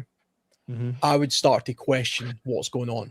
But I mean, that's largely based on before you came on jumped onto the panel, I quickly had a look to see what the longest periods of time the UK's experienced sustained power outages are. And the average longest sustained power outage with the storms that we have is about 8 to 9 days. That's the longest, and those are rural Scotland. So it's very uncommon. Most power outages last 30 to 40 minutes. Some last a few hours, but they never seem to go past a couple of days. The longest sustained power we had in the UK was 2 months, but it wasn't continuous, and that was because the coal miners were on strike. So you had 1 day a week type, lights on type stuff. Yeah, scheduled blackouts. Yeah, and stuff, so based on that kind of information, if I didn't have power to my house or my street, if my whole town was out of electricity for more than 2 days and I wasn't getting the information, I couldn't work out why it happened, I would start to be very concerned at that point. I would think something else was going on, Then I'd be in full survival mode after that, I think. Similar sort of time frame for all of you gentlemen. Yeah, I'll be real quick. I would be observant and watch outside my house. And as soon as the neighbors start leaving, like one after another, that's when I would get worried. Especially if you can't get any information. They're leaving. The neighborhood is emptying out. We need to go, Yeah. Sorry I didn't join earlier. I've been listening the whole time, but like I said, I was in an area where cell signal was squirrely, and of course, truck makes a lot of truck noises and goes through the microphone. But I was going to say, I've actually given lots of thought, especially like I said, like my biggest fear is either an EMP attack or a coronal mass ejection from the sun. Yeah. Yeah, like I said, if like one of the I kid you not, when things are not working, I kid you not, I pull out my phone, make sure the phone power is on, and then okay, well, not an EMP attack, and I've got cell service, so no EMP, no CME, we're good there. But if I'm going out, vehicles aren't starting, nothing's working, I know something is wrong. I know something's wrong with them. I don't need to wait 12 hours or 48 hours or whatever. Like, I know something is not right. But like if it's just like a power outage from like a storm, or like you guys have said, somebody drives their car into a utility pole or takes out a pad mounted transformer, that's like I said, something different. I'm not gonna lie, I was actually prepared because we were supposed to, I guess the part of Texas I was living in, we missed a lot of the storm. I mean, we still got hit with quite a bit of it, but my lights didn't even flicker. Like, I was prepared. I was absolutely prepared. I was ready for the lights to go out. I had the generator out. I had the extension cord run from the backyard from the generator. I had my battery banks charged up. I had all my kerosene lanterns out. I was ready. And I had my propane heaters all staged throughout the house. I'm not gonna lie, I was mildly disappointed. Our lights didn't go out. But like I said, come on, man! I was all ready for it. All I get is stupid electricity. I'm glad you said that, Dios, because my next question was, come on, admit it, you were slightly disappointed. I was disappointed. I topped off the propane. Like, I have 4 20-pound propane tanks. Like I said, I don't say that out loud that often because all I need is for some fire marshal to try to figure out where the hell it is I live, so that way he can give me a fine for having too much propane in a residential house. But like I said, I had 4 of those 20-pound tanks, and I've got over 100 of those little green 1-pound cylinders. I even got adapter kits to refill the little 1-pound cylinders and adapter kits to adapt my 20-pound tanks down to the 1-pound fitting, so that way I can just feed them straight into either my camp stove or into my heater. Yep. Yeah, little buddy heaters. Yeah, like I said, I even have my camp stove set up it's still set up in the kitchen right now. It's like the lights never went out. We did not get the ice storm that I was expecting. Like we got a little bit of freezing rain at the beginning, but most of it turned into snow. And all the snow did was just gridlock everything because we just don't. Well, it's not to say that it doesn't snow out here in Texas. It's not to say that nobody out here in Texas has ever seen snow. It's just we don't have the infrastructure. It's not that. Like we don't have the infrastructure to remove it. We don't have the salt spreaders. We've got like a fraction of the plows that the Mountain West states and the Midwestern states and the Northern states have. Like, I guarantee you, Kansas and Nebraska probably got way more snow plows, combined between their two states than the entire state of Texas does. Probably just one of them. Yeah, no, like I said, I was actually shocked to see that the city actually had a couple plows, and it's like, well, that explains why these roads 3 days later are icy and slushy as crap. That's why I sent Mark that photo. It's like I'm probably the only one in the state that has a pair of these. I had a set of tire chains on my truck, my pickup truck. The longest when the grid went down totally, it was let's see. January 2005, over 700,000 households were powerless. And for some households, the grid was down up to 45 days. Ooh. That's a Damn. long one. Wow. Wow. Was that winter or summertime? January. Oh, Ouch. That takes. So the food, you just put the food in a box and you stick it outside, and it will stay cold. Yeah, but you warm. If you got canned goods or jar goods, I mean, those are going to be trashed. Yeah. Those are going to freeze and bust. The jars might break. The cans might swell from the frost, but it's not going to make them go bad. Yeah. Well, no, but I'm saying like I'd be worried about the can rupturing. Like I know that the glass jars, those sealed glass jars, are going to break in that Swedish winter. What is this geriatric doomsday club? That's funny. So Alan and Mike, you guys are geriatrics too. Yours is the youngest one here at this point. No, I literally am. Like anytime I'm in any of these groups, I'm the baby. Like I said, I'm 35 and I'm still always the youngest. There's always like 2 or 3 people that are fairly close in age, but they're still older than me. I'm still the youngest. I'm still waiting for the day where I'm not going to be the youngest. I'm still 29. I don't know what you're talking about. Yeah. Sure, Mike. Yeah. Get that stethoscope back out and check your head.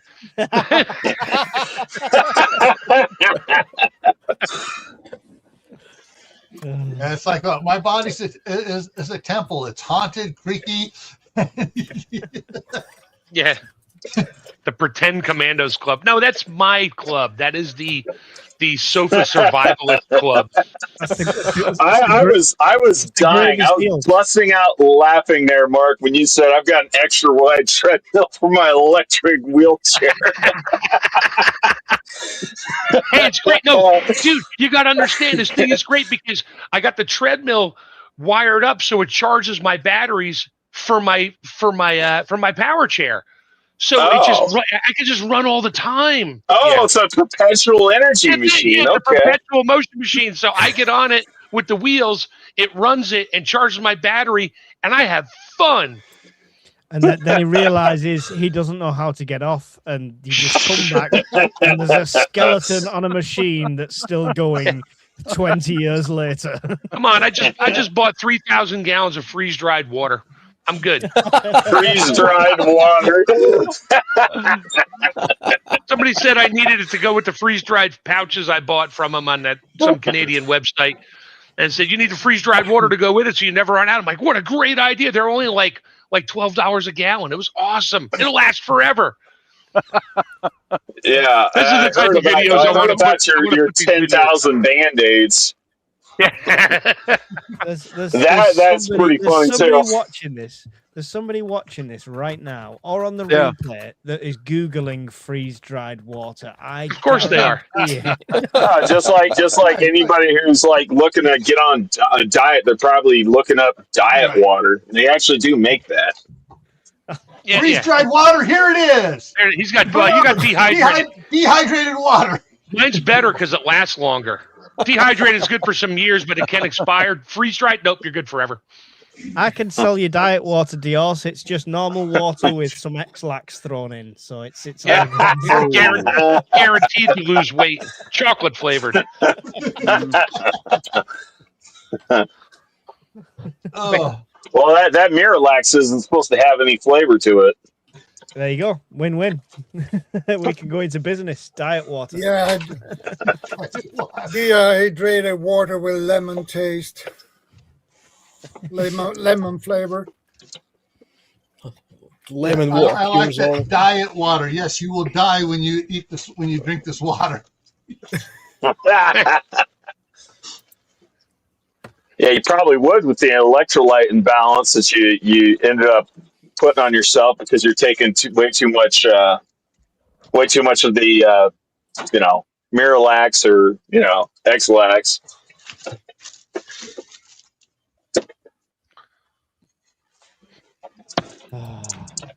Well, we've gone slightly off topic.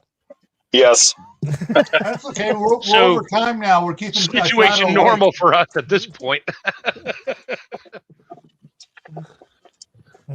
Excellent. I was watching what well, I was watching as best as I could. Of course I'm driving, but I was just taking a quick glance because Gil was showing off those battery banks. Everybody keeps asking me to show them, so I showed them. I mean, we're talking about battery banks. Anyone that just tuned in at that very moment when Gil said that, and he's not showing anything else. Yeah. Yes, Well, I and am. then Mark I'm was showing my talking little about power one too. Mark was talking about sticking something in his mouth and like twisting and then turning it.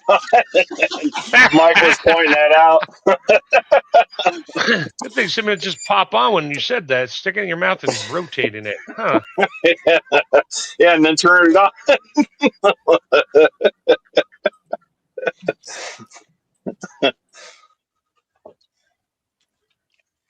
All right, so I know it's past Shadow's bedtime now. Yeah, we are 11 minutes over my normal time. So let's start again at 12 hours. Yeah, is that? Oh no, not 12-hour stream. No, I think the longest recorded stream is like is it like 2 weeks or something? I'm sure we could beat that. Jeez. I've got Dang. things to do. Like the only way I could see that could be possible is you have multiple guests coming in at different hours of the day to keep the stream going. I did a 24-hour gaming stream once for charity. This is before I actually started doing physical work for charity. It was just sitting there gaming. Why not? It got to the point at like 3 o'clock in the morning. It was just I'd stopped talking to the camera. If you tuned in, it was just me like this. Like, what you're playing? I'm playing Football Simulator. I just sit and fucking watch it. I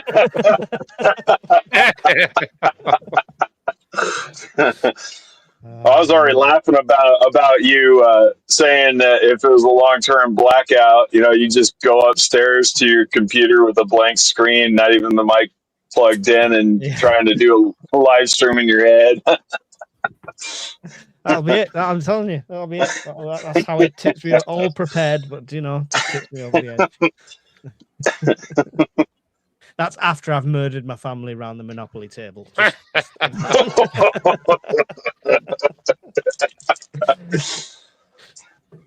how we knew. That's how we know that your cheese is officially slid off the cracker. Yeah. Freeze dried cheese. You could do that. But is it freeze dried real cheese or is it freeze dried? Nope.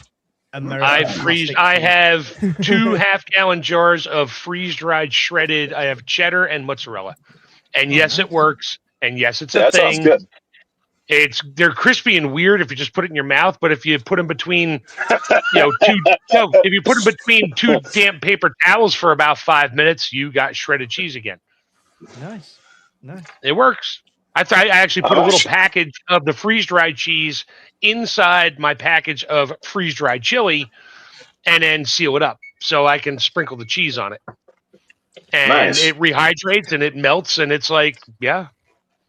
Nice. That's going to be a valuable commodity 6 months into the apocalypse. Oh, hell yeah. Yeah, What do you got? I got shredded cheddar for your freeze-dried tacos I got, too. That's going to cost you 30 gallons. Lettuce. 30 gallons. I need 30 rolls of paper towels and toilet paper because everybody else is out. Now, I was actually surprised that it actually works with the cheese. I thought, like you said, that foods with high fat contents, they do not freeze dry. Okay, so we can go down that road, but we're kind of getting low on the show here. But so if you look at a can of the Mountain House, like just the freeze dried cooked beef, it's 12% fat. Fat itself doesn't freeze dry, but when it's mixed in with stuff, you're okay as long as you do it right. If you just say, hey, the machine says my food's done, let me pack it in a bag and store it away, yeah, chances are it'll go bad in about a month because there's still moisture in there. Moisture's the killer. So that's a whole nother bag of stuff. I did one with there's humidity control, moisture control, scales, things. Yeah, there's a big science behind it that nobody on the internet talks about because they just want to sell you their goods. Hey, serious, like, I don't want to, like I said, I don't want to keep going too far along on the freeze dried topic, but like my mom was actually asking me because like I'm the preparedness minded person in the family, but she was asking me, hey, do you know anything about freeze dryers? Like, I probably know about as much as you do, which is not a whole lot. It's like, just give her my phone number. That's what I was going to do. That's what I was going to ask. It's like, hey, is it all right if I get her your contact information? That way you can. Or at some point, go to her house and we could do a private live together and talk about stuff. Yeah, definitely. Yeah. If it's my freeze dried, I just buy it. You know, I buy Mountain House, and Mark's going to send me some of his. Yeah, I'm still trying to figure. And now at this point, I might send you some of the chili with the freeze dried cheese. Let you open that live online. Don't worry, I'll send you a pouch of freeze dried water to rehydrate it with. Thank you. That was most concerning to me. Yeah. So somebody's actually selling freeze dried water. That's actually a thing. It's a joke, but yes, yeah. Yeah, it used to be just called dehydrated water. Go ahead, show it, Gil. It's just like this. It's an empty can. The company is real, and they did it as a joke. Oh, okay. And you at any Boy Scout camp, you can find several cases of this sitting on the shelf because the Boy Scouts go absolutely nuts over it. Yeah, it's a good fun joke, but for the survivalist, that's a mainstay. That's my staple. I invested $10,000, my life savings, in dehydrated water. Good, yeah, I'm good. On a video. I'm gonna last forever. I like how it says the preparation instructions is to mix it with water. Oh yeah. just add water to prepare. You know what? I need to get me. I'm gonna have to get me a couple of those. I am going to just stick those in my preps as a gag for myself. I feel like it should be part of my background. I definitely need one of those cans on here. Big enough for the label to read. Excellent. Like farts in a jar. Farts in a jar. No, the farts in the jar are those female social media influencers. Yeah, the OnlyFans people. Yeah, those. Yeah. Yeah. Oh, yeah, Don't dude, don't, yeah. don't knock Oh. my day job. Thank you very much. Hey, I didn't tell Oh. anybody about that. You just spilled the beans on yourself there, Mike. Or should I, know, say Mike Shell? Isn't it Mike Shell? No, I'm happy to spill the beans. Go and subscribe. Yeah, I think a year or so ago, Virginia Roots and I were talking offline about, and the topic went to the, OnlyFans or whatever. And she told me some stuff about what those women sell. Like, Oh, yeah. take off her dirty underwear and sell it for are you kidding me? Yep. There's no Nope. freaking perverts out there who would Yep. pay big money for some There's dirty guys underwear, that do man. it. There was a guy on daytime TV talking about selling these socks, and he was selling them for £1,000 a pair. Right. So when I heard that, I thought, I've got some socks. First-hand experience, Alan. First-hand experience. When I stopped the football team, I was getting rid of all the old stuff, and I had 10 pairs of men's football socks, and I stuck them on Vinted. And the messages I got were unreal. Like, somebody wanted to pay extra if they were used, not washed. Somebody offered me extra if I deposited something inside them. Oh, wow. She's like, "Did you sell them socks?" I went, "No, I fucking binned them." Yeah, that's what I would do. I was going to say, how much did you sell them for then? The offer wasn't high enough, to be fair. I thought my DNA is going to float around some weirdo's house. No, pass on that. Oh, I just have to shake somebody's hands and they're pregnant. There's no way I'm releasing my semen out into the world. well, if SHTF goes on and on and on, those people could be taken care of without any prison time. Wow. The silver linings, Bob. The silver linings. Yeah, that's exactly right, Mike. Yeah, there's a little shining glimmer of hope, Dior's, hit the mute button. You're killing us here. Oh, sorry. You bet. He sounds like he's burying. It was like the shovel dragging across. He was. That's why I said you're killing us here. Yeah, sorry. I was moving the steel wheel chocks they put on the trailer tires. Now, Mr. Wild Beast just said box of spark plug gaps. My dad had one of those on the shelf at the gas station. Oh my God. Of different sizes, 40 thou, 42 thou. And any new guy that came work for me, he's like, "Hey, I got to do these spark plugs. How do I gap it?" He's like, "Go grab one of the boxes up there. Make sure you get the right size." Love that. It was that was back in the 70s. That joke's been around for a long time. That's funny. Bob, funnily enough, what you said there, like, the vigilante justice thing, which we don't condone in any way, by the way, this is all opinions and theoretical. I did that interview with the woman from Kiev, and she casually said, "Oh yeah, the murderers we tied to poles." And it was just a passing sentence, and I didn't jump on it because I thought that could be a dark, slippery slope. But that just shows once the government's occupied with like a war, they've got to take justice into their own hands. They have to. Yeah. Madness, absolute madness. Yeah. All right, I'm gonna bail. You guys have a great night. Gil, I'll probably see you later. Shadow, thank you. Bob, I'll talk to you later. Mike, I'm sure I'll talk to you. Diorce, I'll talk to you. Alan, I'll see you on Discord. Yep. Catch you later. All right, have a good night, guys. Take care. Cheers, Mark. Good night, Mark. I think it's time to wrap things up now, guys. So Yep. thank you guys for stopping by. I appreciate it. It's good to see you again. Thanks for Alan. inviting Good us. to see you, Gil, Yep. Mike, Bob, Diorce. And, I'll see you next week, same time, same channel, with a new topic, wherever it will be. Yep. We come up with something. Mm-hmm. I'll see if I can throw you a couple of suggestions here during the week. Yeah. Do Later, so. Mark. Bye, guys. Later. Cheers. Cheers, Shadow. Peace out. Later, Alan. Cheers. Later. Take care. Peace Stay out, safe. guys. Good night. Bob, bless. Gil, Shadow. Yeah. And remember, be part of the solution, not the problem. And Anything everyone, you want to add? learn a new skill every month. A useful skill that'll make you more valuable if the world goes to in a handbasket.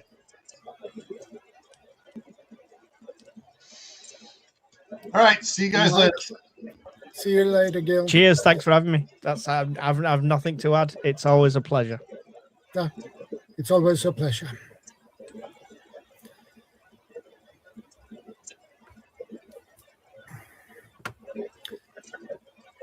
All right. Later. Later.